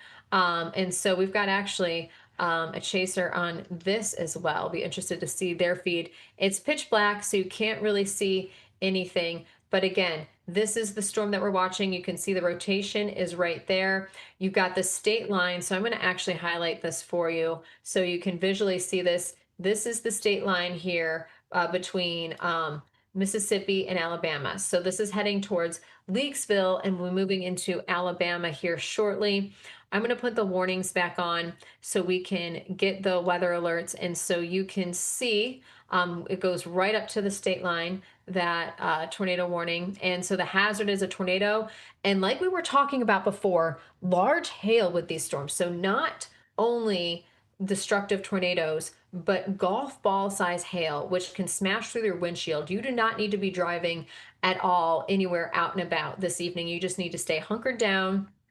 Tune in for our live feed with MyRadar because we are going through all the severe storms and keeping you up to date. But golf ball size hail is significant. Again, so this tornado warning is in effect. It's moving off to the east, the storm at 40 miles per hour. So again, locations impacted by this are Leakesville right now, and that is tracking off to the east. Soon, the storm will be moving into western parts of Alabama. So McIntosh, if along Highway 43, Calvert, you may be potentially in the path of this as well. And you see the branch off of 45 right there. So again, we're going to be watching this very, very closely. You can see that rotation, and we'll switch over to the correlation coefficient and see if we can see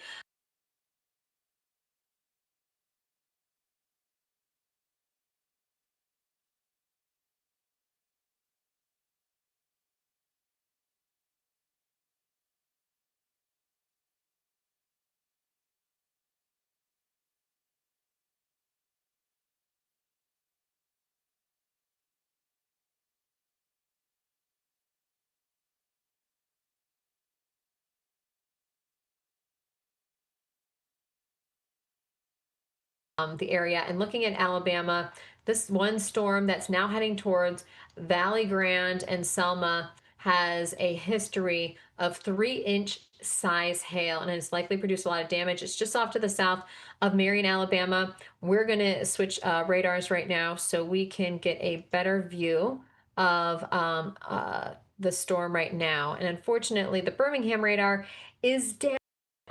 It has a part that is not going to come till tomorrow. So we are finding different radars to look at so we can view this storm.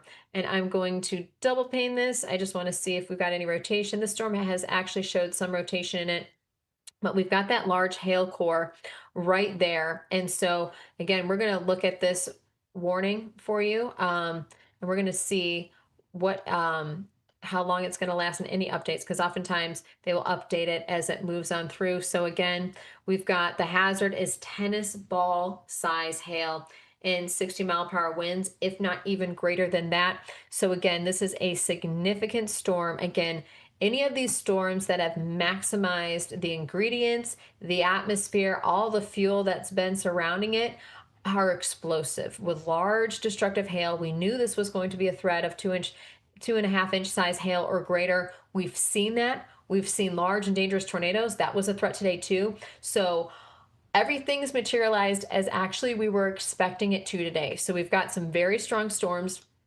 So again, keep in mind, you do not want to be driving out and about on this around this storm here. This is just south of Marion where you're seeing the largest hail right here.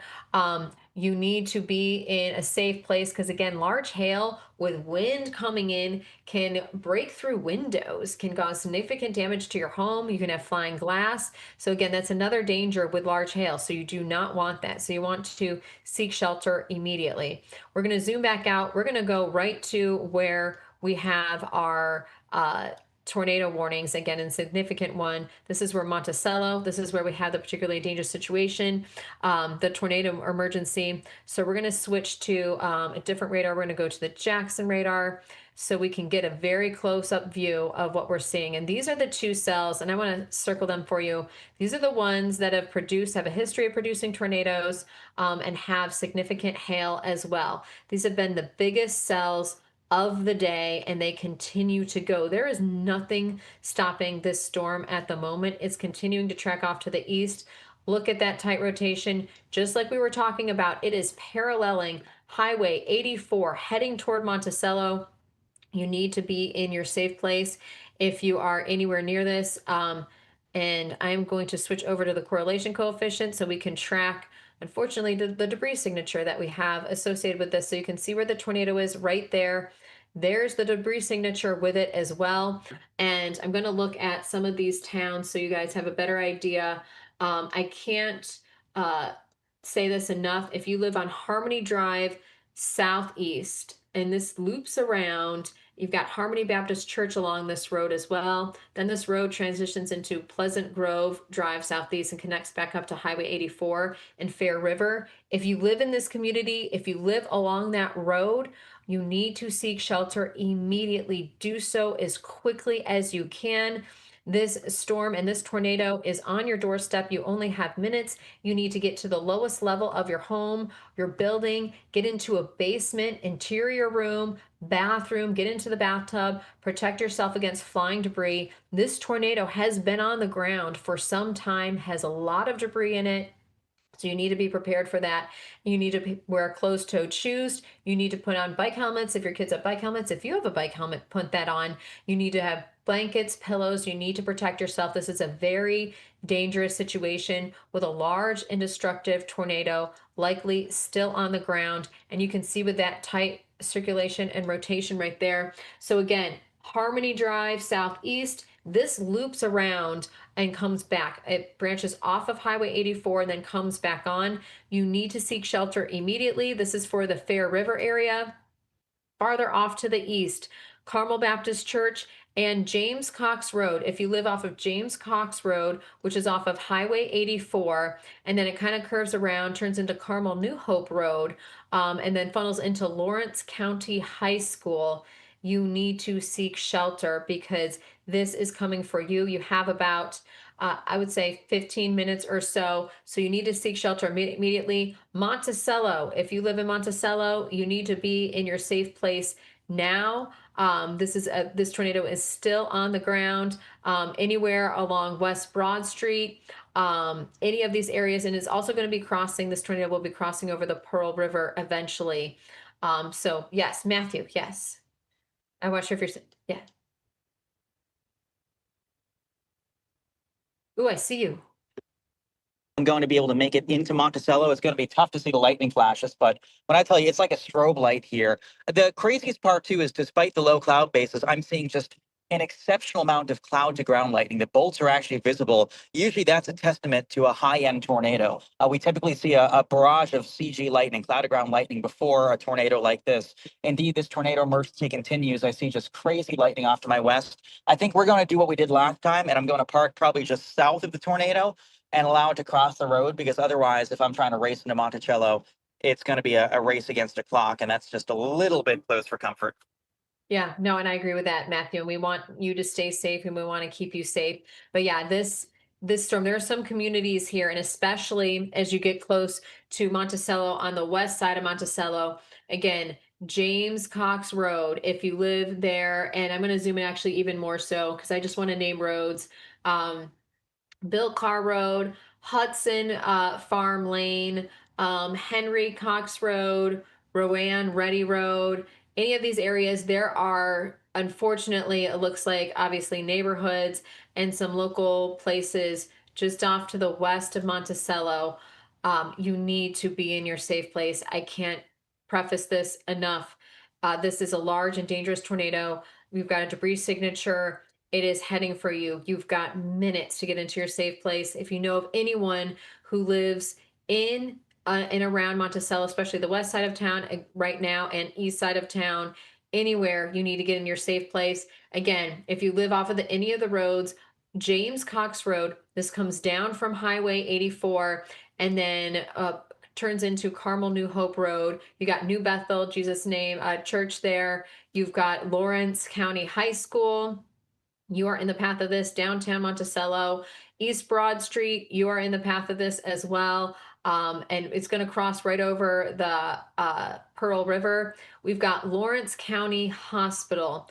This is right in downtown Monticello. So you need to do what you can to get in your safe place. And my heart goes out to anyone that is in the path of this storm and this tornado, because this is a very dangerous situation, a particularly dangerous situation. It's a tornado emergency, and it's about to move into a more populated area.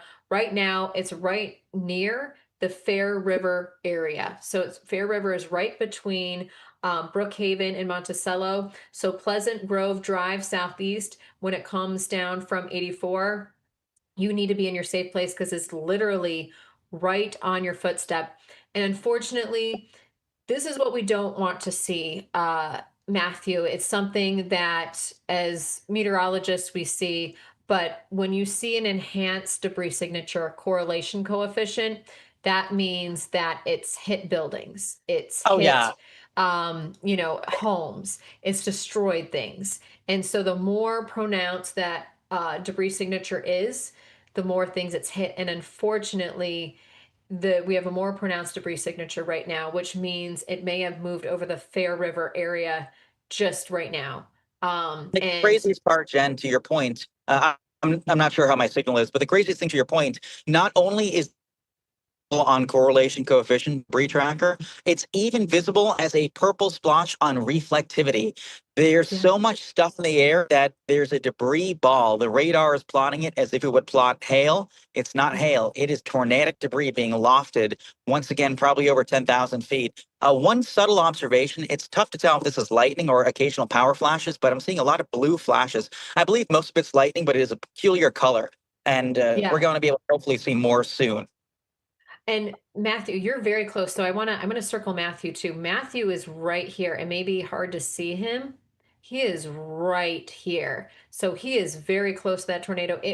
That would not surprise me if you're seeing power flashes right now. I bet they are power flashes because that just moved through Fairview. And so not up next, and I want to get to this, is we just moved through Fairview. If you live on Zood Russell Road, Trace Road, or Ford Colute Road. So this all kind of loops around. You need to be in your safe place. Oh, This tornado is heading your way. What are you seeing, Matthew? Anything? sorry, just crazy lightning strikes. I Yeah. have to find a clearing soon, but I'm noticing and kind of want your this. I'm noticing that along the RFD, there's a lot of rain, but behind the actual debris ball of the tornado itself, it looks like there's some clearing. So I'm wondering if I can actually let the tornado pass and then try to sneak in behind it and get an angle east. I would do that. I like that idea. And there's who's this right behind you? Jordan Hall is right behind you. So yeah, I think that's a great idea. I'm going to keep it on correlation coefficient right now because I just want to keep a very close eye on the debris signature. This is what we're seeing right here. Almost two different areas of rotation. This, if you hear me right now, if you know anyone in the Monticello, Mississippi area, you need to tell them to seek shelter immediately. We are running out of time. So James Cox Road, this is a pretty significant road for this part of the area. We've got multiple roads that come branch off of James Cox Road. This is approaching you right now. So James Cox Road, Henry Cox Road, Marvin Davis Road, and James Cox Road turns into Carmel New Hope Road that branches right into Lawrence County High School. If you live off of Rowan Ready Road, Timber Lane Road, Seed Sowers Church, Rod Page Middle School. These are, if you recognize any of these, that's what off of West Broad Street. You need to be seeking shelter immediately. And unfortunately, it looks like it's going to be coming in right toward downtown Monticello, where we have the Lawrence County Hospital there. If you live anywhere or are currently located anywhere in downtown Monticello, you need to seek shelter immediately. Get into the sturdiest structure that you can. Because there is a large and dangerous tornado that's confirmed on the ground. We have a very significant debris signature that is confirming that there is a tornado on the ground. And even if you farther off to the east of there, so this is going to cross the Pearl River.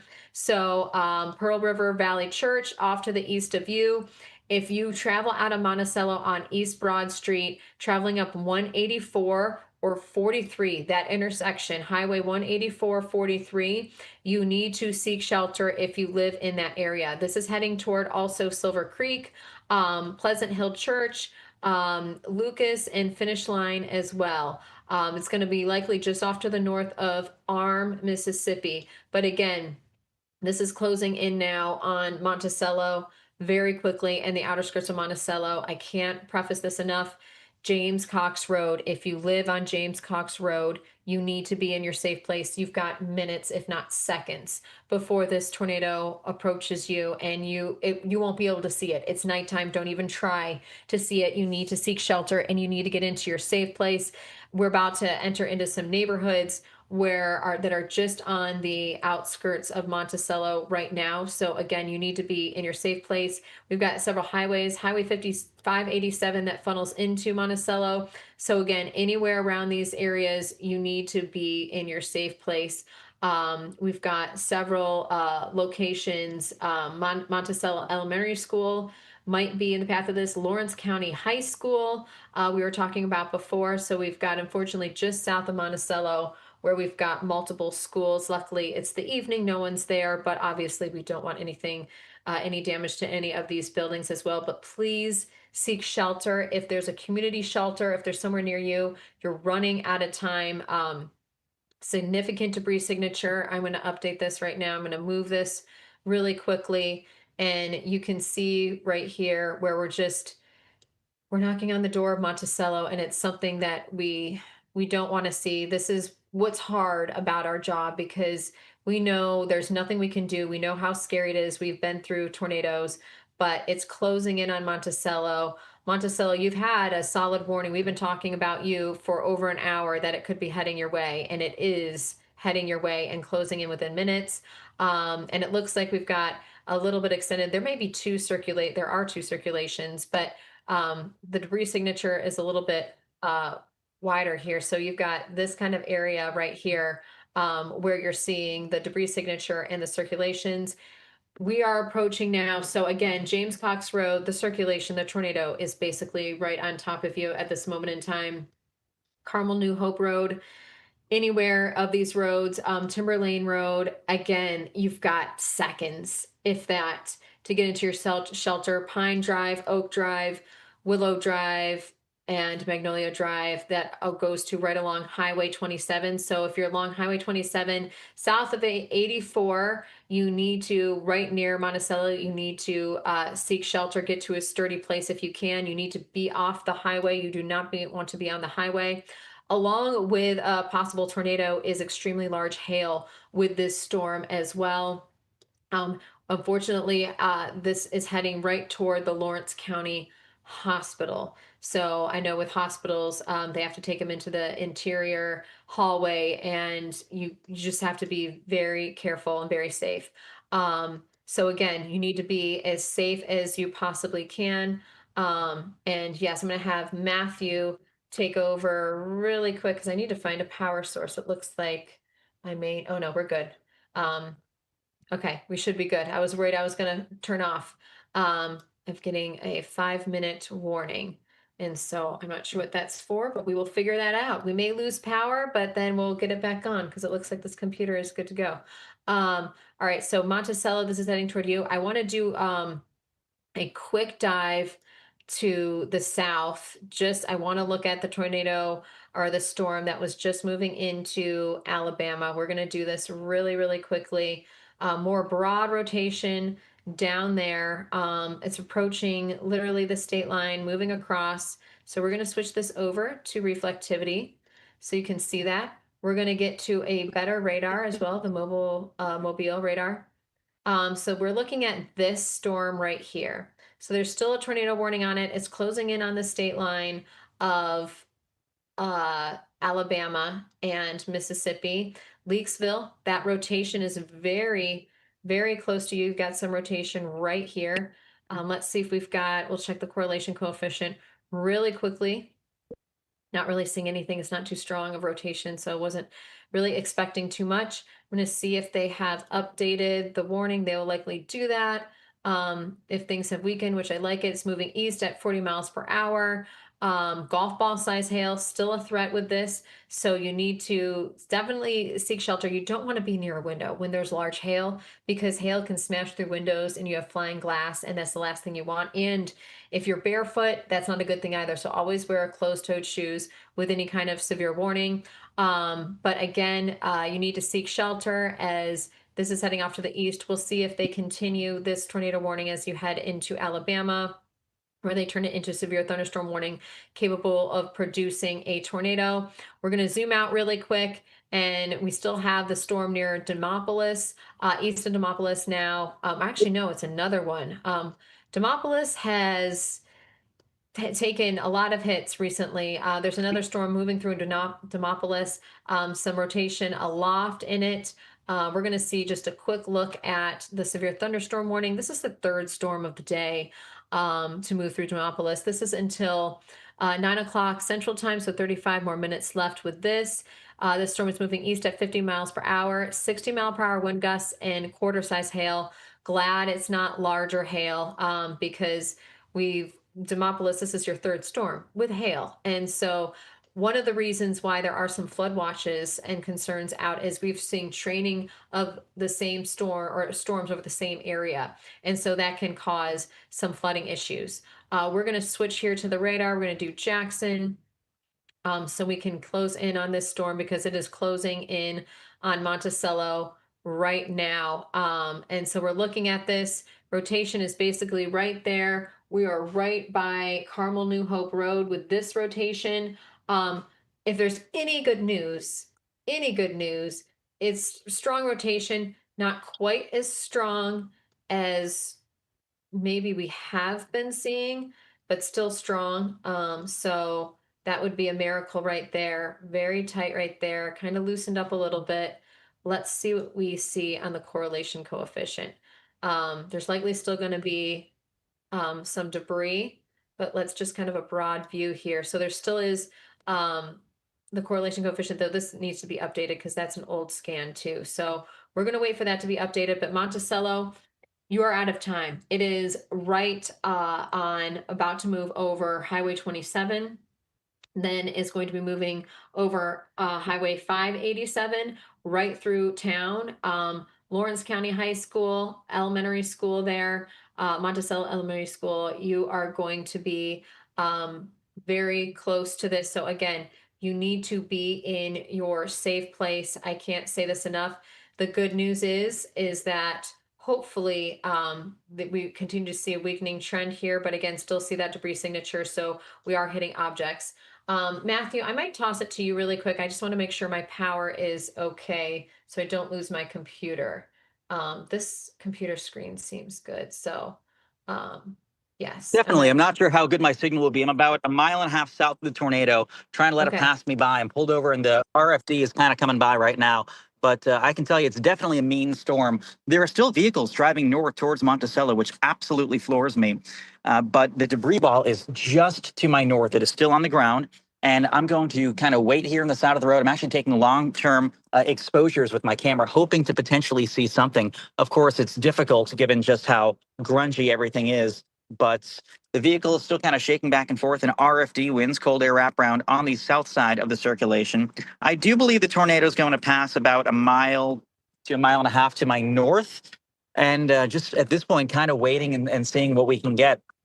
Obviously, the rain is very heavy. The lightning has been immense. Very impressive lightning. And that's one thing that's been remarkable today with just all the storms that have formed, not only the lightning, but I've also been very surprised by how much hail there has been. It's tough to get hail in this part of the world. And yeah, wow, we are shaking back and forth a little bit. Of course, it is RFD, cold air wraparound, but still, you never really know with situations like this, given how kind of garbled the radar can be. It's like being in a car wash right now with the strong winds. They're now kind of fanning north into the circulation. These things are like big vacuum cleaners. They're sucking up everything from all around. And right now it's certainly raining sideways and it's impossible to see. I know my camera shot's going to be entirely dark, but just the spray, the condensate in the air, that's something we typically see with these sorts of episodes. Oh yeah, oof, it is passing just to my north. I can't see it, but I can feel the car rocking. Let's see if we can see anything. The light. I love that, Cappucci. Okay. I may have to sign off really quick and re-sign back on. I had one monitor go out, so I'll be right back. Ooh, I got a really good lightning strike myself where I am. No worries. That's no problem at all. I'm just south of the tornado or whatever is left of it. It's difficult to tell if it's still on the ground. I do believe the couplet has weakened near Monticello, but I can tell you that the whole sky is being sucked towards one point. The rain, the wind, it's all streaming northwards. I'm just south of Monticello, and I believe the rotational couplet is just to my northwest. The winds have been changing direction. Initially, they were out of the south. Now they're more kind of out of the southeast. And that's sort of how it goes as you get closer to the tornado. The tornado is like this big straw in the atmosphere, sucking everything up. The sky's basically converging onto a point. And that's kind of what's going on right now. So it's, again, very challenging to ascertain exactly where the tornado is in regards to my location. Just visually, I do believe it's passing just to my north by about, let's see, maybe a mile and a half. I am still comfortable with my position. Of course, at nighttime, you want to play it a little more carefully, which is what we were doing. But yeah, anytime you have rain-wrapped night in this part of the world, it's certainly not a fun chase and certainly not an easy chase. I do believe the storm, fortunately, is cycling, though, which means Monticello may have been spared the worst. Rather the worst of what this storm has to offer. It may be that the circulation lifted just north, or rather just west of Monticello, allowing the city itself to potentially dodge a larger bullet. I do think we're reaching a point in the event where the tornado threat will start to wane, hopefully, in the next little while. It's impossible to say for sure, but if nothing else, hopefully things kind of shift in the right direction soon. On the one hand, we lose that daytime heating, but on the other hand, we still have the low-level jet stream ramping up. That low-level jet strengthens with the setting sun, adding more wind energy to the lower atmosphere, which is why storms like this can sometimes survive until 10, 11 o'clock at night, if not a little later.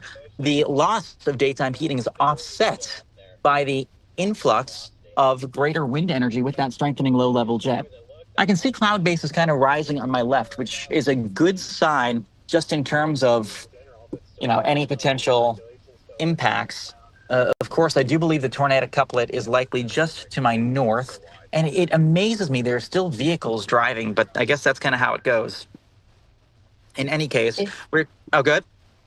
Oh yeah, I was just going to say you're doing a great job, and I'm seeing where you're located as well. I'm readjusting my cameras and everything. I'm currently off camera right now. We're working on fixing that situation so I can get back on camera.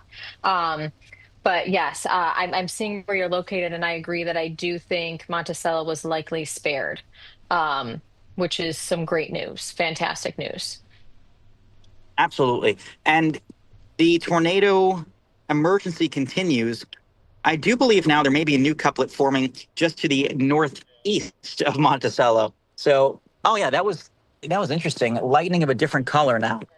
So I was seeing all blue, then I just saw. Yes, Jack, did you say something? Yeah. Oh, are you talking to me? No, you're just going to get black just because unfortunately there's nothing else to get. Unfortunately, it's pitch black. Oh, no, I turned off the headlights. So for folks at home wondering, I actually did turn off the headlights just to give myself kind of a better vantage point to try to do some long-term camera exposure stuff. And I'm seeing what may be the backside of the tornado just to my north. So we're going to try getting a little bit north. And again, we're going to do so cautiously. It's tough to find clearings where you can shoot this. But I do believe a new tornado may have just touched down near or on the east side of Monticello. So that's kind of what happens sometimes with these sort of cycling events. And actually, let's aim. Yeah, no one's nearby. Let's aim the camera right and just see if we can get one long form exposure here. Shut the headlights, and we'll do it again. Cappucci, I'm still with you. We are reconnecting my camera. We're going to see if I can get back on. Awesome. Yeah, so for those at home watching, we have a lot going on. It is certainly a busy night on MyRadar. And of course, we can't allow folks to forget it is your birthday today. You are doing this all on your birthday. That is true dedication. That's why we love you here. And not only that, of course, your scientific analysis has been spot on as always. It is my birthday. Let's see if we got this. Let's see if it worked. We're working to see if trying to get it to work. Oh, let's see if it's working right now.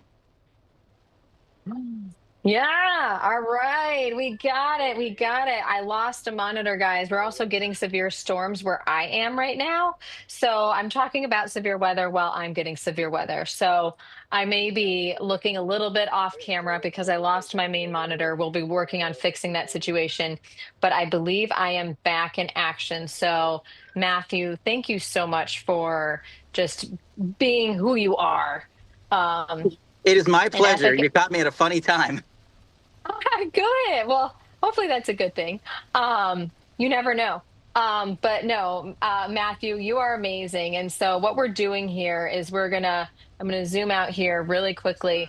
And I couldn't agree more that the thing is this tornado has been so destructive. There's a lot of debris. So even if it weakens and some of that debris starts to fall, and usually when you have a tornado, you see the debris signature kind of expand because things are starting to fall out of the air. So we still have a debris signature, but we're starting to see that weakening. So I couldn't be more happy with the timing of this because again, we got a very loose rotation and we still have some debris right over Monticello, but hopefully it's a weakening tornado or maybe it even lifted. And that would be the best news of the night right now because it's a very strong and destructive storm. And Matthew, you're right in it. You're right. I'd be curious to see if you drive through downtown Monticello, if you see any debris. And I'm also curious too, you've got Jordan, who is you guys are going to be converging right there on, I believe, Highway 84. So it's going to be interesting to see what you guys experience and any reports that Jordan has. Can we bring Jordan on? Voice over there, Jack? I would love to see if we can do that. Now there's still rotation. So Silver Creek, you need to be in your safe place. Prentice, you need to be in your safe place. Also keep in mind, very large hail. We've got Silver Creek likely being impacted by some large hail, but it looks like the storm may be weakening some itself overall. I'm going to actually put this into motion. I like to see a look at things in motion. So we're watching it right now. Yeah, it's still very powerful storm, still large hail. But again, it looks like we are weakening some, which is some great news. So we're gonna move this. Let's see. Hey, Jen, That real was a quick, while ago. Yes. just responding to your point from a moment ago. I don't have any like building damage here, but I do have some building materials in the street. It's mostly trees and leaves and stuff, but occasional like structural stuff as well. Okay, that's good to know. That's actually really good to know. And you're driving right up, I believe, highway. Trying to see it. Is it 51? You're right. I Yeah, you're heading think right so. Yeah, into. I'm Yeah, about you're to going to head be. over towards Silver Creek. Yeah, you're very close to they had where the elementary school is, and other areas. What's interesting is I'm gonna do this. What's interesting is I mean, there's still rotation in this storm, could be cycling through. There's still a tornado warning in effect. I'm going to be interested to see now. This was an hour-long tornado warning that got triggered right about 38 minutes ago. At the top of the hour, we're closing in on the edge of it. So Prentice, this circulation, you're technically not in a tornado warning right now, but Prentice, Mississippi, you need to be in your safe place. You need to get to the lowest level of your home, the structure, the building you're in, put as many walls between you and the outside as possible. Also, looking at Bassfield for you, it might go just off to the north of you, but that Seminary and Collins, here are some of the next areas. Mount Olive, again, even if there is no tornado or it continues to weaken, there still could be some large hail, destructive straight line winds. So again, all of this is heading towards you there. Mount Olive, Collins, Seminary. This is a very dangerous situation. What I'm going to do right now is I'm going to pan out just a little bit. I want to see our storm, I should say, to the south. Our friend is Matthew Cappucci. The storm is not our friend. We're going to see, I'm going to do the let's see, radar. I want to see, we're looking at multiple storms right now. We're going to close and make this one window. So we're watching this storm. We've been watching this storm. So this is from the Mobile radar, and you can see this is the one that was tornado warned earlier. This is a severe thunderstorm warning. So we weren't sure as it was coming up to the state line of Alabama if they were going to issue a tornado warning or not. It's got a severe thunderstorm warning, and I agree with that. It's in effect until 9:15 local time. So this storm now is moving east at 70 miles per hour. So that is fast. That is highway speed, wind gusts of 60 miles per hour, and half-dollar size hail. So thankfully, the storm itself has weakened some. So it didn't have, I believe it had tennis ball size hail earlier. That the hail core is weakened, the storm itself is weakened. It's lost the rotation. So this is what we like to see. This is great news, but still a destructive storm. It's moving east at 70 miles per hour. That's a fast moving storm. So again, keeping an eye on that for you. McIntosh and Alabama, that's going to be heading toward you. And if you're traveling along 45, you're getting in the thick of it right now. But again, McIntosh, you're going to be the closest community to that. We're going to zoom out here just a little bit. What I like to see, and we'll look at the overall picture, composite radar here soon. But the biggest storm we have right now is Silver Creek, and we're going to get back on to the Jackson radar so we can get a better view of it. Because what I hope is happening is we had a significant threat here earlier on, and you can see the progression over time with this particular storm. But now, what we might see is we've seen some weakening. So I think this is a good trend that we're seeing. I'm going to pause this. I'm going to look at the rotation.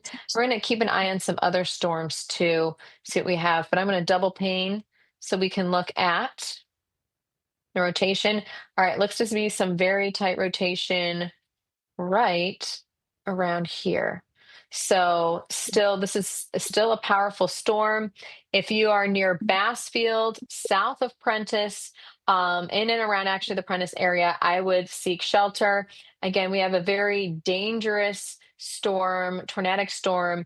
We should know here within the next minute or two whether they extend this tornado warning or they turn it into a severe thunderstorm warning.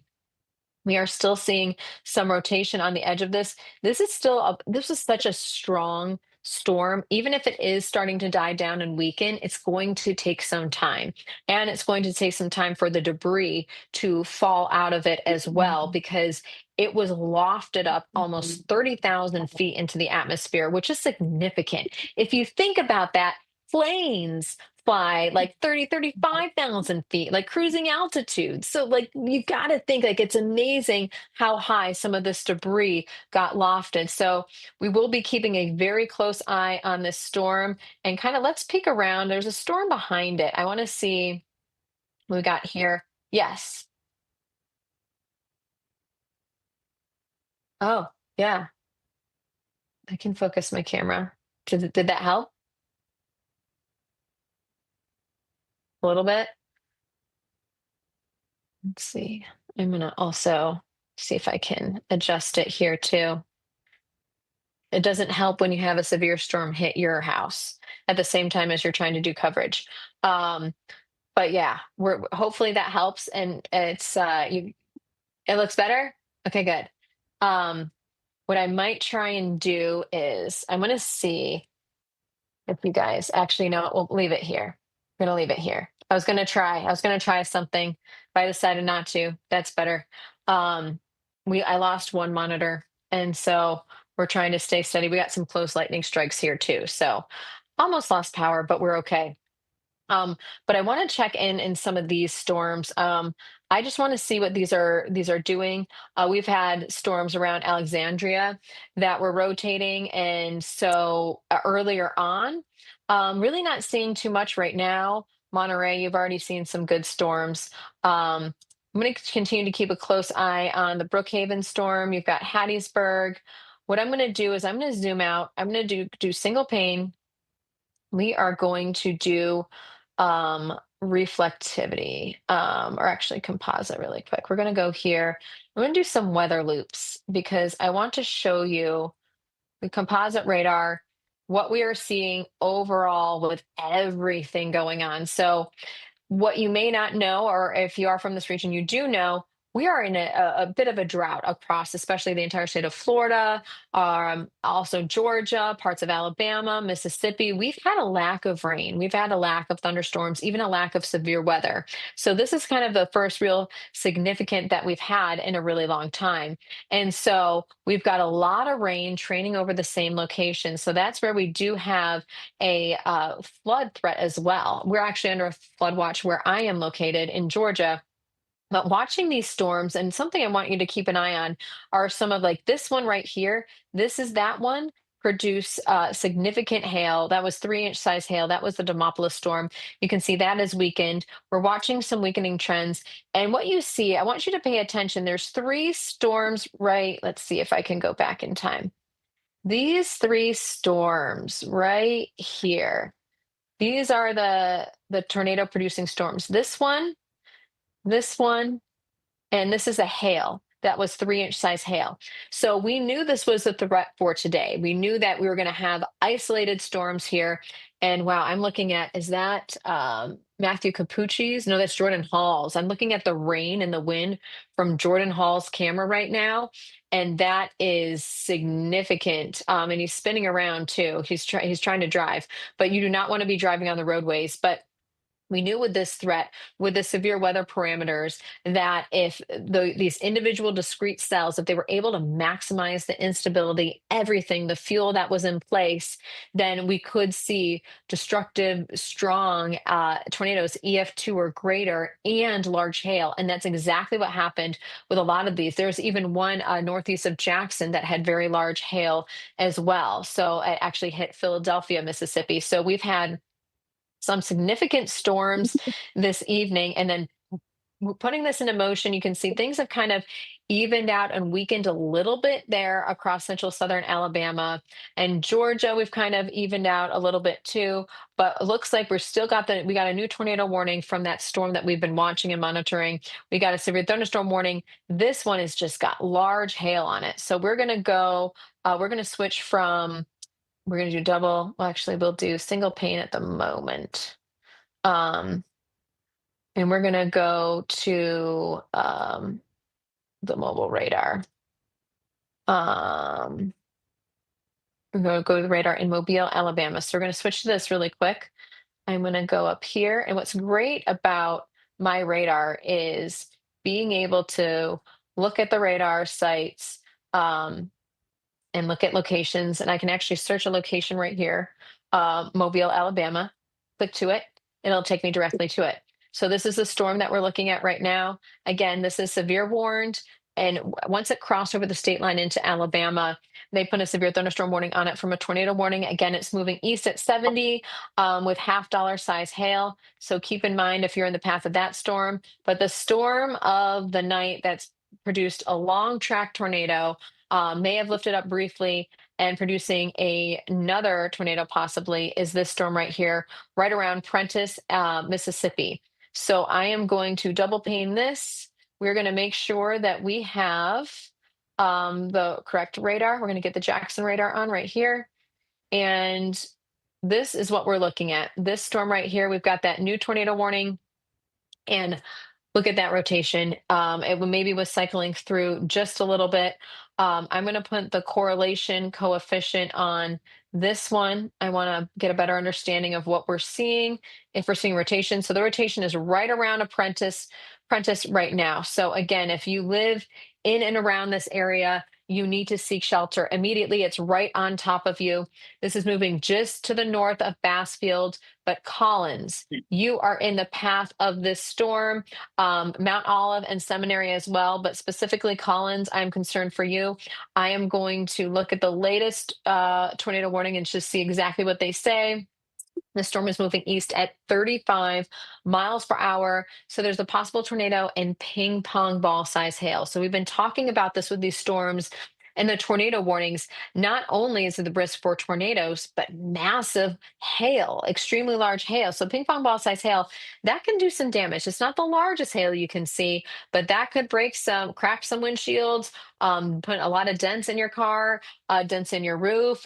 You don't want to mess around with that. But again, possible tornado and ping pong ball size hail. Now it's radar indicated rotation. So I believe we did have a cycle through where the tornado lifted up and then potentially could be trying to reach back down again. So we do have that tornado warning in effect. And actually wanted to read some of the cities too. Moving east at 35 miles per hour. It's near Prentice right now, Carson in progress. Basically at this moment in time, Bassfield around 8:55. Bassfield is going to be north of you. You got lucky with this one. Lone Star is going to be near you in the next 10 minutes. Collins in the next 15 minutes. Seminary in the next 20 minutes. This is a very significant, powerful storm with a history of producing long track, dangerous tornadoes. So please seek shelter if you are in the path. Get to the lowest level of your home, basement preferably. If not, the first floor, an interior bathroom, a closet. Put as many walls between you and the outside as possible. This storm is still hanging on. Even the storm to the southeast, which was right around Hattiesburg, has now moved into southwest Alabama. Yes, that's weakened. Doesn't have the rotation like it did earlier, but it did produce a tornado earlier. But it still has some large hail with it and is moving east at 70 miles per hour. This storm is moving slower, about half the speed. But we've got, again, still some significant rotation, and it's right around the Prentice area. And I don't like the trend that I'm seeing with the velocity right there, right around Prentice. So again, we're not seeing anything in the correlation coefficient right now, which is where we're seeing damage or debris lofted up into the atmosphere. But that doesn't mean this could recycle, tighten up again, and become a confirmed tornado on the ground. So we've got our storm trackers on it. And I see Matthew and Jordan. Do you see anything else in Monticello, Matthew? No, in fact, I'm Thank you for actually this. very encouraged that that the whole area seems to have power on. I'm right now near Amazing. the building, and I've seen some leaf debris, but I haven't really seen any building debris. I saw like one, very small piece of home debris earlier on, but it seemed to be a very isolated thing. I haven't seen any impacts to Monticello proper, so I'm very pleased to say I think the city escaped unscathed. That said, we are seeing rotation tighten up once again near Prentice, a little bit northwest of Bassfield, of course. Bassfield, Laurel, So were hit back on April 12th, 2020, with a series of significant higher end EF3, EF4 tornadoes, and they were hit on March 15th, 2025. So that area is beleaguered. They are no stranger to significant tornadoes. Collins, this thing is moving towards you, and it does appear to be cycling. Jen, one small piece of good news. Obviously, this Yes. is a tornado warning. We want folks sheltering, but a small piece of good news is that we're seeing kind of a conga line of rain behind it. I think we're getting to the Yeah. point in the evening where storms are beginning to sort of line up along the front. The shear vector, sort of the steer, and what's sort of helping stretch these storms out is parallel to the direction of the boundary. In other words, storms are going to form and kind of be stretched along the boundary, and that may eventually cause them to line up, merge, and lose supercell characteristics, which is what we want. We want to put an end to this. But what's interesting? Even as late as like 2 or 3 p.m., we didn't know whether we'd be getting lone discrete supercells or mostly squalls or clusters. And what wound up happening was that the cap was just a little stronger than modeled, just a tad. And that actually caused more isolated storm development rather than more numerous storms. And as a result, we were able to keep storms alone, separate, discrete as supercells. So believe it or not, a little bit of cap today was actually a bad thing because it caused supercells to be the predominant storm mode. But for folks north of Bassfield, in Collins, in Seminary, I've seen a tornado in Seminary before. It was completely rain wrapped, and once again, they are dealing with, unfortunately, rain wrapped circulations tonight. This tornado warning continues for another 51 minutes until about 9:45 p.m. local time. This is near Progress, or 7 miles west of Prentice, moving east at 35. Bassfield around 8:55 to 9 o'clock. Lone Star, same thing. Collins around 9:15. Seminary, you have a little over 20 minutes. Seek shelter now. Lowest floor of whatever building you're in. Avoid windows. If you're a mobile home vehicle outdoors, get to a site-built location and try to put as many layers between yourself and the outside world as possible. Very atypical to see this much activity in this region this time of year. I mean, normally if you're going to get a big outbreak, it's going to be in March or April for the Deep South. You're not going to get it in May. And very rarely do you see this much hail. We've seen reports of up to baseball-sized hail across the Deep South. It's extremely unusual to get that much hail because you need actually dry air at the mid-levels. If you have too much moisture at the mid-levels, then all the droplets kind of coagulate and make big raindrops that fall. Whereas if you have a little less moisture, you wind up with smaller droplets that can be super cool droplets that latch onto a growing hailstone. And the fact that we were able to get such large hail in such a humid part of the country really shows how dynamic today was. Unfortunately, we are seeing rotation tighten once again with the storm that is near Prentice. And it's tricky because there are actually two different areas of rotation. The main one is near or over Prentice. It's beginning to tighten, but we might be trying to see some rotation form at the edge of the rear flank downdraft, sort of the leading edge of the cool air wraparound on the backside, indicating a possible cycling. Some of that rotational signature northwest of Bassfield, the sort of secondary one closer to Bassfield, is what we call side lobe contamination. For the folks at home, don't worry about that. That just means higher velocities from higher up in the storm are erroneously being mapped lower to the ground. But some of it is legitimately some spin along the leading edge of the cool air wraparound that could eventually be stretched into another tornado vortex. So again, Prentice is not out of the woods yet. I'd say give it another roughly 10 more minutes in Prentice. Going to pass north of Bassfield. That rotation is strengthening. Collins and Seminary down the road as well. And then hopefully things wind down. But Jen, I hate to be the bearer of bad news. Natchez, once again, that same area where all the supercells seem to keep emanating. I am seeing a little bit of rotation south of Natchez. I am seeing a maturing supercell there. It's not severe warned yet, and I don't see it tightening its spin yet, but it is broadly spinning. It's about 50,000 feet tall, and it is something that we should just watch. No warnings for it yet, but it is something that is certainly worth watching. Yeah, and you brought up so many great points, Matthew. And one of the unique things about tonight, and just in this region, is the large hail. That, like what you were talking about with how dynamic this system is the fact that we had 3-inch size hail, and also what was so unique too is when you were driving and chasing the storm now that is right over Prentice, but when it was in Louisiana crossing the Mississippi River, the fog, that there's so much moisture in the atmosphere, and especially the lower levels, that there was fog developed when there was like a clear sky. Like, it was a very unique situation, and I think you described it perfectly. We still weren't sure how things were going to pan out later on today. We knew there was potential, especially with the large hail, but with the tornadoes, we knew there was potential there, but just how everything was going to congeal together, where we're going to get to the discrete cells. The cap, again, was a little bit stronger than we had anticipated. There was some, speed shear, directional shear was a little bit of a question mark, but we had a couple super cells that rotated, and we're still watching them right now. And so this is the big concern. The rotation is mainly about to shift off to the east now. Prentice, Collins, you need to seek shelter. Seminary, you need to seek shelter anywhere between about Mount Olive and Seminary. Right along 49, you need to be in your safe place. I know it's later on in the evening for you. The kids may be already asleep.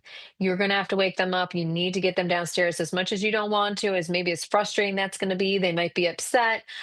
You just need to get in your safe place. You need to stay off the roads. You do not need to be driving at all anytime soon. You just need to be safe with blankets, pillows, closed-toed shoes, something to protect your head. We are continuing to watch this particular storm because it has a history of producing long track tornado, likely a long track tornado, based on what we have been watching over the past couple of hours.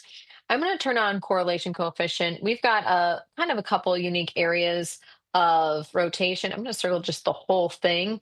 So we may be getting just a little bit potentially right around here. We'll see. We need to see a couple more scans to see how truthful that is.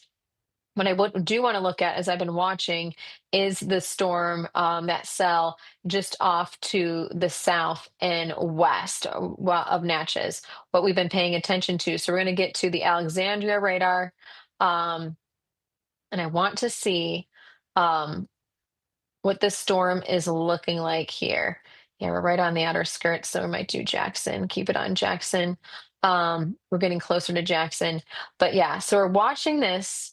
There's a little rotation in it. So we'll see how this is. There's a good hail core in it. It is not warned yet. It's not severe warned. So we'll keep a close eye on it and see what this does, but this is what we don't want to see. We were hoping that, like, literally this is moving over the same area. If you heard us before around Roxy, Natchez, this storm, this is where the National Forest is, right in this location where we're over Prentice right now, went right over, went through the trees. We had a significant debris signature, and unfortunately we're still seeing a tightening debris signature right now. So we're going to get some updates, see if we do have the correlation coefficient, but this is where we're seeing the most significant right now. But we have a couple different areas. So we're going to go right here. Again, if you're in the path of this, please seek shelter immediately. This is for you, Collins, anywhere between Mount Olive, Collins, and Seminary. Now we're going to continue to monitor. We also have that storm that is in southwestern Alabama. And I'm going to zoom out really quick. We've got that storm there. We'll see how this is doing. There's still some rotation right on the edge, so it's about to move out, and there's still some significant hail. I think that's the greatest threat with this storm. So we're going to see what they do with this issuance. There's some overall general rotation within this storm, but the biggest factor is, I think, the hail. So we'll see if they continue with a severe thunderstorm warning. I'm going to keep it on this cell for right now. This cell did move through the Hattiesburg area and likely produced a tornado earlier on, we saw the debris signature, so we did have that confirmation. The cell was also near Tylertown, I believe, earlier as well. So we've had a long evening of tracking these dangerous storms. We are seeing a weakening trend somewhat. The one powerful storm, though, that's rotating right around Prentice, still maintaining itself, staying strong. We'll see within the next hour or so if it will weaken, but we thank everyone who's been joining us. So I am meteorologist Jennifer Watson. We are live for MyRadar, and we have been we've been live for about 5 hours now. Looking at storms, we had multiple tornado warnings, severe thunderstorm warnings, large hail. The largest we were looking at on radar was 3 inches in diameter. So some significant hail, especially around Demopolis, Alabama, as well as northeast of Jackson, Mississippi, right around the Philadelphia area. And then we've had confirmed tornadoes of some of these supercells moving from Louisiana and into parts of central southern Mississippi and southern Alabama. And we're still watching that. So again, we're watching this storm. We'll see if they continue the severe thunderstorm warning. It is about to move out of that area. And I'm going to look at it right now to see how long that warning goes until. But again, the half dollar size hail is the biggest threat. So it's in effect until 11. Let's see. We'll see if they expire that at all. But what we need to focus on is this storm, keeping a look at what's behind it. But we've got people on the move here. So let's see if this is Cappucci. No, it's Jordan Hall. Jordan Hall is there. We've got Cappucci right there. So he's right on the back end of that. So we're going to zoom in a little bit closer. I want to switch the radar. We're going to switch to the Jackson radar. This has been one of the most, if not predominant, storms of the day, but we're watching this one near Natchez. This is the one that we're keeping an eye on. Has some rotation, so we're going to keep a close eye on that one.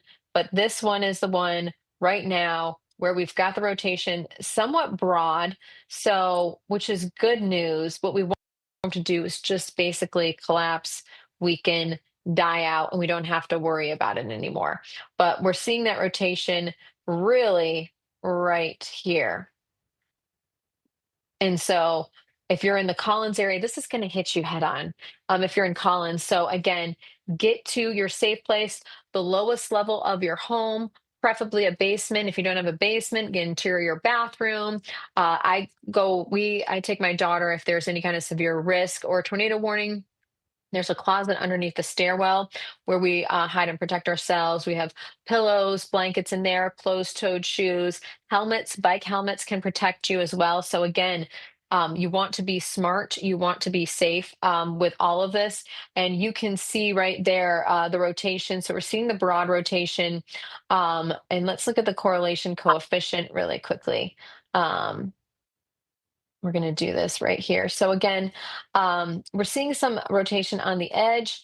Not sure if we actually really got anything coming down on the ground, but you've got a little bit showing up there. So we're going to switch over to the reflectivity really quick. So yeah, there may be a little something. We'll see. That could be also just some bad echoes from the radar itself. So again, we're going to watch the next couple of scans, but again, this tornado warning does continue. So if you live in the Collins area, stretching from Mount Olive to Seminary, you need to seek shelter. And what you see right here, even if it isn't a tornado on the ground, you've got some very strong winds coming to you. So again, this storm is producing large hail, but also potentially damaging straight line winds of 60 to 70 miles per hour. So you need to seek shelter from that too. This is literally going to likely hit you, unfortunately, straight on here in Collins. So I'm going to do this right here. Heading directly this way. If you live east of Collins, you need to be seeking shelter. This is a very dangerous storm. Laurel, Mississippi, near Sandersville, you need to be prepared for this storm. Still large hail with this storm. And even looking at the reflectivity that we have right here, you can still see how we have the rotation within this supercell as well. Now I'm going to look behind this storm really quickly. We're looking at this Natchez storm. Again, it's not severe warned. It's just crossing the Mississippi River. So more interesting things have happened before crossing over the Mississippi River. So we'll see about that. We do have a continued severe thunderstorm warning for this cell. We were waiting to see if that was going to happen. So I'm going to get the latest on that for us. Look at that storm really quick. We're on the Mobile, Alabama radar. And we got a severe thunderstorm warning. This is for East Central Washington County and southeastern Clark County. This is in southwestern Alabama. This is the storm that moved through Hattiesburg, Mississippi earlier and had a tornado on it.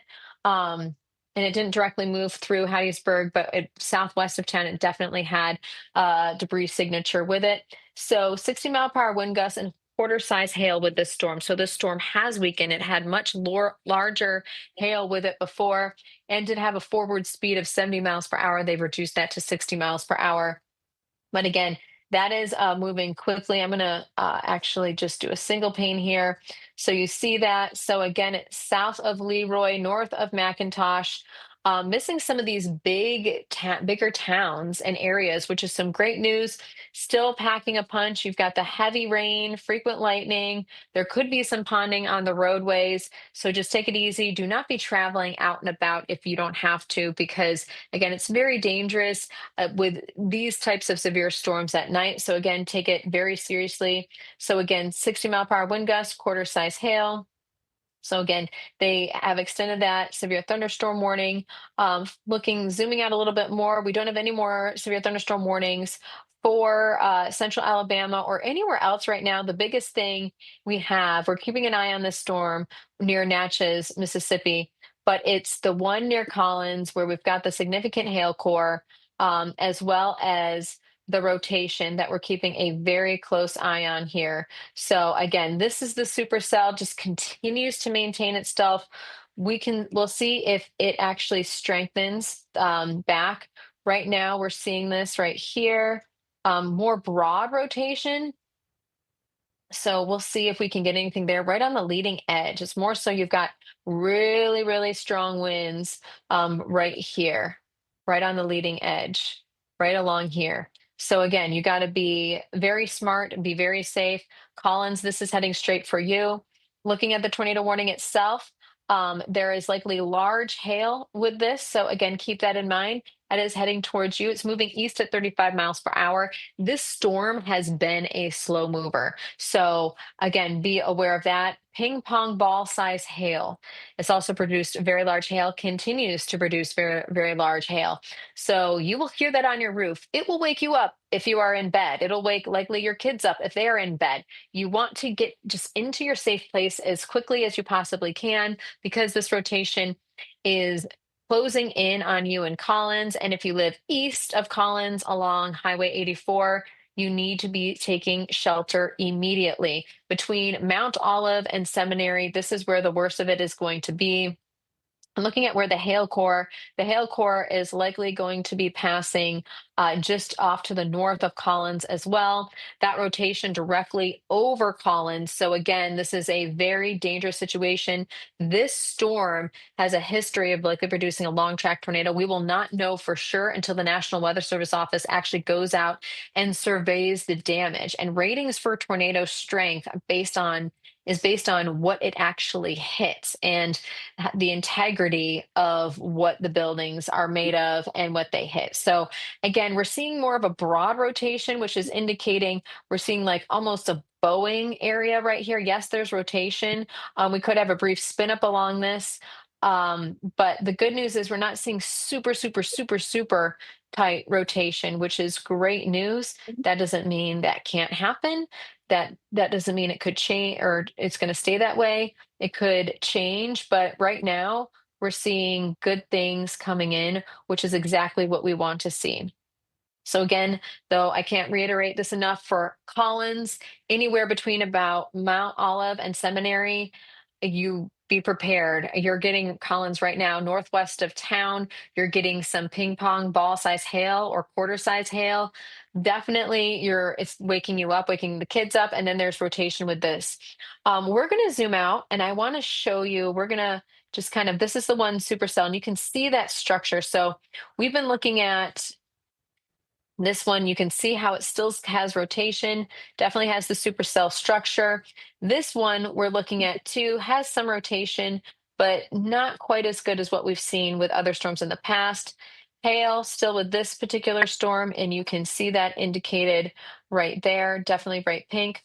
We're going to zoom out a little bit. I'm going to switch this over to composite. And so one thing with MyRadar, and this is what I love about MyRadar, and if you're not already a premium subscriber, you need to do so because it unlocks some awesome features. And there's also a 7-day free trial if you want to get the premium subscription.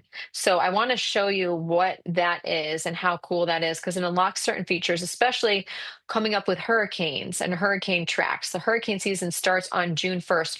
We're less than a month away from the hurricane season. So when you sign up for premium, this is one of the coolest things because you don't get any ads, and you get per station radar. This is for the US, the Guam, Japan, Australia, dual pane view. You get the inspector tool, hurricane tracker, historical radar, which I love historical radar, and route cast, which turn by turn navigation, which helps navigate you around storms, which is very powerful and amazing, and which you would like anybody to have. Like, I would love my parents to have that. It's a very amazing, powerful tool that we have. So what I'm going to do, I am going to go on composite. I want to show you what is causing all of this weather and why we're having the severe storms. We have a very warm and moist air mass south of this boundary. So south of the cold front, we've got it draped, kind of stalled out a little bit across northwest Georgia, but draped right just off to the north of Birmingham, now just off to the north of Jackson, Mississippi. So you've got some cooler, some drier air behind this on the north side. South of it, we've got that warm, moist air lifting northward. And so that's why you saw earlier today in Matthew Cappucci's feed, you saw there was fog, actually fog, because the temperature was so close to the dew point and there's so much moisture in the atmosphere. So we've got that front, which is kind of the focal point. Oh, Cappucci, were you trying to say something? I'm sorry, there's lightning just nearby, and it borderline startled me. Oh my God, it would borderline startle me. I've been startled. Well, I'm not even chasing right now. Storms are chasing me where I am, Cappucci. It's quite interesting and exciting. And one thing, yeah.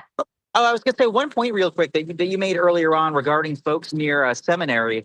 With that storm that's coming in, I think it's really important because seminaries, I've been there many times. Seminary is a sparsely populated area, but a lot of truckers drive Highway 49 up into seminary when they're coming in from the south. We want folks to stop long before then. In fact, we want folks who are driving north on Highway 49 to stop probably about 5 miles south of seminary and not keep going northbound. Likewise, if you're driving south on 49, stop in Mount Olive. Do not continue down to Collins. A lot of truckers take that route because I worry, especially for those coming in from the south, that they're not going to encounter any rain, they're not going to encounter any hail, and then boom, they'll get the tornado because they're in the inflow notch. Areas near seminary, like between seminary and just south of Collins, you're in the inflow notch. You're in that warm, humid air spiraling into the storm, but you're actually not in the rain yet. There have been many times where I've chased a tornado and not actually seen any rainfall if I come in the right way. So folks, we don't want people. And so, Matthew, you're breaking up just a little bit. Sign. This is kind of the draw. Oh, sorry. And so, back to you. Yeah, and so Matt is bringing up a great point. And what, like looking at this right now, we're looking at, we have it up here right now. You can see it's starting to tighten again. It was looking more broad. Now it's tightening. The rotation is really starting to look significant as we're about to move directly over Collins.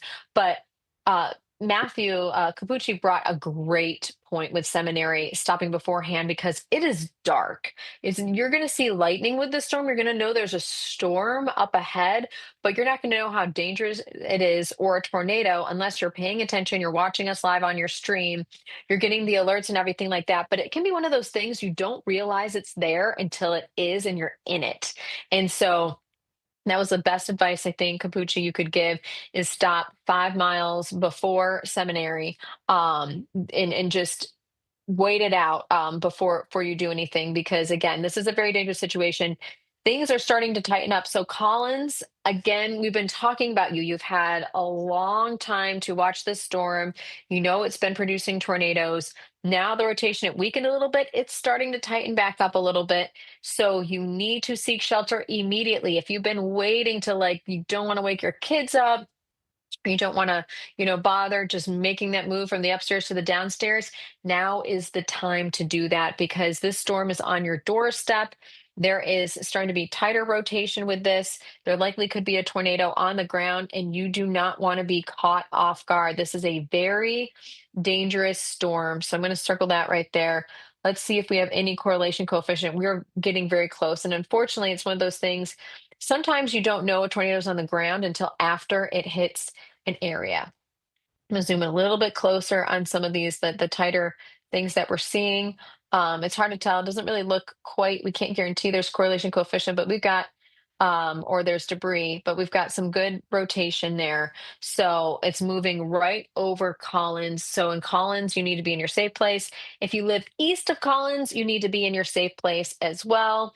I am going to actually switch off of this. I want to zoom out really quick because this tornado warning, we are getting close to the edge of it, and we're likely going to see it expanded. So towards, south of Taylorsville, we've got Soso, which is going to be coming up next. And then if you live north of Ellisville, and then Laurel, Mississippi, that's a bigger, larger area. You could be in the path of this. So again, we've been tracking this storm. This storm has tracked several, probably over 100 miles by now from New Orleans or Louisiana.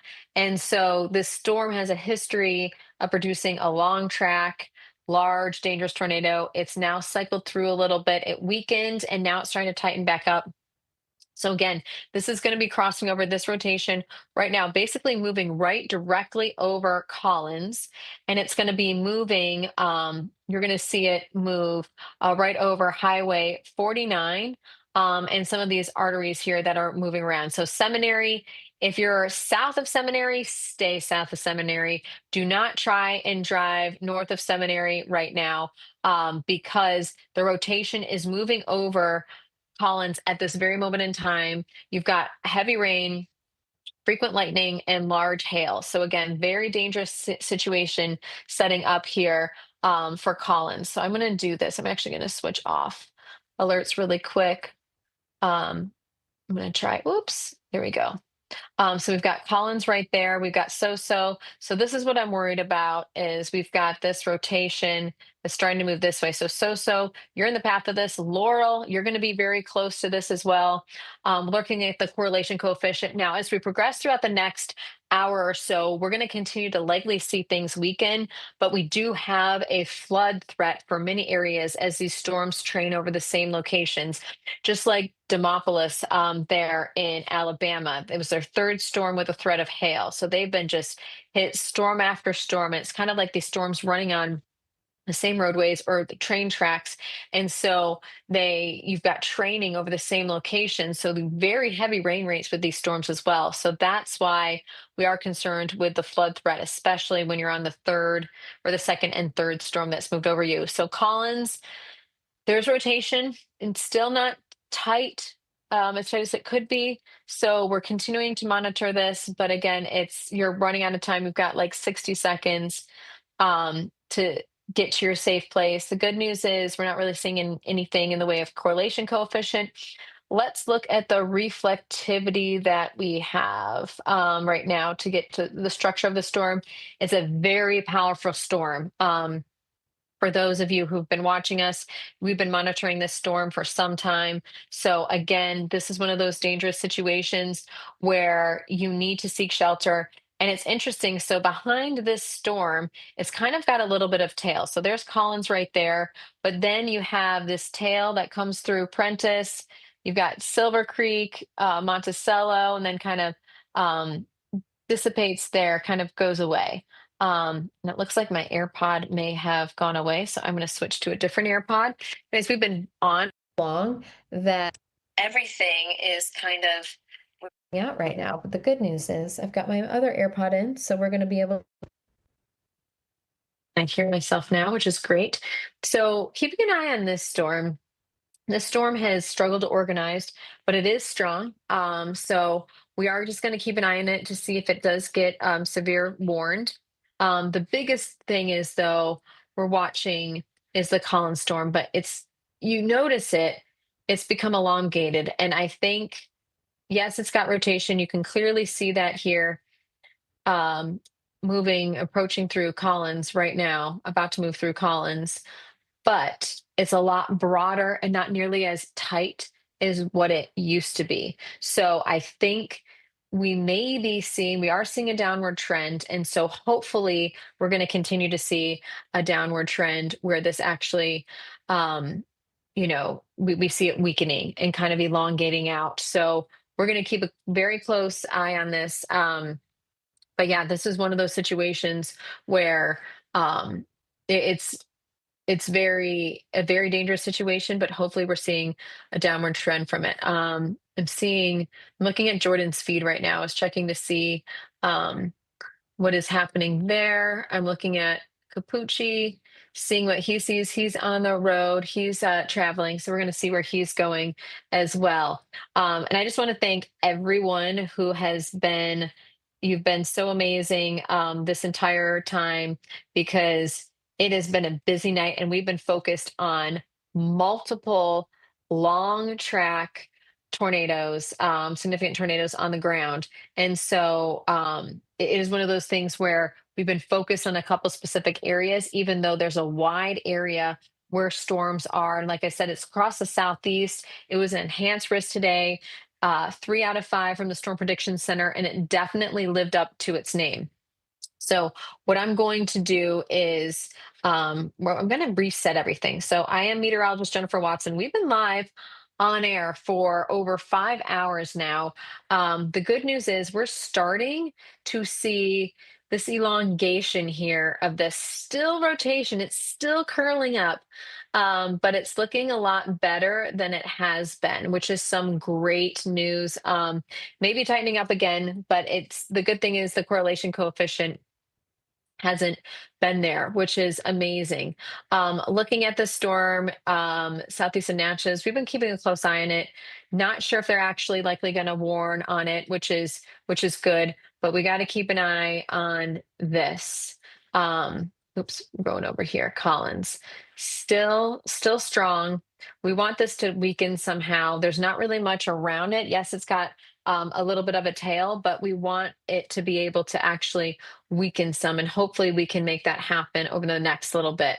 But what we're going to do is I'm going to reset just a little bit. I'm going to zoom out, and I'm actually going to put the watches on because I want you to see something really quick. I took them off before, but let's see. We've got the alerts on.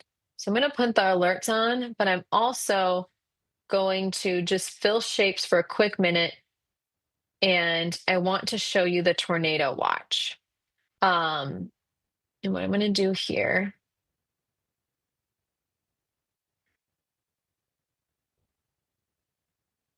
so you can see where the warnings currently are. We've got the one near Collins, that tornado warning, this one here just south of Jackson, Alabama, and then we're going to zoom out a little bit. Now, what you're going to see right now is we've got the composite radar, basically just kind of blends everything together. And then you've got the tornado watches, the boxes. So they've been trimmed down a little bit across north central Alabama. So Birmingham, you're not under a tornado watch anymore. We still have some lingering, it looks like eastern Texas, parts of Louisiana. We're watching this Boeing line right here. So this is the one we're continuing to monitor. So we've got this guy right here.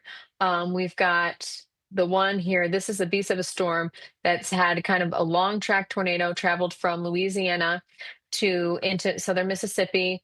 This one had a tornado on it near Hattiesburg, has now shifted off to the east. Still has some large hail, but now it's 60 mile per hour winds and quarter size hail. So hopefully that storm dies down. We still have, this is a pretty strong cell right to the south of Columbus, Georgia. And so we're monitoring these very frequent lightning with these storms, heavy rain, and you can see this is the cold front that is draped across here, kind of stalled a little bit, draped across parts of the southeast. Which is causing this? We've got very warm and moist air just to the south of it. And then the north of it, we've got cooler air. So we will gradually see these tornado watches be shaved county by county. Once the front moves through, it kind of, you reduce the risk. So we will be seeing these shaved. Now, these tornado watches, most of them go in effect until 11 o'clock local time. So these should be able to likely be allowed to expire, though some may be extended depending on the trend when it comes to the radar. And then farther off to the east, the tornado watch is a little bit later. But you can see the overall trend, and I'm going to put this into motion where you can see these storms. And I kind of showed you earlier on where you've seen these lone supercells that have produced some really large hail. We've had large hail today. The story's been the large hail, 3 inches was what was reported and what we were seeing on the radar. And then these a couple long track tornadoes, and likely some strong tornadoes. So we're going to see the National Weather Service office, the different ones will send out the local National Weather Service offices will send out meteorologists to look at the damage, and engineers. And they're going to look at the structures, the integrity of the structures that were hit by the tornadoes, look at kind of what the debris was looking like, what if the trees were pulled out, because one of them did actually hit a national forest, what kind of the path was like there, if there's any ground scouring. And then they're going to be able to rate the tornadoes based on the damage, the things that they hit and how hard they were hit. So they're going to look at the damage and also look at the path and see if it was a continuous path or maybe a tornado touchdown, down, lifted back up again. That can happen a lot as well. Tornadoes can be on the ground for just a couple of seconds and then lift back up, and you can have a family of tornadoes. So we're watching this very closely. I'm stopping it here. So again, we've got the tornado warning here. We'll see if this continues into a severe thunderstorm warning. We've got this severe thunderstorm warning here. It is almost 10:30 Eastern time, 9:30 Central time. So we've got about an hour and a half for the tornado watch for many of those in Alabama and Mississippi. So we are going to keep a very close eye on the trend of these storms. The trend has been a downward trend, but still very heavy rainfall and trending over the same areas. So flooding is a big concern as well. But what I want to look at, so we looked at overarching kind of everything we have. Let's look at the temperature map. Let's just have some fun. Actually, we're going to take off the temperature map. We do composite, but let's do the temperature layer. So I want you to see what we have. So looking at the front, we've got 55 degrees in Tupelo. That's very cool. 63 there in Columbus. We've got 57 here. So again, we're starting to see this front kind of pushing south. South of the boundary, though, we've got like 73 in Atlanta. Montgomery, we got 70. So again, we're starting to cool off. We're losing the heating of the day. That doesn't necessarily mean the severe weather threat weakens, but it will help limit it some. But you got 77 across southern Mississippi. Still very warm, still very moist with dew points, very high today in the upper 60s, low to mid 70s. That was some fuel for the storms. And one thing I want you to look at as well, we're going to turn off the temperatures, but let's look at the wind. So we're going to look at the wind, the jet stream wind. So these are in the upper levels of the atmosphere. This is when we talk about directional shear. So we're looking at the wind direction from the surface all the way to the highest levels that you can get. And so the higher levels of the jet stream winds, it's screaming out of the southwest for the most part, west southwest. Now, look at those arrows. We're going to switch here from the jet stream winds to the surface winds. So I want you to see the difference. So I have the arrows of where the jet stream winds are. And then you've got the surface based winds. You got a little bit of backing to the southeast, but for the most part, there's southerly winds. So you see we've got kind of turning with height, right? We've got the winds coming in, screaming in, jet stream winds from the west southwest, and then the southerly southeasterly winds or south southeasterly, which can help with causing the rotational directional shear. Now, usually with tornadoes, you really want those winds to be backing, which backing means backing to the southeast, right? Like, yes, you can have a southerly wind, but once you start the winds start to back from the southeast, that's when they can produce tornadoes. So that's kind of what the setup that we have for today. So we had a lot of speed shear, right? And when you have increasing wind speeds with height, that creates the rolling motion, right? And then you need directional shear, which can help storms rotate as well. So you've got a couple different things going on. But once you get the helicity and you get that tilted into the updraft, and that can really enhance the spin, that's where you get the wall cloud and the funnel cloud, and then a tornado once it touches down. But looking at this, it looks like they may have extended the tornado warning from Collins. So and we also severe thunderstorm warning. This is what I was waiting for. So we're going to zoom in to these areas. Especially, we're going to do the tornado warning first, then we're going to do the severe thunderstorm warning. We're going to go, we're going to take off the winds. So we're going to do this. And this is really easy to do in just right there, just knock those right off. And let's see. Make sure we have hurricane tracker on. We're going to be done with that. We're going to go up here. I want high definition. And then so we're zooming in right here. We're going to do this. We're going to get back on Jackson. And so this is what we have. This is where we have. So Laurel, we were talking about this before. We're going to look at, let's see. All right, so we do have still some rotation there. We are continuing the tornado warning. This includes Laurel, Ellisville, Soso, and Sandersville. So we're going to see what this is for. This is until 10:30 Central Time. So this is for the next hour. This tornado warning is in effect for northeastern Covington County and southeastern Mississippi and Jones County and southeastern Mississippi. So again, we are watching this severe thunderstorm capable of producing a tornado near Seminary right now and near Collins, moving east at 35 miles per hour. So the rotation basically moved directly right over Collins. And so we have a broad rotation right there. We're looking at we've got the velocity. I'm going to switch here just a little bit. Let's see if we can get anything right there. I don't think we're going to be able to. So we're going to continue to look at the velocity. So again, we do have some rotation. It is now east of Collins. Let's see if there is a better radar that we can go to that's a little bit closer, because we have Jackson right there. I'm going to go like this. I'm going to see what kind of local radar we have. We're going to look at, so we got the Columbus Air Force Base. I want to see what that looks like for this storm as well. But again, this tornado warning does continue. Yeah, it's a little bit worse. So we're going to do Jackson. But again, we've got rotation. We're looking at it, and I actually had the fill-in, so we're going to turn these off. So I have the weather alerts, but I don't want to fill the shapes. So we took it off. And so you're seeing this rotation right here, and there's still concern. This is a very powerful supercell. So we've been watching this supercell for probably 3 hours or so. We watched it move through the National Forest right as it moved from Louisiana into Southwest Mississippi. And now we're watching this long track supercell. So again, it did produce a tornado earlier, likely a long track tornado. It's since lifted, but there's still significant rotation that they want to keep a tornado warning on it, likely because of the history and strength of the supercell itself. Now, let me see if I'm going to see if they actually issued it for hail as well.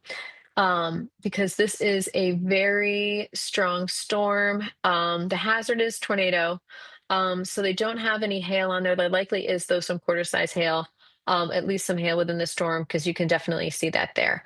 I want to see where Cappucci, how are you doing? I want to see where Cappucci is to see where he is at. I think there's Scott right down there. I want to see if actually, I don't think Cappucci. I don't think we have Cappucci anymore. Cappucci probably signed off. But we still have Cappucci's feed. Say that one more time. Okay, he's not in the Zoom. Okay, so Cappucci is still streaming. We are going to watch and see where he goes, but we are continuing to watch now. It's messy. This line looks messy. We've got a supercell, but it's congealed with a whole kind of line, and we've got some little rotation, a little bit along it. There's a little bit there near Silver Creek.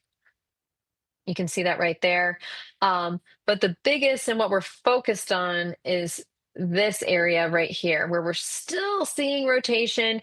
Hopefully Collins went through okay, and it's nothing too intense right now. We've got even just a little bit of rotation right here. Even you could claim that as a little rotation. So again, we've got this.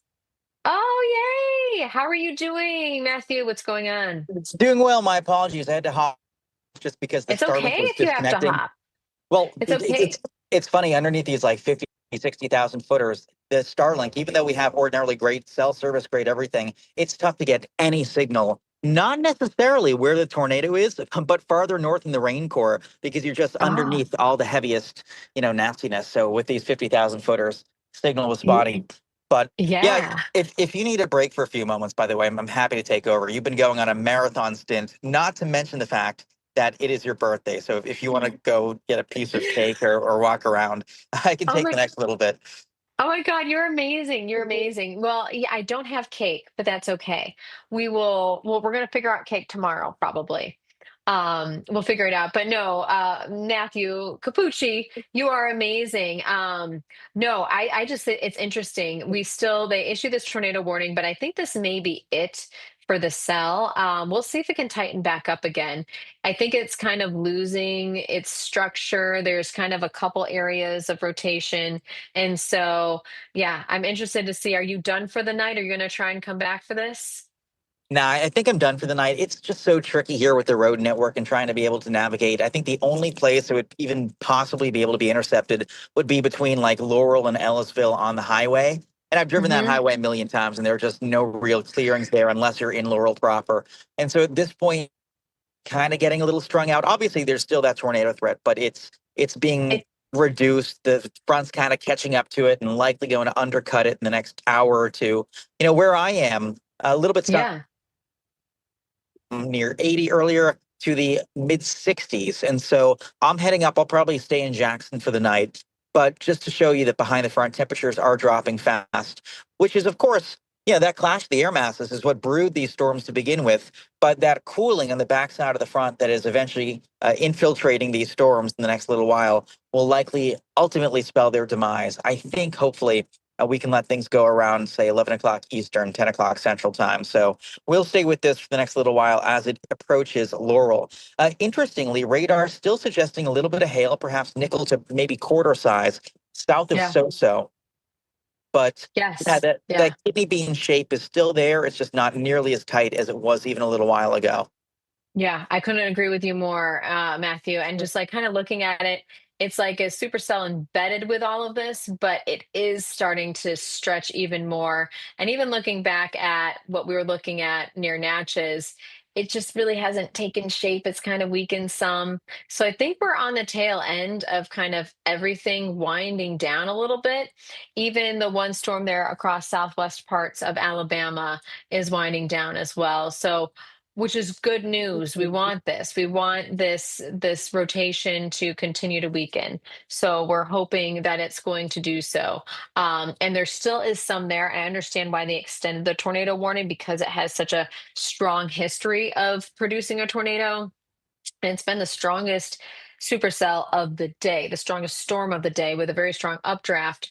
But actually, I say that, Matthew, and we had a storm with 3-inch hail. So I don't know. There were, I would say, 4 significant storms. The one northeast of Jackson producing the large hail there, the one in Demopolis, Alabama, Hattiesburg, Mississippi, and then this one we're continuing to watch. They all had large hail, and then 2 of them had confirmed tornadoes on the ground at the same time.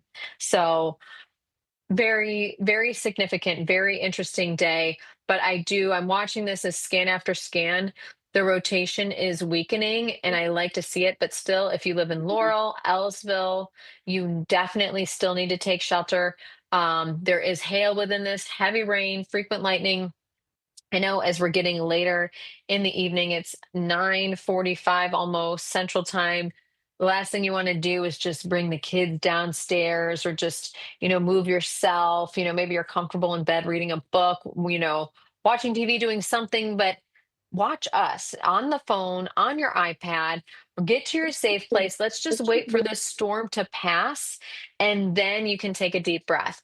But there's still rotation, and we still want to be focus on the storm and make sure that we get into the safe place. And so I'm actually going to look, let's see. I'm going to go, actually, I'm going to do the tornado warning. I just want to look at, it is moving east at about 35 miles per hour. Tucker's Crossing, it'll be there right around 9:55. Mill Creek around 10:15. So it's good. It's in more isolated areas, which is exactly where we want it to be, which is fantastic news. But still, we want to see this rotation continue to weaken, kind of just stretch out. The storm is getting more elongated. It's really losing its more isolated supercellular characteristics. Yes, there still could be some small hail in there, not reaching severe limits, which is great news on the hail. Most likely overall, if you get anything, it's peas, it's nickels, which is some great news. Overall, not nearly impressed with the rotation as what we were before. Looking farther down south, I want to take a look at this particular cell. Still a powerhouse. We're watching this right now. So we're going to look at it from the mobile radar and see what we've got. Still powerful. Let's look at the severe thunderstorm warning with it. Goes until 10:15 local time, so about 32 more minutes. And it is 60-mile-per-hour wind gusts, quarter size hail. That's winding down too. So still probably some smaller hail, but I think this is the trend. I think the worst is past us, which is great news. This is what you want to see. I'm going to stretch this out a little bit. We still have the 1 tornado warning, but again, everything looks a lot better than it was before. We're going to look at the loop overall. I kind of want to show you the picture again as this warm front or cold front continues to dive south. It's literally just going to allow for like less and less. It's going to reduce that severe weather threat more and more. And so what we're looking at now is just this one severe thunderstorm warning here to the south across southwest Alabama. I don't think they're going to extend this tornado warning much past 45 minutes. They may, if it continues to stretch and weaken, they may actually cancel it early. We will see. There's still rotation in the storm, but I think we're watching just a nice winding down trend. I do kind of want to look at this little guy over here, and let's have a little radar fun, shall we? Jen? Yeah. I'm so sorry. I just got some news that I think we should pass along, some rather disappointing and sad news. There are preliminary reports of multiple fatalities at a trailer park that is reported by storm chaser Daniel Shaw south of Brookhaven, Mississippi, in the Thayer neighborhood. So again, that long track tornado we were tracking earlier on that prompted multiple tornado emergencies appears to have resulted in multiple fatalities at a trailer park, Brookhaven, Mississippi, in the Thayer neighborhood. And this is the news that you just we watched it track across that area. It was on the ground. We knew it was on the ground. I think we did street by street, Matthew, for that. And Matthew or Cappucci, you're very good at, both of us were looking as zoomed in as possible at the map, reading off street names, any kind of local, like recognizable buildings. But that's the last thing we want to hear. And it was a powerful tornado. We knew it was. You mentioned too, Cappucci, it could be EF3 or stronger, just based on the damage and everything we saw. So it's exactly what we don't want to hear at all. And so our hearts go out to everyone that's been impacted by the tornadoes, the hail, the storms today. We are doing our best, everything we can to protect you. That's our goal. When we go live, I'm here. I'm on my birthday, but it's my job. It's our job to protect you. And so I don't care what day it is. We will be here 24/7, no matter if the storms continue until 3 o'clock in the morning. We're going to be live with you so you get the news and the information that you need. So I'm looking at Brookhaven right now. And what I'm going to do is I'm going to switch over to the radars and more so the Jackson radar. Because what I want to do, let's see if I can zoom out really quickly. Woo. They're about to get hit by another storm. And knowing that there's been a lot of destruction, this is a very scary thing. And just, we were talking earlier. So this storm, this tornado moved through Meadville and Bude not too long ago. So again, it's not severe hail, but this is a powerful storm with lightning, gusty wind, heavy rain. It's the last thing that Brookhaven and surrounding areas, any of these areas that have been impacted by the tornado, these storms are training over the same locations, meaning just one storm moves over, then another storm moves over. So unfortunately, if you live in the Brookhaven area, have been impacted by this tornado, I'm going to turn off the watches here. So the alerts. If you've been impacted by this tornado, and you're going to have another storm that's heading towards you, including Monticello, any of these areas that we were talking about. We try to do our best, and that's what any meteorologist will do, is to warn this area. But again, we're getting news right around the Brookhaven area of multiple fatalities. So we will keep you information that we have as we receive it. And what I'm going to do right now is I'm going to actually zoom out really quick so we can see. I'm going to zoom on to, let's see. Actually, did they expire? Oh, no, I think I turned them off. We still have the tornado warning. I'm going to look at the rotation right here. We still see that good tight rotation right there. So what I want you to do, I'm going to circle this right here. So this is near Laurel, Ellsville. I need you to get into your safe place. Laurel, I need to get into your safe place as well. We've been talking about, it's that time of the night where you're maybe cozy in bed. The kids are asleep. The last thing you want to do is roll out of bed. You're exhausted, you're tired from your day, your work, doing everything that you don't want to get into your safe place. Please get into your safe place. This supercell has had a history of likely what is a long track tornado, and now unfortunately fatalities from that tornado. So this is the most powerful, I would say, supercell of the day.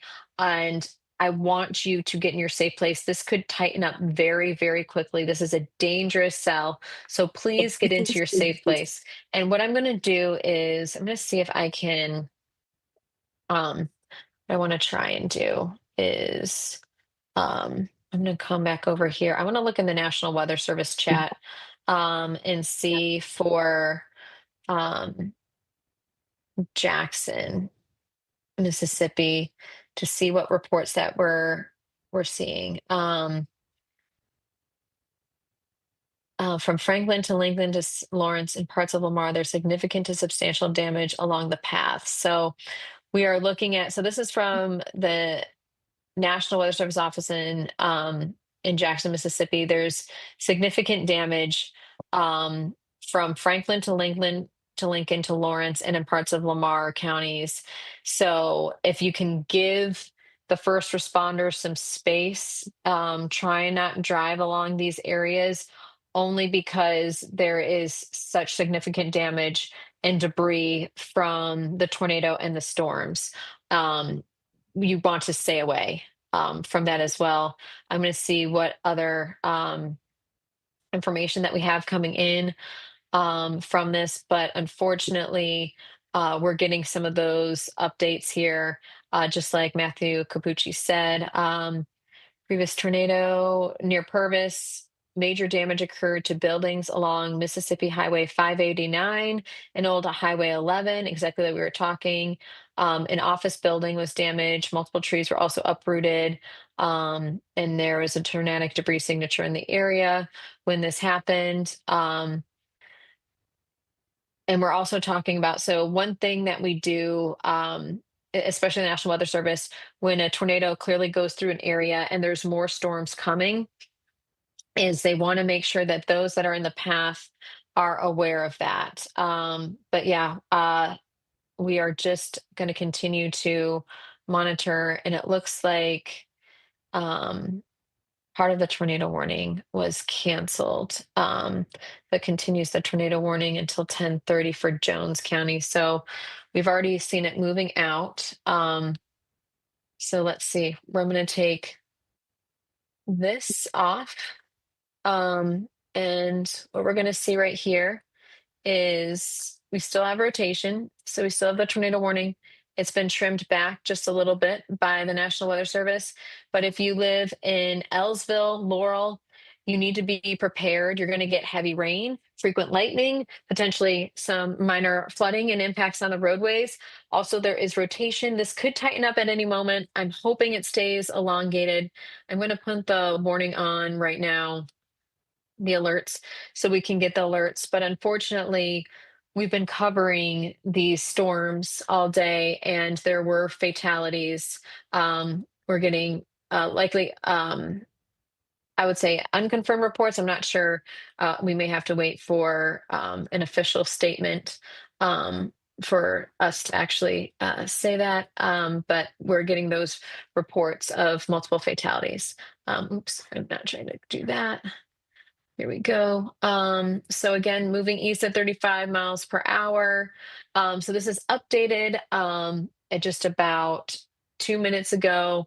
So we're still seeing that dangerous storm and rotation near Laurel, Ellsville, and Tucker's Crossing in the next couple of minutes. Mill Creek, this is going to be by you at 10:10. So keep that in mind. Please prepare. The biggest threat is radar indicated rotation and a possible tornado. We're not seeing hail of severe limits. That doesn't mean there couldn't be some like pea-sized, nickel-sized hail within it. But this is the rotation we're looking at right now. So Laurel, Ellisville, if you're traveling along I-59, anywhere between just south of Ellisville or Laurel, you need to just get off the road. And even north of there, I would say there's a significant stretch here of highway, basically from Heidelberg to Ellsville. Just stay off the road for the next little bit.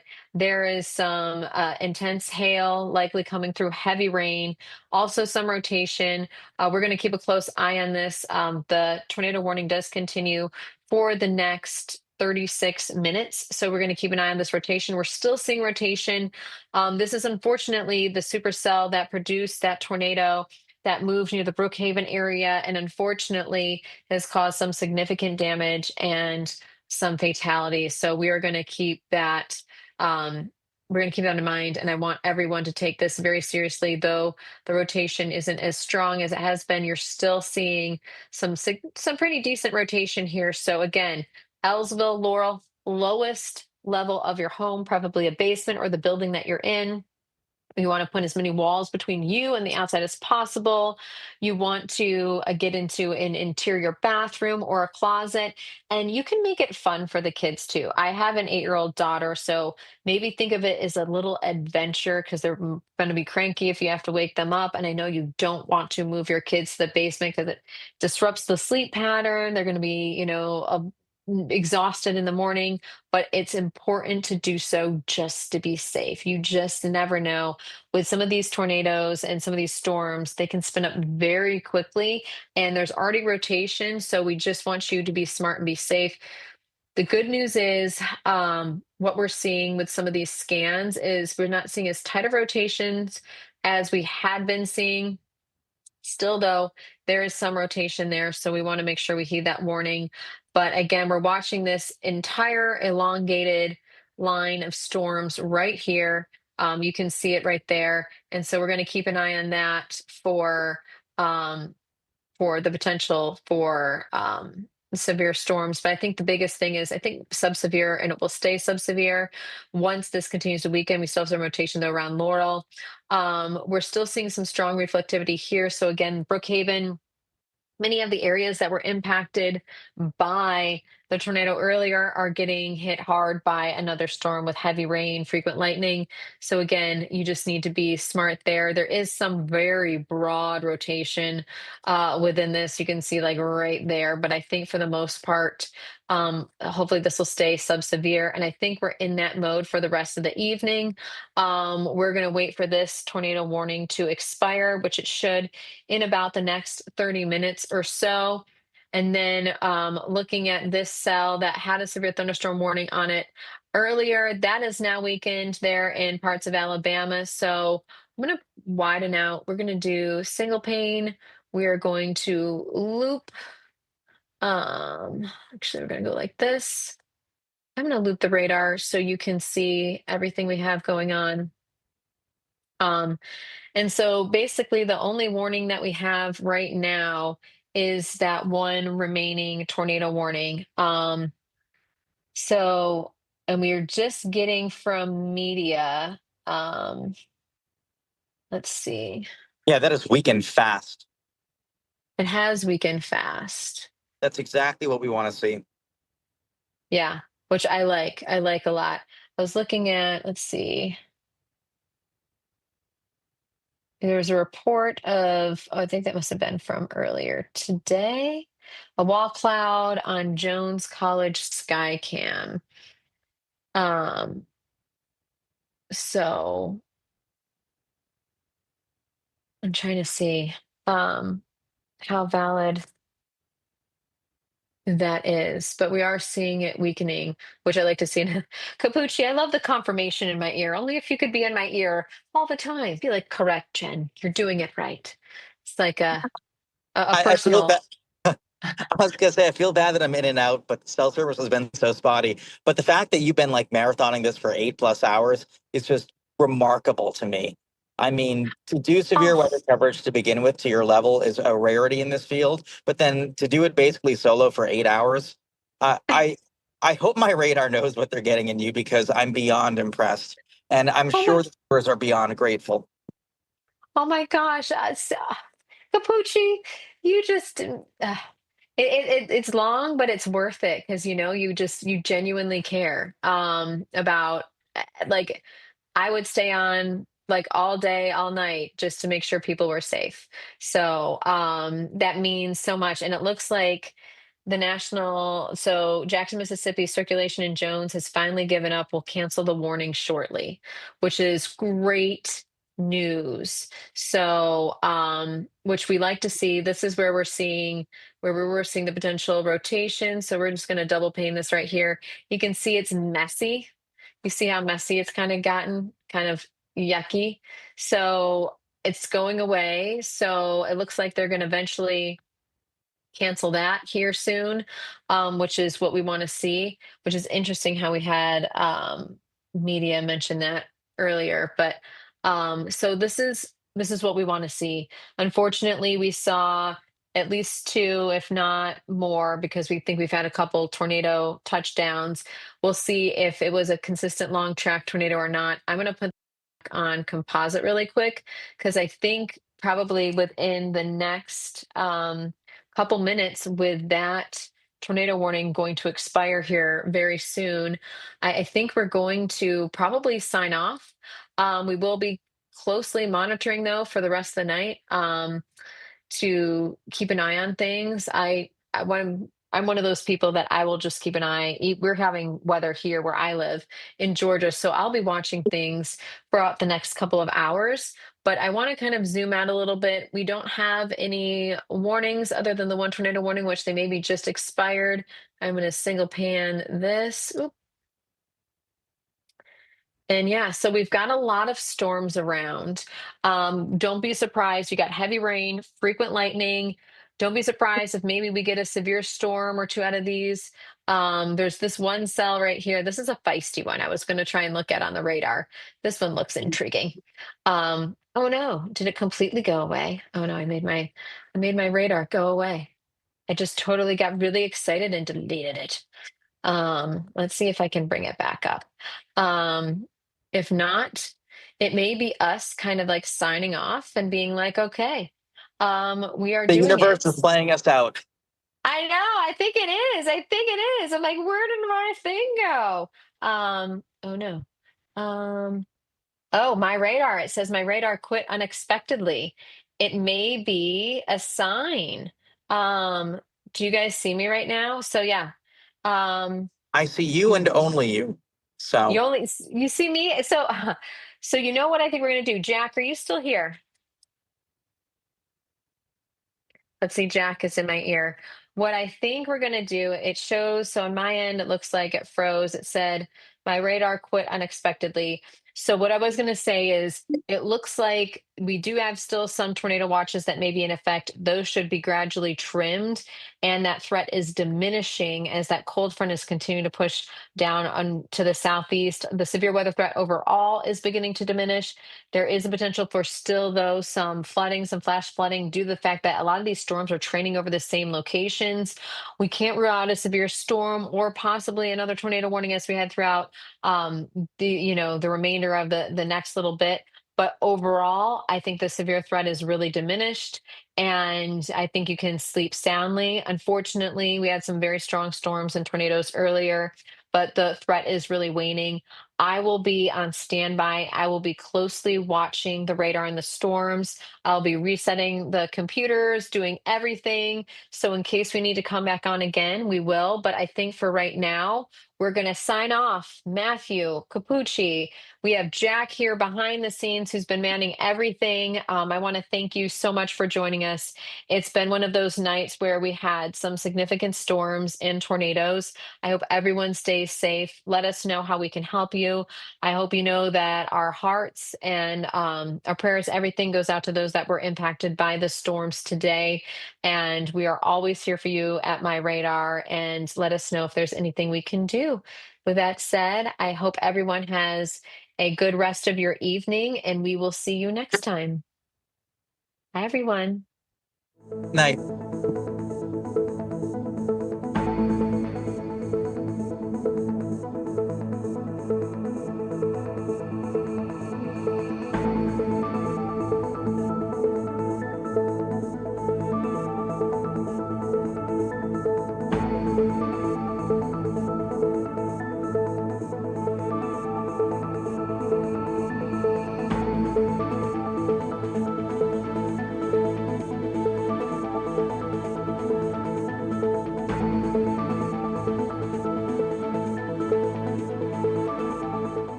We're getting inside of it! We're getting inside the tornado right now, right here! We are in the tornado! In the tornado! In the tornado! We deploy Power lines are going down! Stop it right here! Stop right here! We gotta back up! Back it up! Back it up!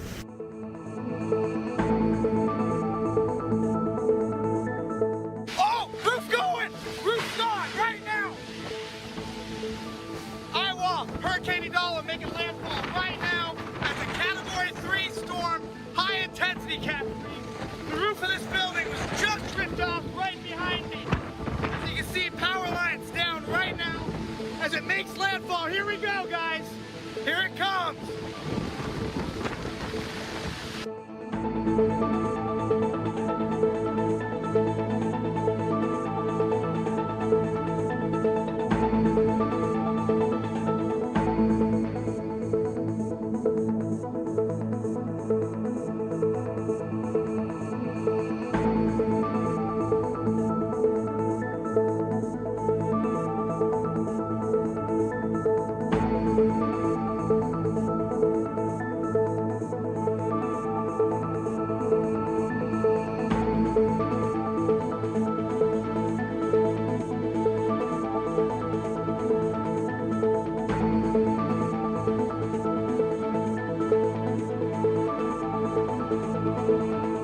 a scientific standpoint, from a communication standpoint, this is a master class in meteorology.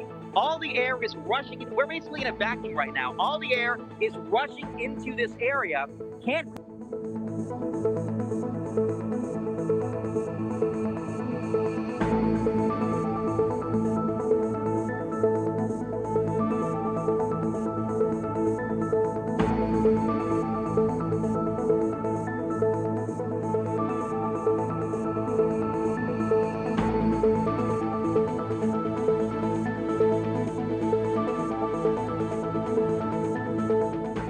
General disclaimer, obviously I'm very excited from a scientific standpoint, but I do and we all are very well aware of the human impact of this. So even though it looks cool online, it looks cool to, oh, there's a bird. It looks cool to sort of see all this science in action. We do want folks to know that getting to this point was dangerous. The first out of the eye, I mean, look at all the damage just on this little stretch of highway.